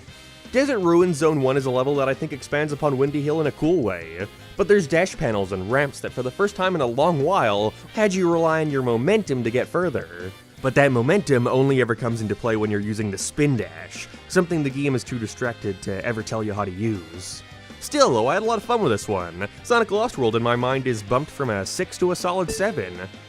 Maybe 6.5, I don't know, but it's an improvement. Now, if they can just build upon what worked about Sonic Lost World and Oh no! the 3DS version, which came out the same day too, surprisingly better reviews. Most appreciated its more focused approach to levels. There were less random gimmicks than the Wii U version, and yeah, no, that's about it. The Wii U version of Lost World is far from bad, but it's hard not to deny that its potential is nowhere near reached. Because of the game's obsession with throwing you into a snowball for an entire stage, or floating through the sky where all you can do is control your altitude. For the most part, with Sonic Lost World on 3DS, what you see is what you get. Just your standard 3D platformer. See, that's how they get ya. The red flags start as soon as you see who developed the game. Dimps. Which is a shame to say, as they're responsible for some of the best Sonic games out there, most notably the Advance and Rush trilogy. However, by this point in the company's history, they'd been starting to slip up more and more with the Sonic brand. Things started taking a dip with Sonic 4 Episode 1 and 2. Not bad games at all, but certainly not to the quality that was expected from them. Then we were met with Sonic Generations on 3DS, an extremely mediocre way of translating the console version to handheld. Now you're telling me they're gonna try and create a fully 3D adventure for the same system? Not an impossible task, but you gotta remember, this is back when Sega were pumping these Sonic games out yearly. Not a lot of time to develop something of this caliber unless you really reel your goals in. They did not do that. Not that I had any idea at the time. I wanted this game desperately. But at the ripe old age of 11, I had to wait until Christmas to get any new game, in which I was obviously going to ask for the Wii U entry. It was a case where I figured the day I ran across it for cheap would come along, and I would finally get to experience Sonic's first 3D handheld game. Took me over a decade to finally play it. It was just one of those things you put in the back burner and never got around to, and the things I've heard about it over the years didn't exactly entice me, to say the least. Which sucks because first impressions are everything, and I'd say Lost World on 3DS does an extremely good job at showcasing how the game could have been good. I wonder how many kids there were who, like me, played the free demo on the eShop where you gotta go through the first 2 levels of the game, and thought it was awesome. I wonder how many of those kids were then convinced to get the game for themselves. I wonder what ditch those kids are in now. The first couple levels of Sonic Lost World are simply delightful. Nothing groundbreaking, but if the game kept up this level of consistency the entire adventure, I think it would have gone down as a really standout 3DS game. Not a lot of stuff like this on the system. It could have been a great alternative to Mario 3D Land. Could've. There's a lot to get accustomed to, though. This is without a doubt one of the largest movesets Sonic's ever been given in any game so far. Right off the bat, you can use the analog stick to move Sonic around. For all of you who have never played a video game before, he's pretty slow at his base jogging speed, and so you'll have to hold down the run button throughout a majority of each level. Still, though it may not seem like it now given how open the design is, but this jog feature will come in great handy for future levels. This shit gets precise. Other than that, you got the home and attack for standard enemies, this X kick to stun stronger foes, spin dash to further increase your speed, bounce attack to reach greater heights, and of course the brand new feature never before seen in a Sonic. A feature so impressive they gotta market the entire thing around it. Parkour. Never before seen! Again, these first few stages are solid. They're not too long, have very open level design, and is quite forgiving, allowing you to get used to this new gameplay formula. This does not apply to any level in the game past this. By the second zone, you start to ask yourself a question. A question that will linger in the back of your mind. This should be fun. Why is this not fun? Whoa! Ah, that's why. See, once the game starts demanding anything from you, you start to notice all the little quirks this game has. And those quirks start to build. And build, and suddenly they're not quirks anymore. They're fucking infuriating. Starts to make you question how these issues weren't noticed. If anyone played this shit before it got shipped out. Makes you start to go mad. And then you remember, oh yeah, I gotta get the S ranks. Okay, so now that we're getting into this, I think it's time to talk about how Sonic Lost World on 3DS handles getting the S ranks, as it's quite different to how it works on the Wii U. See, in the console game, they normally don't rank you at all. The only way to get an S rank is to choose the time attack version of the stage, in which, as you'd expect, the game only cares about how quickly you beat the level, nothing else matters. The 3DS version, on the other hand, is much more in line with how most other Sonic games handle their S ranks. Only 3 things matter: how many flickies you've collected through defeating enemies, how many rings you have by the end of the stage, and your time bonus. Seems pretty simple. Easy to follow at the very least. No. See, the first thing you'll notice about Sonic Lost World's S ranks is that what you need to do is not consistent in the slightest. In some stages you could do what you feel like is the best run of that stage possible, fucking game's done quick shit, only to have a rude awakening when you're met with a fucking bee. Now you're left baffled at what you could have possibly done differently. But then, you have other stages where you feel like you're going crazy, because you've just done the worst run possible of this stage. You die all the time, avoid all the enemies, and end the stage with 0 rings. And they'll give you the S rank. Easy peasy. That's only like 2 or 3 stages to be fair, but it's infuriating when it happens, because you wonder why every stage can't just be like that. In some ways, though, it's nice to have a Sonic game where getting the S ranks aren't so bloody easy. Nowadays, it feels like there's no point in even including them, they're so easy to obtain. But I just wish it were a consistent challenge and not so all over the place. Game has 7 worlds to get through. Windy Hill, Desert Ruins, Tropical Coast, Frozen Factory, Silent Forest, Sky Road, and finally Lava Mountain. Each world has 3 zones and a boss fight, totaling to 28 S ranks to obtain. Sounds simple enough, right? Well, our first sign of things to come in Lost World 3DS comes as early as Windy Hill Zone 3. See, while the game typically allows you to control Sonic from a 3D perspective, there are quite a few levels in here that are entirely 2D. They suck. I feel like all I have to do to show you why they suck is just to let you watch the footage on screen right now. It all stems from the horrific screen crunch. I have no idea whose bright idea it was to make Sonic take up 30% of the screen, but I sure do have to suffer the consequences. You move so fast for what they expect you to react to. And this is one of the slower Sonic games out there. I mean, just take a look at Sonic Rush. That game is infinitely faster than this crap. And while it still has the issue of stuff coming towards you way too fast, they at least knew to zoom the camera way out so you've got a chance. A majority of the 2D levels here are just spent running in a straight line and taking whatever comes your way. If there's anything good I can say, it's that there's so many branching pathways that you'll never find yourself getting lost or jumping blindly into a bottomless pit or whatever. A genuine improvement over Rush. But it's almost irrelevant, because other than memorizing each level's layout, your best bet is to just mindlessly jump and hope it'll open you up for a homing attack chain. 9 times out of 10, leads you somewhere beneficial. But then, 10 times out of 10, you'll immediately get blindsided by something else you couldn't anticipate and go back down to the bottom path. If that happens a couple times, then you might as well restart because there's no hope of getting that S rank. Also, just because these 2D stages are horrible, that is not to say the 3D ones are a cakewalk, not in the slightest. They're just horrible for a variety of other dogshit reasons. First of all, level length. I think most can agree that the perfect length for a level in a Sonic game is between 2 and 4 minutes. 5 or 6 at the absolute most. You can get away with that in the endgame. That is, if a ranking system is something to be considered, of course. If a Sonic game came out in the future that completely embraced something like the open zone format from Frontiers, instead of level-to-level action stages, then I think they can get away with making way longer stretches a level. But when you have a ranking system to consider, a long level stops being fun and starts to become extremely stressful. Of course, this all depends if the S rank is something actually hard to achieve. Generations hands them out like candy, but Adventure 2, Heroes, even Colors and Lost World on Wii U. While not every stage feels completely fair, some are way too hard and some are way too easy, I'd say all these games have pretty good ranking systems. And it's because the levels are rarely longer than 5 minutes. Team Dark withstanding, but that's specifically a hard mode, so I think they get away with it. Typically, the S or A ranks in some cases require you to beat each stage fairly perfectly. Not too hard to achieve when they're short enough. If you get towards the end and die, well, it's only gonna take a couple minutes to get back to where you were at. Simples. In Lost World 3DS, some of these stages can get to an upwards of 10 fucking minutes. Which is, whatever if I'm just playing it once and moving on.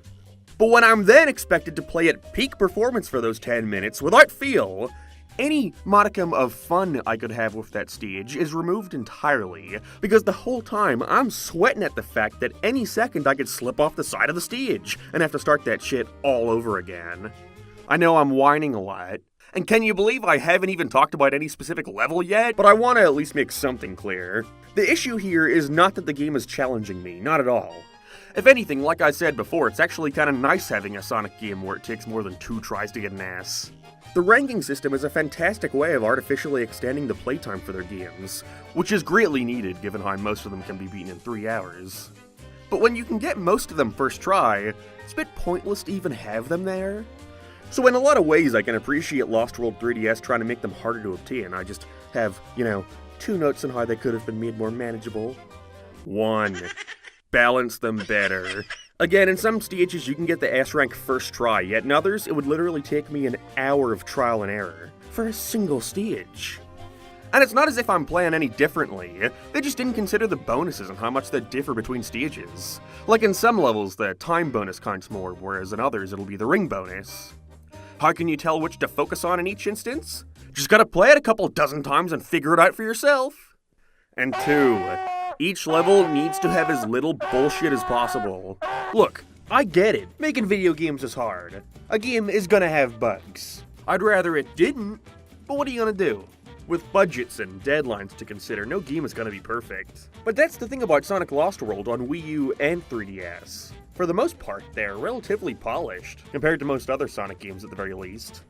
After 06 tarnished the brand, you could definitely tell Sonic Team began making it a higher priority for their games to not break so often. With Adventure 1, 2, Heroes, and especially 06, there are many cases in which you need to be aware of what bullshit to avoid ahead of time. Don't slow down during automated segments of adventure. In SA2, watch out for the lightspeed dash screwing you over. Be careful when reel switching in Heroes, and just try not to do anything in 06 or else. However, Unleashed, Colors, Generations, and especially Lost World, don't really have to keep on your toes as much, leaving it up to your actual skill to get a good grade. Insane concept, right? And so, when I say bullshit in Lost World 3DS, I'm not talking about no bugs. Instead, I'm referring to the confusing way this game feels to play, fundamentally. In a lot of ways, I can respect them trying to keep things as accurate as possible to the console version. It would have been very easy for them to simplify things for the weaker hardware. In a lot of other ways, though, I wish they had simplified things for the weaker hardware. Just about every button on the 3DS is used here. There's always a lot to consider. And the fucking regular 3DS face buttons are so tiny and close together that I often find myself hitting a different one by accident and doing something entirely different and screwing myself over.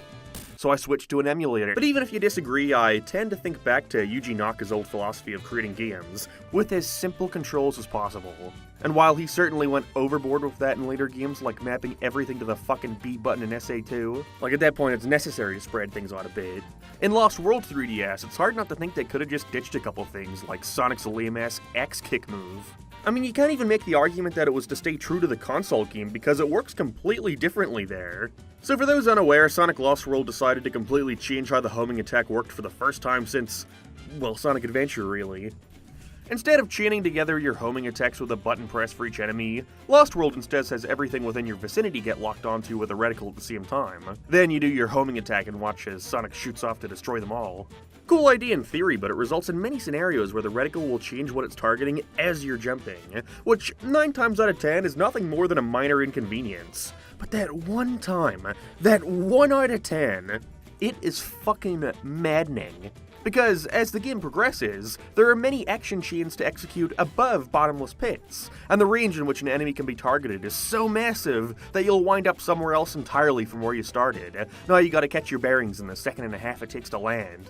On top of all that, you also now have to consider the new charged reticle. Some enemies can't simply be destroyed with a regular homing attack, instead you have to just stand there and fiddle around for a bit, waiting for the reticle to level up a few times. There are so many enemies in here that take multiple fully charged up homing attacks. But I suppose I'll talk more about that later. Now some enemies can't be destroyed with a homing attack at all, charged or not. They take Sonic's new kick move, which in the Wii U version is basically just a variant of the regular homing attack. Just press a different button when the reticle appears and Sonic awkwardly lunges at the enemy with his foot, which is somehow more powerful than his very large, sharp spines. But Mark, how do you know when an enemy takes a regular attack and when they take the kick? Exactly. And that's not to even mention that sometimes the rules they've set out don't even apply. So you could play through the entire game desperately trying to understand how this shit works, only to get to a level that completely adds something new into the mix. Like, okay, there's this level Tropical Coast Zone 2, where you have to do these lame-ass puzzles that consist of pushing apples into the center of the stage to open up the spring in the middle. Doing so will take you to this arena where you have to push more fruit into a blender this time, but after which a ton of enemies will spawn and you'll then be forced to defeat them all to open up another spring, in which the process will repeat 3 times over. Sounds like a lot of classic Sonic fun, right? Now these arena sections are super tedious because a bunch of enemies have spinning spikes or electric shields, and you gotta do your lame-ass kick move to stun them. Also really annoying if your multi-homing attack thing leaves you stuck above water and you gotta scramble to not fall off. Either way, while doing this my homing attack reticle targeted 2 enemies, one with no shield and one with a shield. My reticle targeted the enemy with no shield first, then the one with the shield second. Now, judging by the logic the game has established for, 3 worlds now, you would expect me to hit the first enemy, shoot towards the second, get hit and fall, right? Well, no! As it turns out, if you attack any kind of regular enemy first, then whatever hazard the next ones have, just don't apply. I feel like I should be grateful for this, but no! You got inconsistent rules, game. I'd like you to follow what you've been forcing me to consider instead of just deciding it doesn't apply when you feel like it. I guess this pisses me off so much because I only noticed this on my second playthrough of the game, meaning I went through all 7 worlds of this shit trying to be as careful as I could when encountering shielded enemies, not realizing the game had a way of bypassing all that waiting around for their shields to go away or kicking away their fucking barrier first. But their way of bypassing it is counterintuitive to the entire fundamentals of how their combat works. Now, if anything, I actually prefer the 3DS game's approach to this stupid-ass kick move. Instead of Sonic doing the homing attack just with his legs sticking out, Sonic freezes in the air and shoots out a dinky little shockwave attack that stuns the enemy, opening them up for further attack. And a lot of the time, requiring a fully charged homing attack. There's a lot of stupid combat to consider in this game, is my point. I don't think a fast-paced Sonic game needs all this needless junk. Just let me homing attack the fucking enemy. That alone would make this game a million times more bearable. And, okay, I guess it's not entirely fair to say it's completely accurate to the console version, because there is also one major difference between the two, and that's how they handle the parkour system. For the most part, it's the same, but in the Wii U version, Sonic runs across walls with a slight arc, which makes it annoying to collect any red rings that are between the 2 walls. Just a slight annoyance, parkour system is very underdeveloped in general. In comparison, Lost World on 3DS puts a lot more focus on the parkour system, and thankfully it's the one thing they've simplified. Instead of running at an arc, Sonic just runs across the wall in a straight line, making it way easier to prepare your next move or see where you'll be running into. In some ways, I find it to be a cop-out. I get what Sonic Team were trying to do with the arc, make it seem like there's some kind of momentum to the move. But again, it's kind of shit, so I don't blame Dimps for not even bothering. Oh my god, and then there's the— No, okay, I gotta stop there for now. This video could be another hour of me just bitching about how this game feels to play, and— okay, well, it pretty much is, but I think it's time for me to actually get into the levels that make these controls so infuriating to deal with. Sonic Lost World has 21 levels, not counting boss fights, and while I could go over each and every single one of these levels and break down why they're so awful, I really could. I think every issue with this game can be summed up in a nice round 10. So here's the top 10 worst levels in Sonic Lost World on 3DS. Oh, and I want to specify that these are the top 10 worst levels to S rank, not B. I completely forgot that's what the video was about. So there are some levels in here that might not be super long or challenging on their own, but getting the S rank added a whole nother level of misery to the experience, which gives it a spot in the list. On the other hand, there are some levels in here that were super bullshit. Way too long, way too much focus on lame repetitive combat, but getting the S was easy so it gets absolved of all its sins. Like, two of my favorite levels in here are Silent Forest Zone 1 and 2, and those levels suck! They are so drawn out, focusing on lame gyro gimmicks, endless enemies that take way too long to defeat, but no matter how many times I died, or even how late into the level I died, I would get an easy S rank every time. And so, they aren't even contenders for the bullshit in this list. So without further ado, let's get started with number 10. Windy Hill Zone 3. I talked about this stage a little earlier, but it's worth bringing up again as I think it's the first case of this game showing its true colors. You just cannot see a fucking thing, and are expected to stay on the top path for as long as possible. Like, you can jump on top of just about every loop-de-loop here to get to a higher path, but you have literally no time to react. And so by the time you realize you could have been on a better route, you've already gone through the thing, and now you have to decide whether or not it's worth wasting the time to go back around the loop and jump on top of it. But then, by the time you get up there, you immediately miss the next jump and fall back to where you started. This is prevalent throughout every other 2D stage, so if you're asking why I put this one over them, I didn't. They just have a whole lot of other shit to complain about. For Windy Hill Zone 3, the other main thing I want to talk about is the mandatory moments where you have to dodge a series of attacks by Zaz. It's piss easy, but there is so much downtime between throws that each of these segments last like a minute each. Yeah, that's right, each. There are 3 of these segments throughout this already long-ass level, meaning every time you have to replay this to try and get the S rank, you have to go through 3 minutes of standing around doing fucking nothing. Getting the S rank for this level took me 24 minutes. Number 9. Desert Ruins Zone 3. Desert Ruins is when the game officially goes to shit. I can convey this to you by saying all 3 Desert Ruin zones are on this list somewhere. So, what makes 3 the least bad? Well, it's the shortest of them. Really, that's it. It's just really, really annoying having to learn what the hell you're supposed to do in the first run. You're dropped into this massive open zone. All you know is you gotta hit a switch somewhere.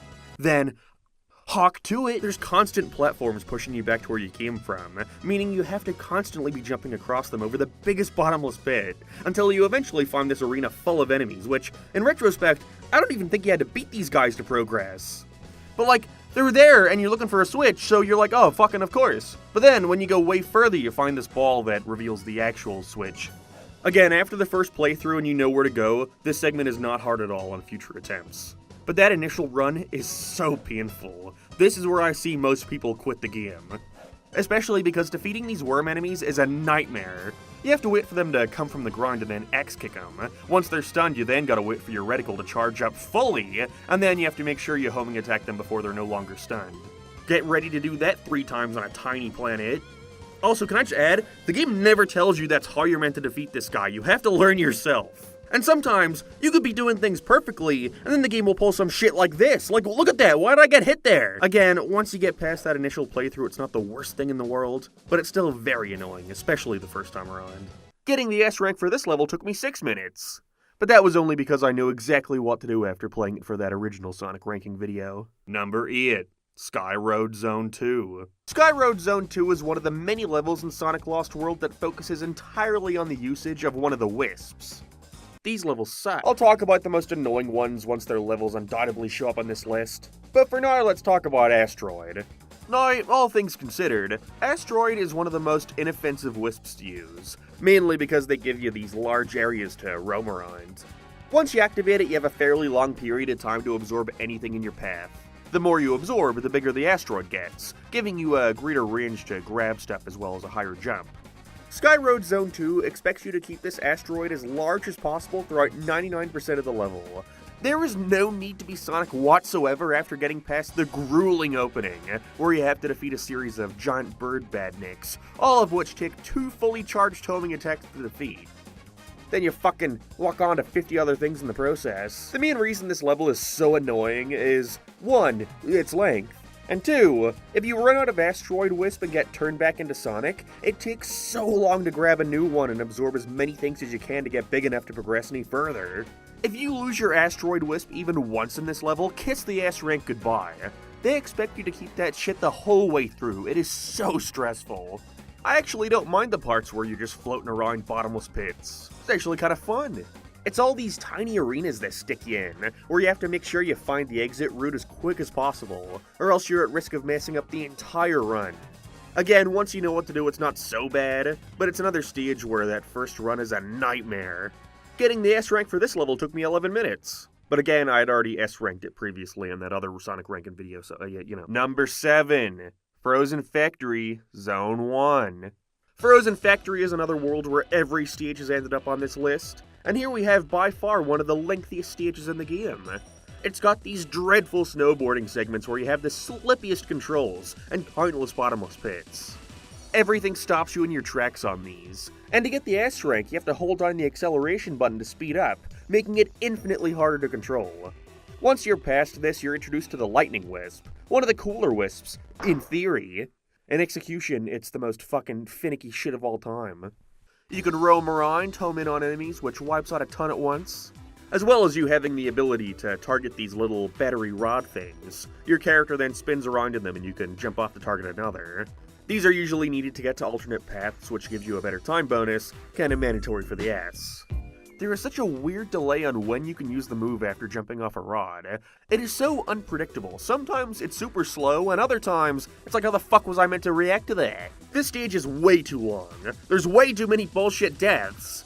And it's one of those levels where if you die after the first couple minutes, then you may as well just restart. Like, look at that, how the fuck was that my fault? Getting the S rank for this level took me 40 minutes. Number 6. Frozen Factory, Zone 2. Like I said, Frozen Factory sucks, easily the worst world in the game. Lots of awful ice physics, which makes you slip and slide all over the place. Dreadful hit detection with enemies too, oh fuck off! And it goes above Windy Hill's 2D stage for this dreadful moment at the end, where you have to stand around on this platform slowly taking you to the other side, as enemies come at you. Either the egg pawn will rush you, sending you off the stage, you'll lose your bearings with the terrible ice physics, or you'll home in on this buzz bomber and get whacked off the stage because it shoots out way quicker than you can attack. Getting the S rank for this level took me 22 minutes. Most of that was spent getting to the very end and dying at the last second.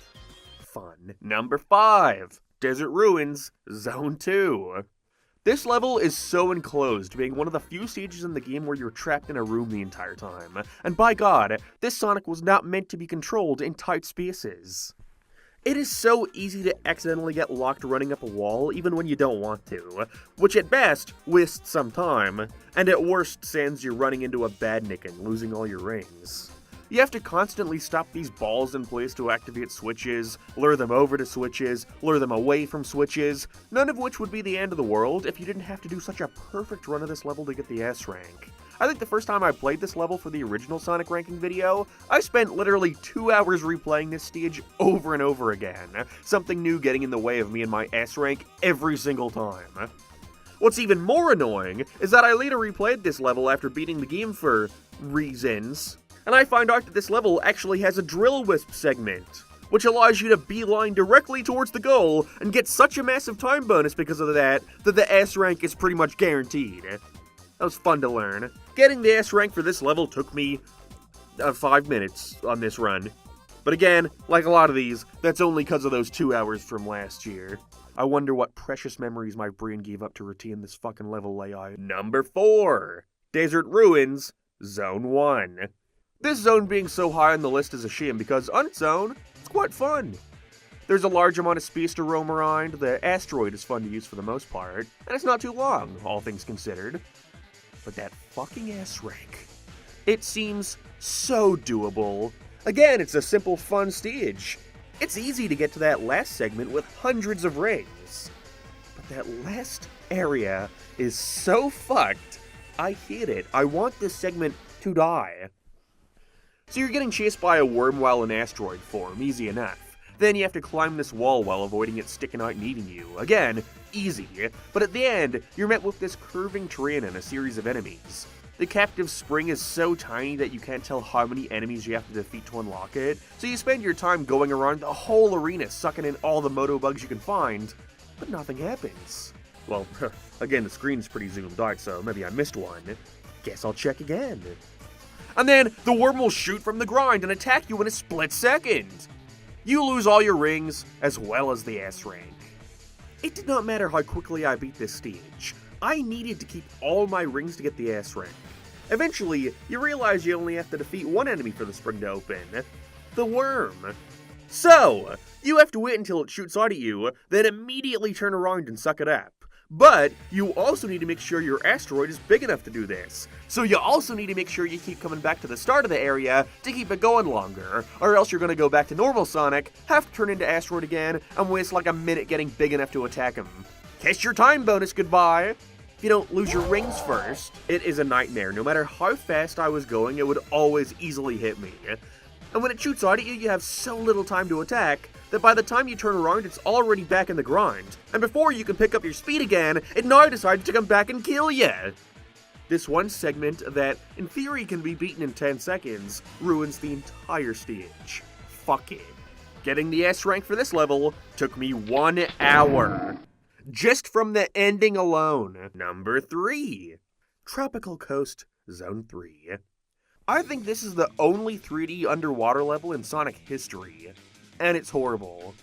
It all revolves around the drill wisp, which controls fine, I guess, but they expect you to keep it going by collecting more capsules along the way, and they are so tiny they're near impossible to hit. And if you miss it and turn back to Sonic, not only do you need to make sure this doesn't happen over a bottomless pit, or when approaching an enemy, lol, but you also now have to defeat a series of enemies underwater to unlock a new one. The drill wisp also knocks you back when you hit one of the bigger enemies, so if your wisp runs out during this knockout, you're as good as dead. See ya! Also, another level where your ass completely hinges on keeping your rings during the final segment. Hit it. Getting the S rank for this level took me only 20 minutes, but at least in Desert Ruins 1 it's fun all the way up until the ending moment. Here it's awful to play from start to finish. 2. Sky Road, Zone 1. The worst 2D level in the entire game. First of all, awful first impression for a world called Sky Road. It's just a casino level from the Wii U game, which was in the ice world. What the fuck is that? It's way too long, frequently taking an upwards of 7 minutes to beat just on a regular run. It's way too big for its own good. I mean, look at this level design. I appreciate them going for something more layered with tons of pathways, but there's no rhyme or reason to this shit. It's a marathon, and there's no way to tell where you're at any given moment. Also, everything below you is a bottomless pit, and if you fuck up during the ending and overshoot the wisp capsule, you're done for. Restart. Enjoy wasting another 10 minutes of your life. Bye. Look at this shit. Who the fuck is meant to react to that? Editor, please count that shit. That's gotta be like 6 or 7 frames to react to this oncoming enemy. Or else you lose all your rings and get knocked down to the lower pathway. Why is the camera so zoomed in? Getting the S rank for this level took me 40 horrid minutes. And finally, the worst of the worst, number 1, we have Frozen Factory Zone 3, by far the most infamous level of the entire game. This is the perfect encapsulation of everything wrong with this game. It's slow, tedious, and way too long. It is just endless puzzles where all you have to do is slowly roll a snowball around, making it big enough to fit into these holes. All while dealing with enemies trying to destroy it, all while dealing with horrible ice physics, the homing attack fucking you over, stupid-ass moments of forced combat, all while a giant snowball chases you down the entire time, it being dead set on destroying your snowball too, meaning you have to walk all the way back to where you got it from, and then roll it all over again. Also, my emulator started glitching and the snowball became invisible for the entire time. That was fun. I mean, just look at this. It's pure madness. It's incomprehensible. Who actually wants to play this? They should have used this footage in the game trailer. It's more accurate. Getting the S rank for this one took me 1 agonizing hour, none of which was fun in the slightest. And there we have it. The top 10 worst levels to S rank in Sonic Lost World 3DS. But you think that means we're done for? That's a laugh. We still got the boss fights to S-rank. They're very easy. Got all in first try? Honestly, in a video all about S-ranking the game, they're not really anything worth bringing up. Half of them go by in less than a minute. The only two to give me any kind of trouble were the Lava Mountain rematches against Master Zik and Zavok. Why do I remember their names? Oh yeah, the final zone in this game doesn't have a single regular level, by the way. Each stage just consists of a harder version of 2 previous bosses. And ironically, Zik and Zavok are paired together despite not being that way on the regular adventure. You need to get the Wisps to get the S-ranks on them. But after the shit I had to put up with in the normal levels, these were a breath of fresh air. Perfect! I'm only missing like 2 or 3 S-ranks, but hey, I'm getting there. Time to just boot up the game again and... What the fuck? Where's my save file? No, this can't be happening. No, I know when I'm so close to being done with this shit. So, for some reason, right when I was about to be done with this shit, I launched the game to see that my emulator has, for some reason, erased my save file completely. I don't know what happened. And I never used save state, so I can't just load it back in, so... It's gone. All of it. I mean, what am I supposed to do other than play the entire game again? And so I did. Don't say I don't do nothing for you guys, because between the ranking video, and now my run for this video, and now my second run for this video, I have now beaten Sonic Lost World on 3DS 3 times. 3 times too many. Not that I knew what to expect, going through the entire game again wasn't nearly as painful as it was the first 2 times, but that doesn't mean it didn't still suck. Again, some of the shit that ruins your S ranks in these levels aren't based on skill, so I could know exactly how to get the S in each and every one of these, and still spend another hour trying to get it again. I will say going through it a 3rd time did allow me to pick up on some new quirks that made it slightly more bearable. I accidentally learned how to do this infinite spin dash by charging it up fully, jumping, and then pressing the spin dash button again after landing. Quite similar to the console version, honestly. I should have tried this earlier. But it made getting the time bonuses a little easier, I guess. I figured out, again by accident, that you could descend quicker with Asteroid by holding down a button. In retrospect, let me some of those tutorial boxes tell you this. And I also got way more comfortable using the L trigger to shoot the camera behind Sonic. I often found this hard to use on my first playthrough, but I was so annoyed at having to do this again that I sort of forced myself to get good at it. In fact, I got really good at it. Levels like Frozen Factory Zone 1 and 3, which used to take me an hour, I was not getting S ranks on during my first attempt. Started asking myself, wait a second, is this game good? Am I having fun right now? No. There was a little bit during this 3rd playthrough where I considered the fact that I was now somewhat enjoying myself. Maybe all of that hatred was just a skill issue. But then I remembered, I had to play this game 3 times to get to this point. I had to experience all that bullshit, and now I just know how to avoid it. Most of it, at least. Does that make a game good? I don't think so. I can have fun with it, but that doesn't mean it controls well. And, poetically, as if Sonic Lost World had to remind me of how awful it was, I then remembered I still needed to get all the Chaos Emeralds, because the special stages rank you for... They rank you, is the point I'm getting at. You unlock special stages in Sonic Lost World by finishing a level with 50 rings, much like Sonic 1. But to be honest, I didn't want to deal with them during my regular playthrough, so I figured I'd save them all to the end. There's thankfully a world specifically for replaying the special stages, so all I have to do is... never mind. See, I would foolishly enter a special stage and quit out of it after a few seconds to continue on with my regular torturous journey, figuring that unlocking the hub world, but nope. Instead, the special stages will only appear in the hub world after you complete them. You don't have to get the Chaos Emerald, you can simply just let the timer run out, but why? I unlocked it doesn't matter if I actually played the fucking thing. Do you know how hard it was to think of 7 different levels in this game that I would actually want to replay to unlock them again? Whatever, this process was a cakewalk compared to the actual special stages themselves. These things are dreadful. You're plopped into space with floating colored orbs all around you. All you having to do is collect enough. I'm not sure why they're colored. As far as I'm concerned, it doesn't matter what order you collect these in, but if I were to guess, it's to keep better track of which route you've been on, and how to get back to where you started, so thanks, game.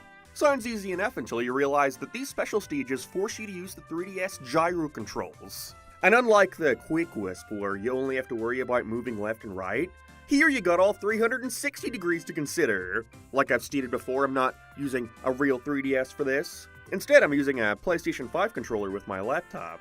And so I could not simply sit my back against a chair and have at it.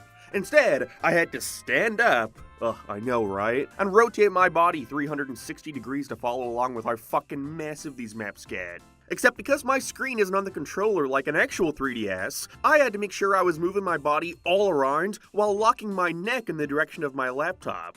It took me like 2 hours to get all these S ranks. 2 hours straight of this. All you gotta worry about for the special stages are time, and you can collect these orange boxes that add to it for a greater bonus. And so all you gotta worry about is making sure you avoid the blue boxes that make it go down faster. Here's a little tip for all you guys who might want to S-rank the game after watching this video. Why, have you paid attention? Do not collect the power-up that makes it so the orbs get attracted to you.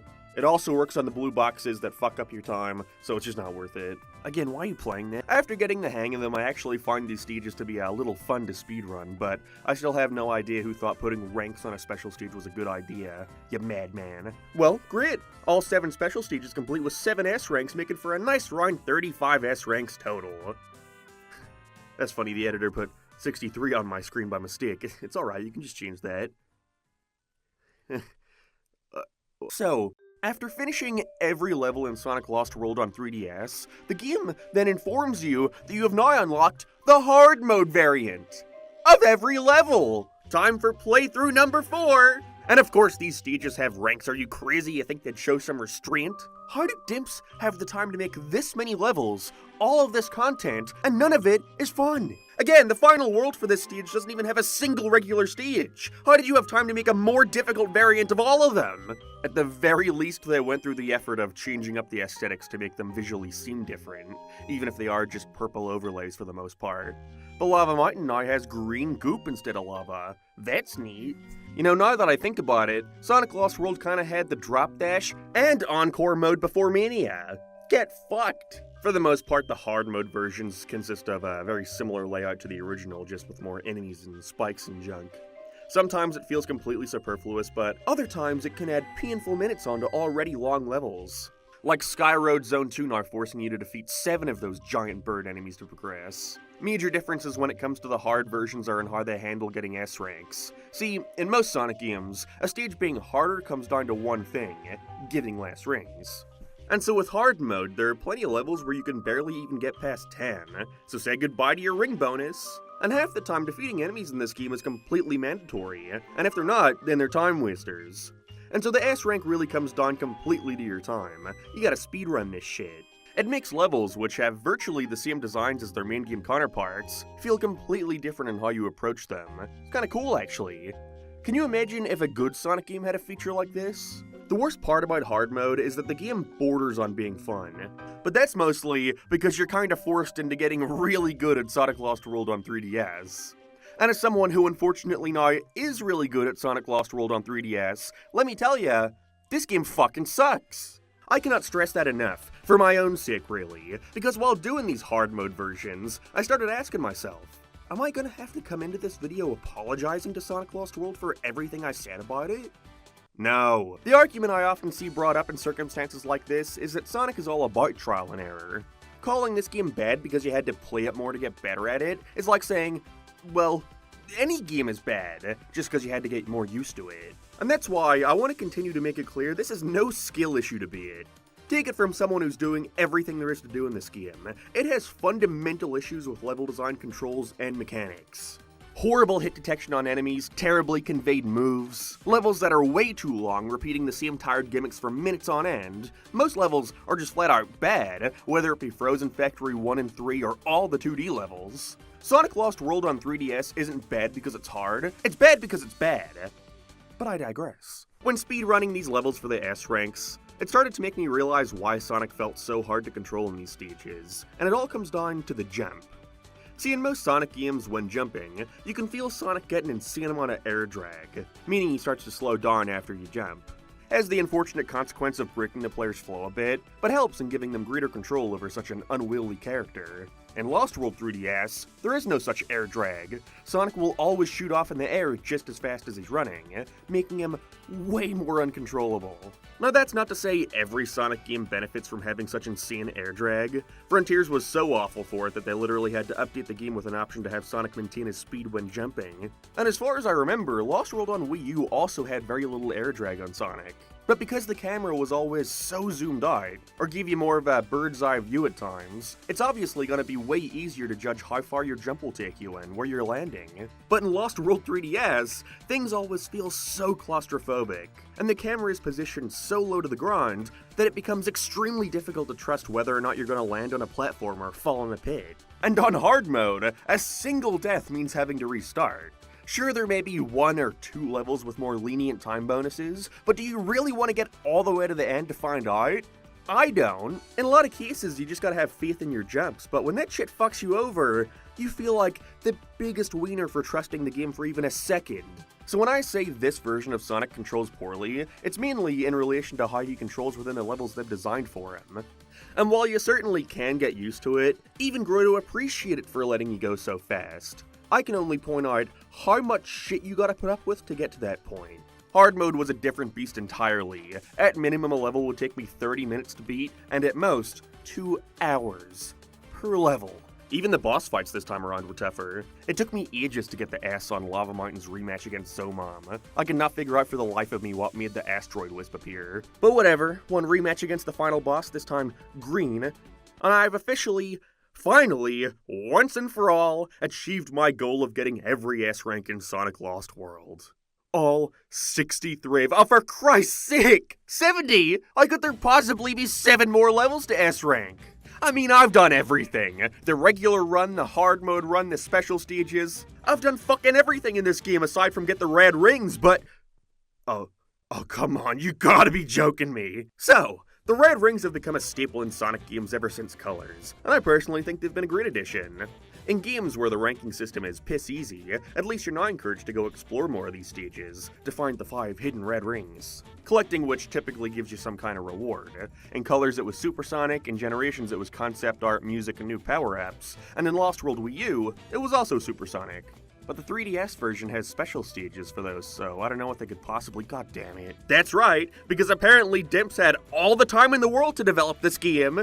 Collecting all 15 red rings in a world unlocks you access to one of the 7 extra stages. And you thought this shit would be for fun in Sonic Lost World? Ha! Don't make me laugh! You gotta S-rank this shit, buddy! I never gave a shit about collecting any red ring on my playthroughs, because why would I? Red rings are usually out of the way and therefore getting between me and my S rank, so I avoided them. I think when looking back, there were like 2 levels total where I got 3 red rings. Otherwise, for the most part, it was 2 or 1, or in most cases, 0. But none where I had all of them. Which means, you guessed it, it's time for playthrough number 5! Ding ding ding! Well, whatever, I'm already in this for the long haul, fuck it. Playing the entire game again? Child's play. Getting the red rings in some levels was fine, like in Windy Hill Zone 1 and 2, but in most instances, it was incredibly tedious. First of all, like I've said a million times, the 2D levels suck, mainly because of their confusing level design and screen crunch. The perfect conditions to find 5 tiny items. In most cases, these red rings require you to have wisps to use too. So now you gotta find 2 things. Better hope you don't find where the red ring is before the wisp needed to get there. Then we have levels like Tropical Coast Zone 2. I always wondered what this battery rod was for in one of the arenas. I unfortunately had to find out. As it turns out, in an earlier segment, you had to push one of the fruit pieces onto a switch to unlock a lightning wisp, and use that here to be taken all the way up to the top where a string of enemies leads you to the red ring. This was so stressful to do without falling back down. Each world has a couple red rings like this, but I'm thankful for the most part they were simply placed along the beaten path. And so each world generally took me like an hour to unlock the extra stage in. And I was shocked to find out that these extra stages were actually quite fun. Most of them revolved around the usage of a wisp, like Windy Hill being all about burst, or Sky Road having an awful stage all about drill. Other than that one, they were relatively short, not too challenging, and the S ranks were quite easy. I got a majority of these on my first try. I don't have footage of Silent Forests though, because while I was unlocking this stage, my dog got freaked out and knocked over a glass that sliced Veronica's wrist open. This game is cursed, I tell ya. So please, look at this sped up footage of the game informing me that I unlocked the extra level in Silent Forest. And know that during this time, I was sitting on the floor wrapping a belt around my wife's bleeding wrist, rushing through traffic to the hospital as blood pours everywhere, trying to navigate the UK's awful healthcare system, watching her get stitches, and finally coming home to see, oh yeah, I still have to finish Sonic Lost World. I had a fucking 1,000-yard stare throughout the last couple hours of this game. These levels also had red rings to collect. I didn't need any more, but I figured I was already this far in, so why not? Okay, maybe I do like this game. Either way, I'm glad I did, as when I finished Sky Road's extra stage, I was then informed that collecting all these extra red rings opened up the Lava Mountain extra level, which was a third variant of the final boss. Each time he's just slightly more aggressive, but not enough to make it worth replaying. Either way, final boss is defeated, again, and with that, I think I have finally collected every single S rank in Sonic Lost World. Is that, okay, thank you. That was by far the most painful experience I've had playing any Sonic game. What a nightmare. It sucks too, because at this point, barely anybody even remembers this version of the game even exists. The true worst Sonic game of all time merely hides in the shadows, not enough being aware of the true evil that lies within. I will admit that by the end I started to find a groove. Again, those hard mode stages were painful to S rank, but I won't deny that finally getting it in one perfect run wasn't somewhat satisfying. But what does that mean, huh? Just because I can get really good at Superman 64 or Bubsy 3D doesn't suddenly make them good. Doesn't mean those who dislike it simply have a skill issue. Sonic Lost World on 3DS is a bad game, to put it lightly. But it is a bad game that I have conquered. It is now my bitch. I don't think there are very many people out there who can say the same. The walkthroughs of this game's extra stages don't even have 5,000 views. I don't think Dimps expected people to get this far. But I did. And it feels good. Back to the boost, experiment field I guess, pack it in. Generations and Lost World were games I was excited for, but neither of those could ever hope to rival how much I was anticipating Sonic Forces. It had been 4 years since the last mainline Sonic game after the mega feeler that was Sonic Boom, and so on one glorious night in Los Angeles, Aaron Webber and Takashi Iizuka got on stage to announce the next mainline modern Sonic game. Sonic Generations 2. The Forces release cycle is something I remember super vividly. I actually would give my unscripted thoughts on every new trailer or piece of gameplay for the game on this very channel as they would release. I'm back on Forces again. It looks that they revealed an E3 trailer. The only new stuff was CG, but that CG was amazing. And it's funny to see my hope for the game in retrospect go from optimism to cynicism, and then back to optimism, for about 5 seconds before it was a week until the game was out and we'd only seen a couple stages worth of gameplay. Then I got it and realized, oh, that was the entire game. I beat it in 2 hours and was miserable. Sure, it ain't the worst Sonic game out there, but it's soulless. The ultimate case of Sega phoning it in, along with it being at a time when they were arguably at their most money-hungry and sly in their advertising. Play as Shadow in over 10 modern Sonic levels. You know, except for the ones that involve QuickTime events or teaming up with the Avatar, which is most of them. But hey, at least you can use them in iconic stages such as EX Flying Pod 1. It's not technically false advertising. Anyways, I was looking for any kind of content I could squeeze out of this thing. I'd been waiting 4 years to play it. And so I got all the red rings, I got all the number things, I got all the moon medals, and naturally, I got all the S ranks. After Generations disappointed hardcore fans with its super easy to obtain S's, folks were eager to see if Forces would go back to making them a challenge. I remember watching gameplay discussions with people desperately going, wait, no, okay, this person playing got an A rank, I think they're harder to get this time.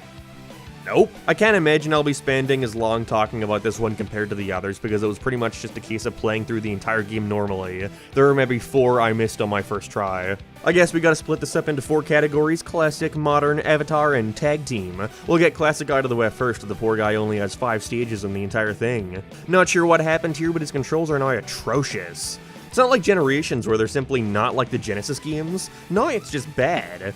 Which is a real shame, as I actually think Classic Sonic has the best level design in the entire game compared to the others. The only level which I think is poorly handled here is Iron Fortress, and that's more so down to the lame auto-scroller aspect. Ghost Town, on the other hand, actually has a ton of alternate pathways. I love that they convey the top, middle, and bottom path through the roofs, the houses, and then the sewers. That's a really clever idea and visually shows the player which route they're on.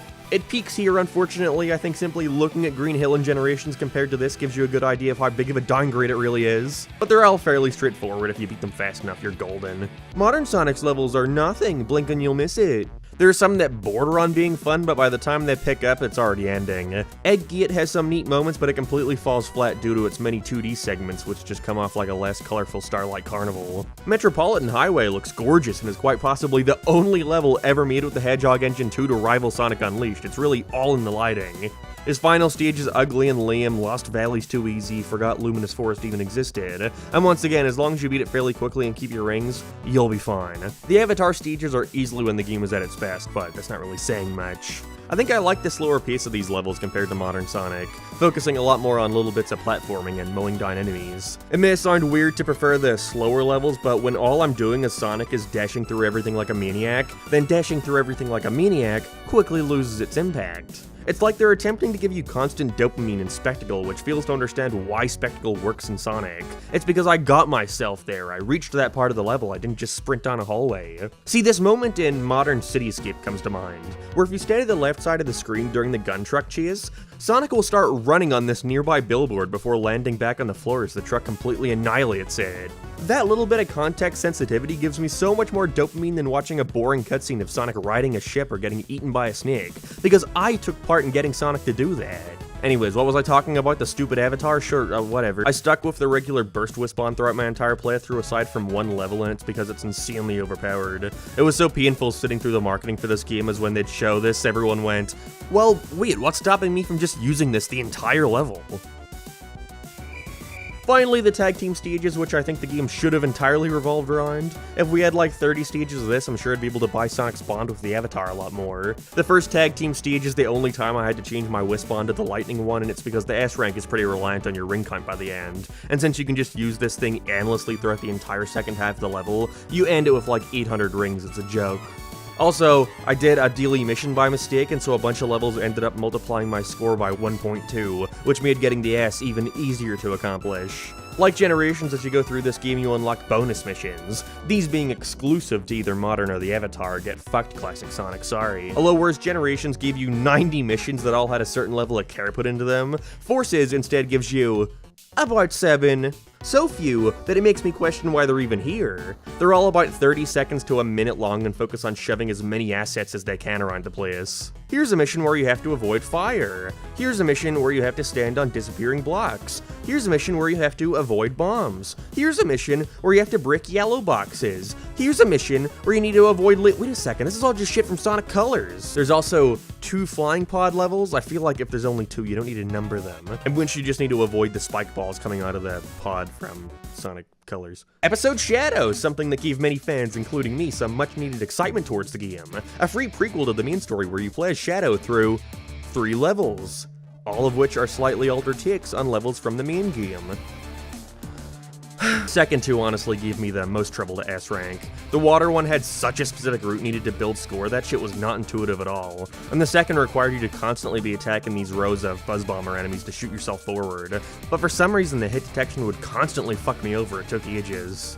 But aside from that, Sonic Forces is over and done with. This game is boring for me to even talk about, so I apologize, I have nothing to say. Sega didn't care with this one, so neither do I. Can't believe we've already reached the most recent Sonic game. For reference, from the year 2002 to 2012 in this video, we've looked at Sonic Heroes, Shadow the Hedgehog, Sonic Rush, Sonic Rivals, Sonic 06, Sonic Rush Adventure, Sonic Rivals 2, Sonic Unleashed, Sonic Colors, and Sonic Generations. Whereas between the years of 2012 to 2022, we've looked at Sonic Lost World, Sonic Forces, and now Sonic Frontiers. Can't even make the quality over quantity argument, damn. No, I was pretty positive about Sonic Frontiers when it came out. I didn't love it or anything and thought it was a joke that this is what they spent 5 years working on, but on its own, away from all the context, It was a breath of fresh air for the series, one that's going to age horribly, but at the time it was released, it was met with positive reviews and a relieved fan base. I feel like I'm constantly fluctuating on how I look at Frontiers. Some days I like it, some days I don't. It's probably the Sonic game I associate most with the freeze mixed bag. The open zone is repetitive, has uninteresting design and terrible pop-in, but while playing it, I have fun. The combat is overly simplistic with no real strategy involved in how to approach fights, but it's cool to pull off. The boss fights are barely bosses and go down without issue, but there's a lot of great spectacle here which has been sorely missing from the franchise in recent years. Like I said, mixed bag. One aspect I consistently stand by thinking is horseshit, however, is the cyberspace missions. Lucky for me, that's what I gotta focus on. Before the game came out, we learned that to tickle the itch of the people who weren't too keen on the open zone idea, and were instead looking for something more in line to a traditional 3D Sonic game, we're getting these cyberspace levels, which are pretty much just its version of the boost stages. It's funny, when Frontiers came out, all the major reviewers, despite whatever criticisms they would have on the overall package, consistently touted the cyberspace stages as being when the game was at its best, but when I played it, I couldn't disagree more. I think these are some of the worst levels in 3D Sonic history. In these stages, you can complete up to 4 tasks, all of which reward you with a key to unlock the Chaos Emerald scattered throughout the zone. However, today all I gotta worry about is the S rank, which once again is strictly time-based. Which is good, because if I had to worry about killing enemies for score in these levels, I don't want to put a bullet through my brain with how slow the homing attack cooldown is. Let's just get this out of the way, this is the worst Sonic has ever controlled in 3D, second to none. Don't get me wrong, in the open zone, it's pretty good. I wish they'd get rid of the double jump and put more consideration into how all these moves flow together, as overall he's pretty rigid, but in the cyberspace levels, every issue is cranked up to 11. It was so bizarre coming back to this game for this video and having to disable the physics mods I've been using for the past 2 years to remember, oh yeah, this is how the game actually controls. There is no sense of flow to any of this, and it was somehow even worse before the updates. Usually the controls for cyberspace are set in stone compared to the open zone stuff, which you can tweak with these sliders, but I'm pretty sure the one to carry over between the two is the option to let your jump carry momentum while boosting. Yes, that had to be added in a patch, don't ask why. So that at least makes things a little more bearable, but it's still far from good, especially compared to Unleashed Generations, even Colors, maybe Lost World. Pretty embarrassing how things only seem to regress with the boost formula, but whatever. Sometimes, you know, every once in a blue moon, something cool does happen even if it makes no sense, like look, how the fuck did I save that? But really, it's mainly his turning that's so incredibly stiff. More so than any other game. There are levels that have these somewhat tight turns, but I can't understand how they played this without realizing the Sonic they've built for this cannot physically make those turns while boosting, which would be fine if he didn't grind to a halt after letting go of the boost button. It's made even worse by the level design. By far the best stages in Frontiers are the ones that were solely designed for the engine they've built, which sucks because a majority of them are simply lifted from other Sonic games, mainly just Unleashed Generations and Adventure 2. Turns that were easy to make as Sonic in those games are near impossible here without consistently hugging the wall. Not a new thought by any means, but I'm just sick of how many of these games now rely on reusing old levels in their designs. How did we go 20 years without that? Yet for the next 10 they act as if the franchise will die without another Green Hill. It's not all bad, there are aspects of Sonic's controls here I like, but they're so few and far between, it's like picking needles in a haystack of problems. Like their returning bounce, I hate that you don't get enough air movement after doing it, but hey, bouncing into a boost is pretty fun. That's something. I decided to do the challenge mode because fuck playing through the entire 10-hour game just for this 30 minutes of actually important gameplay, and so I'm thankful that instead of having to run around each open zone again scouring for the stages, I can just select the option on the menu that takes me through all of them one by one. The Sonic Frontiers cyberspace stages are not known for being particularly difficult, most of them are around 30 seconds to a minute long. Honestly, I think I spend more time in each stage trying to see what game they ripped the design from more than actually paying attention to what I'm doing. See, now that I've played the Extra X and Unleashed, I can tell there was even more copied from that game. But there is the occasional one that people had difficulty with, and by occasional, I mean one. The second level in the game, 1-2. I got the S first try. Yeah, when the game first came out, this level was infamous for how tight the S rank was to get, and I think it really highlights all the major issues with the way Frontiers does things. And it's because to get an S rank here, you have to purposefully avoid anything you think would help. I'll give you a couple examples. Attacking enemies to cross greater distance? Best to be avoided as, like I said, the cooldown time is horrible. And it's not like you can just boost out of it right away, and even then, you lose all your momentum and can't move much in the air, so get fucked, don't bother. Don't hit dash panels either, which seems pretty counterintuitive considering they're designed to help you go faster, but not here. You actually go slower. Not sure how that happened, but whatever, par for the course at this point. Basically, throw aside all your Sonic instincts like going to the top route to be faster. Instead, take the bottom and just run, avoid all the bullshit. But I mean, it's not like this is even a challenge anymore now that the second update reintroduced the spin dash, which is completely, utterly broken. You get these by playing through action chains in the open zone, which in and of themselves have their own ranks to get. This is mindless busy work, but at the very least forces you to think harder about how you traverse the space. But even then, it's pretty exploitable. Just find the route that has the most objects to interact with and you're sorted. Doing all these gives you the spin dash, which makes every cyberspace level a complete joke. Honestly, I wish they took cues from the Lost World spin dash, maybe just make it a little more straightforward to use. Because all we have here is the boost with gravity-defying physics. Fun to use, but hardly what I would want to see from the series going forward.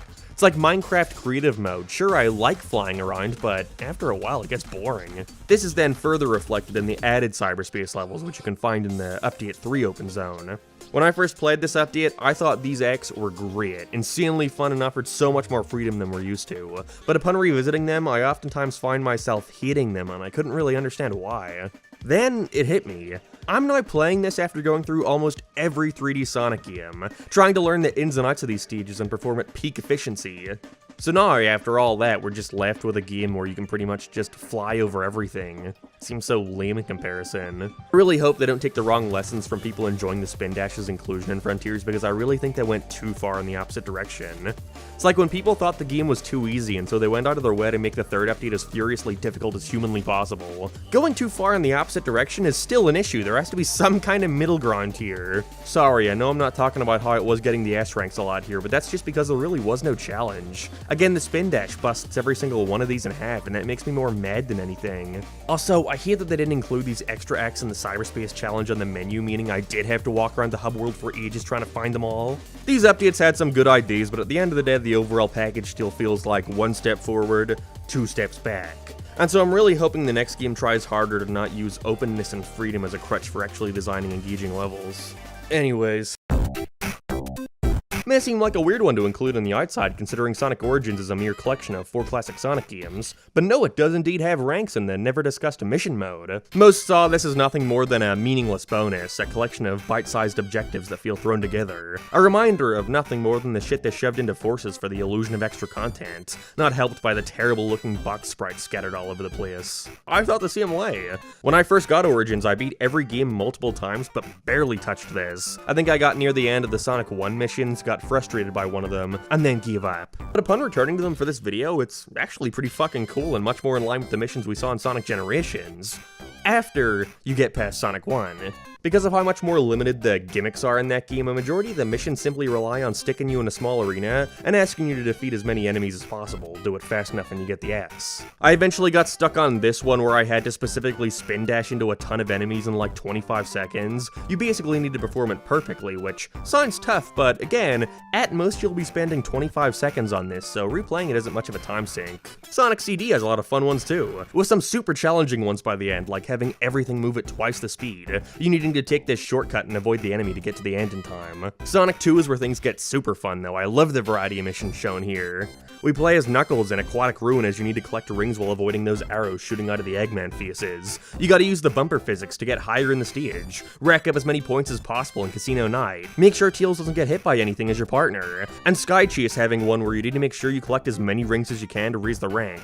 They have a hard mode variant of this later, and it's by far the one that took me the longest to beat. This shit was tough. Sonic 3 in comparison is pretty standard, but I love that they brought back the idea of creating missions specifically around the elemental shields. The only real thing holding this mode back is how short the missions are. Like, they're fun and challenging, but it really seems like there was only room to expand upon these and create more mission types. What if we add ones where I'm hanging onto Tails like in the Boss of Marble Garden? Fuck it, make it a Heroes reference and have Knuckles hanging on too and you gotta dodge shit. How about beating a section of Sandopolis with the ghosts at max? I don't know, you get what I mean, right? There's so much more to do here. But as is, what they do have was pretty fun, and offered something new to do with these classic games. Still not much to say though.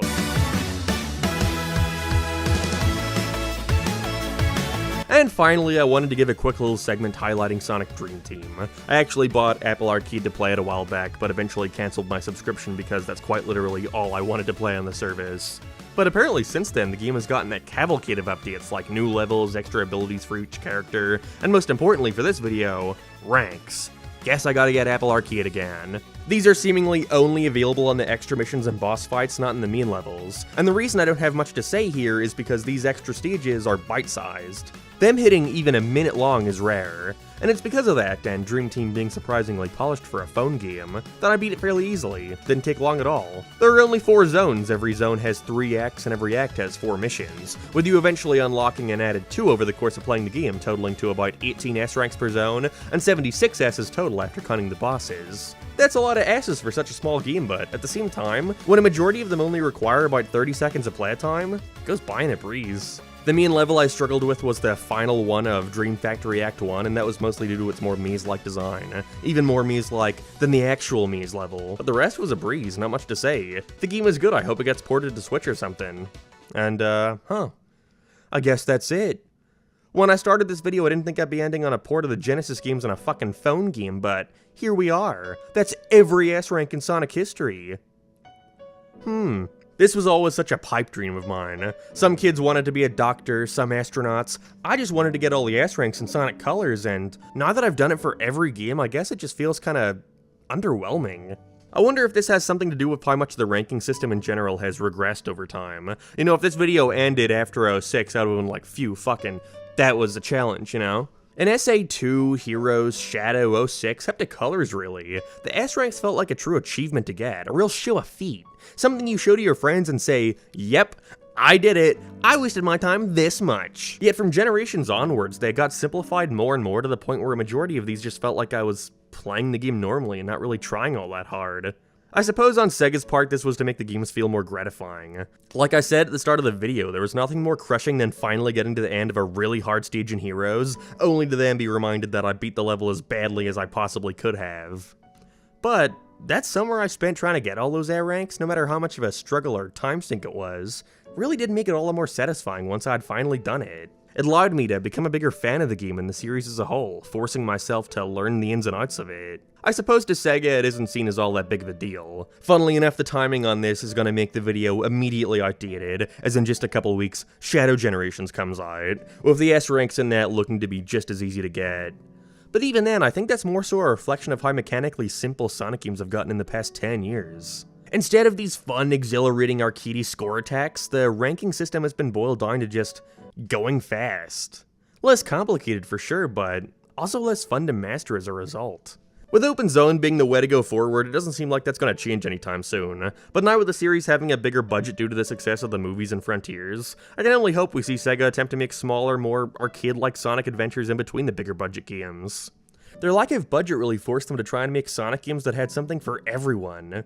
No matter where the series was headed with these grander plans, they always had to make sure there's something for the classic fans, don't forget about the boost now! And it creates games that just lack any type of focus. Sure, Frontiers has something for the boost fans, but who cares if what it has is inferior to the games that people like in that style? Who cares if this game has classic Sonic if he's only here for 5 levels? Superstars, for as mediocre as I think it is, gives me hope that we can see smaller adventures in between the bigger stuff. Just don't charge $60 for it. Bring back that more arcadey Sonic fun that people loved so much, but don't shove it in your big budget open world game, because at that point, you're just trying to put a square peg in a round hole and nobody's happy. Make more games like Rush or the Adventure series. Hell, let's take a Hardlight do it. They did a fantastic job with Dream Team. I guess I'm just tired of the ranking system feeling so forced now, like it's only here for tradition's sake. But whatever happens next for the series, I'll be there to play it, and I guess rank it now, it's my duty at this point.